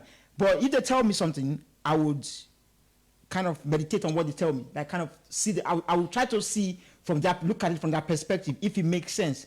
I'll give you an example. Like this is not me, by the way. This is someone else. She was going to get married. She was about to get married. You know, she dated someone, and the parents did a little bit of background study, and they found out the guy has a child. And then the parents are like, no, you can't marry someone that's got a child. She said, wait, that's Sheila's problem. I'm going to marry the person. So if you've looked at it, and what they're saying is something that is not that big a deal for you, yeah, cool. But if they're bringing something that you self don't even understand, that's why I asked the Osu question, because that's a very big thing. And I like the way Henry answered it, like he doesn't really have the answer for that. Do you understand? The certain things is perfectly fine to say, I don't know, I don't have the answer, I haven't thought about that one. And if you haven't thought about that one, fine. You know, there's certain things like let's leave that one. The one I was going to say that.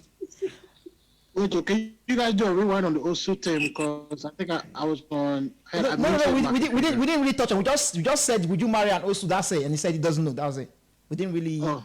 That's a no, because the way that our parents are set up and how the history is, that's the first thing they'll investigate before even you get to know the girl. They have already done the investigation on the family. That was what really would break up the whole marriage. Yes. Before the marriage even starts. But I even did a whole paper on that. Personally, though, if there's anybody that is also and you're a nice girl, bro, you feel like how much you value your culture too at the same time. Pardon? Is it something that you can just forget, or is it something that is instilled in you? But you know, if that Osu thing, yeah, it's so right, yeah.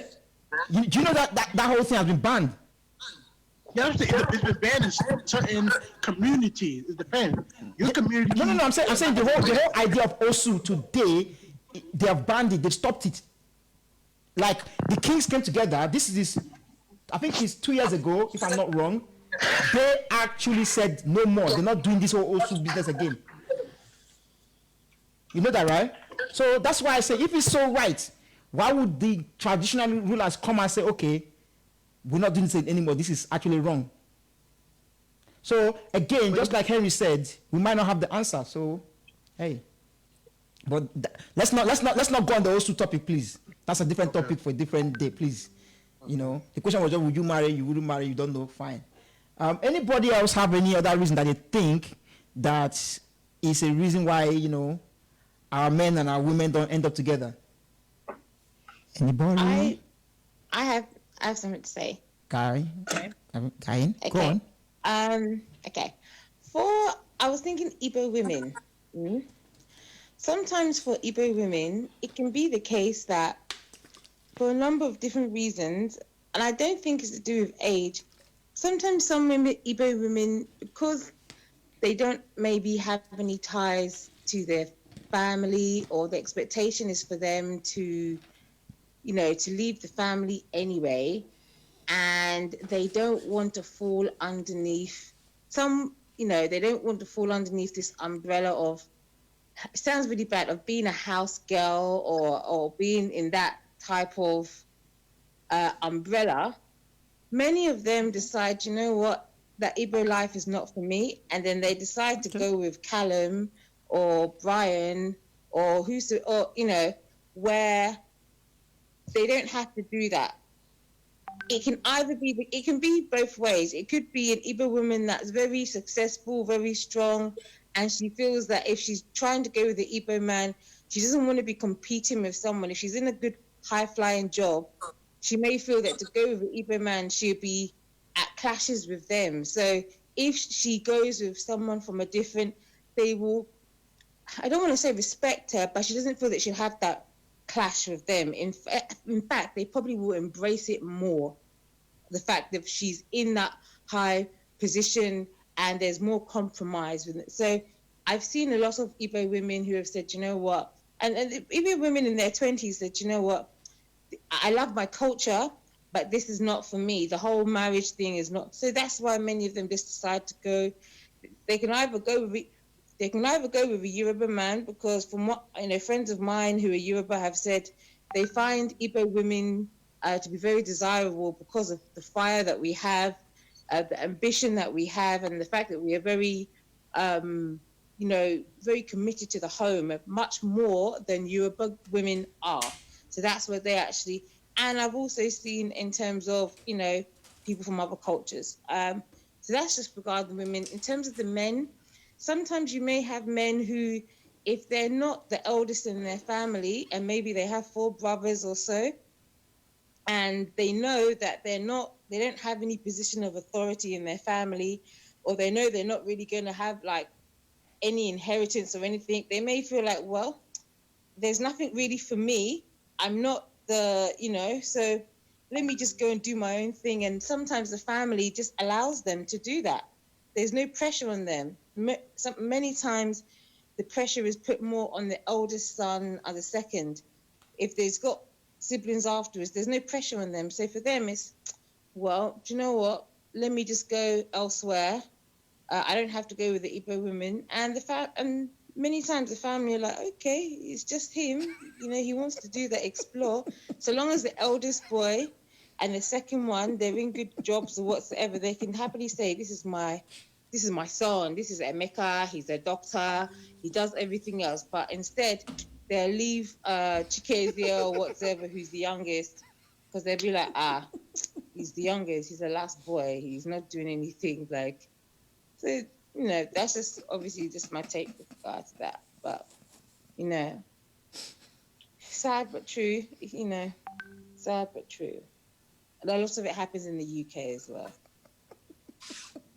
Yeah, I think our parents are responsible to an extent, and maybe I'm speaking from my few years here in the US. I think most of the Nigerian families I've seen, they start very late to incorporate their children into the Igbo culture, and then by the time the girl is or the man is already of age, then it's time to marry, then you now come and start telling the child that they have to marry an Igbo person, but you haven't trained the child, like you haven't given the child the culture as a tool, and it's very hard for people to, even for someone that moved to the States or moved to UK, and if you meet someone, the person's name is an Igbo name, but when you talk to the person, you know within yourself that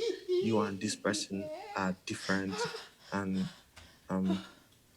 sometimes it's hard, and you don't even if you're born, even a British born Nigerian can tell the difference between him or her and a Nigerian born Nigerian, and so goes for someone that is born in the US and, another Nigerian in Nigeria. So sometimes it's just the location and how your environment has affected your upbringing. So you don't end up with someone from your culture.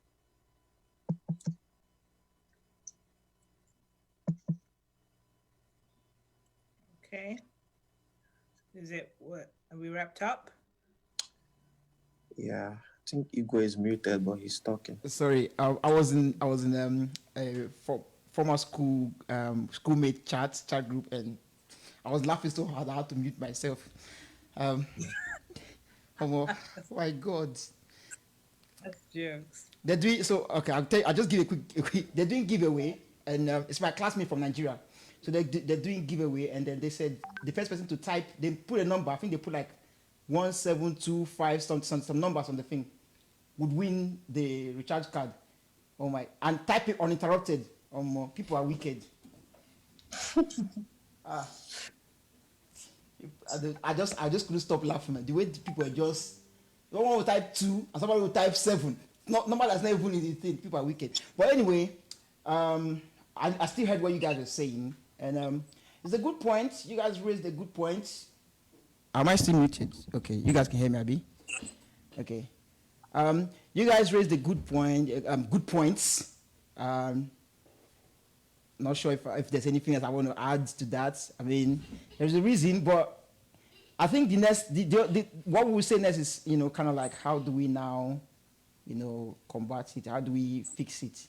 And I think, time would help in fixing it, because, like I said, the newer generation, they're a bit more exposed, and they're starting to kind of come off some of these things, and I'm glad about that. But hey, I hope we don't lose our culture, our tradition, in trying to kind of fix it, because not everything about the tradition or the culture is bad. Like, anyone who know me know I am a lover of culture. Like, man, like, culture is nothing but not like these Igbo people with white rice, no stew. We are like jollof or fried rice. You know what I mean? I love the culture, so that's all I got to say. Anybody got to add anything? Because I gotta go to this. My secondary school group chat is going off, man. No, I think we've all had a really good discussion. I think we've all contributed really well. Yeah, man. Thank you for everyone that came on and gave their opinion. It's been 4 hours. They say time flies when you're having fun. I appreciate all of you. Thank you so much for rocking with me and Igwe. We appreciate it. We will upload this on both of our IGs, and would you want to do Facebook as well, Igwe? So then at least you guys can watch it back later, those who obviously couldn't join. But yeah, no, it's been good. I'm glad we did this. It was his idea. I wasn't even going to do it. So thanks again to you. Shout outs to you, Igwe, because let me give myself. Yes. If they do, blow your own horn, your own trumpet. Okay. Stop blowing your horn. I'll blow it myself.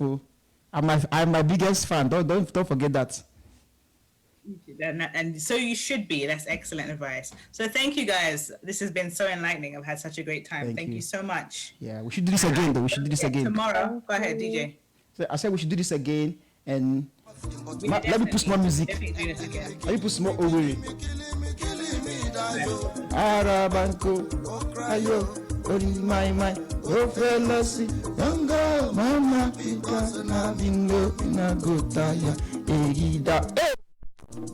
Hey, I am serious. Stay in the building. I am serious. I am serious. I am serious.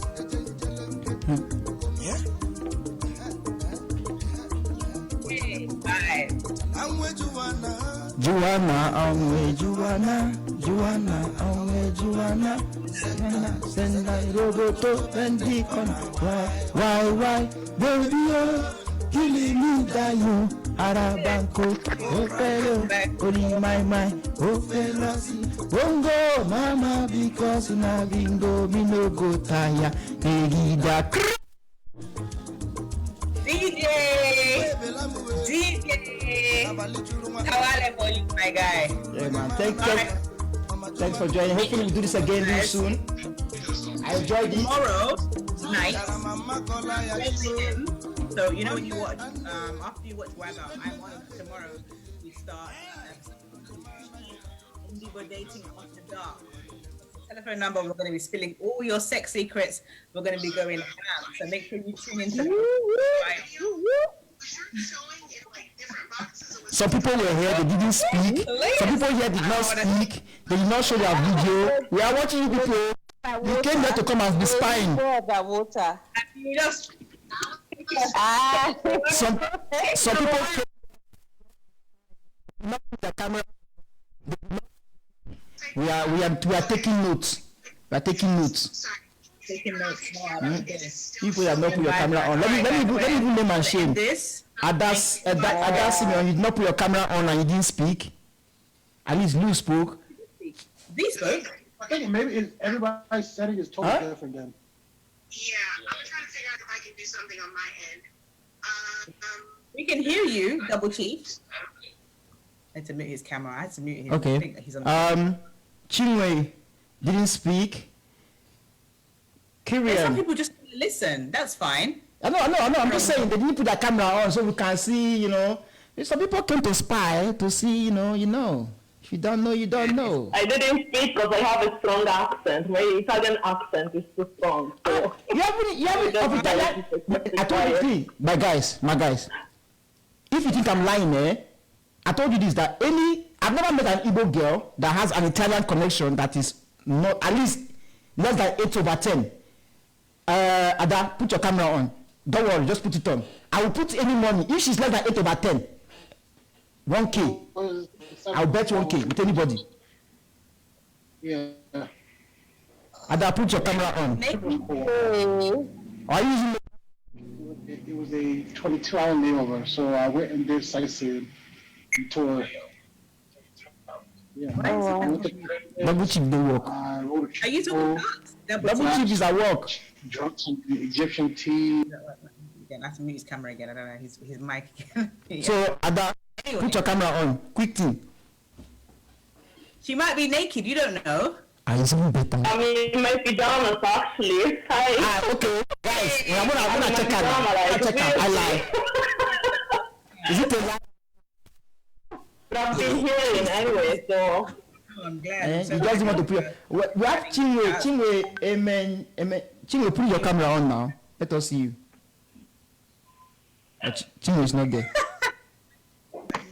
Is it me you're talking to? Chinwe. I think she's mute. Let me unmute her. I can't even unmute her. I don't think I can. No, she mute herself from beginning. Chinwe, are you there? She's not there. Yeah, so no wala. Guys, it's about that time. Go and slide in the DM. Yeah.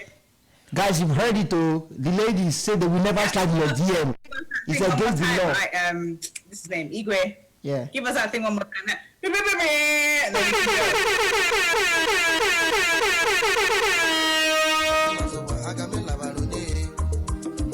Alright, cool. Alright, you guys. Good night. Good night, guys. Bye. Bye, guys. Bye. It was nice. Good night.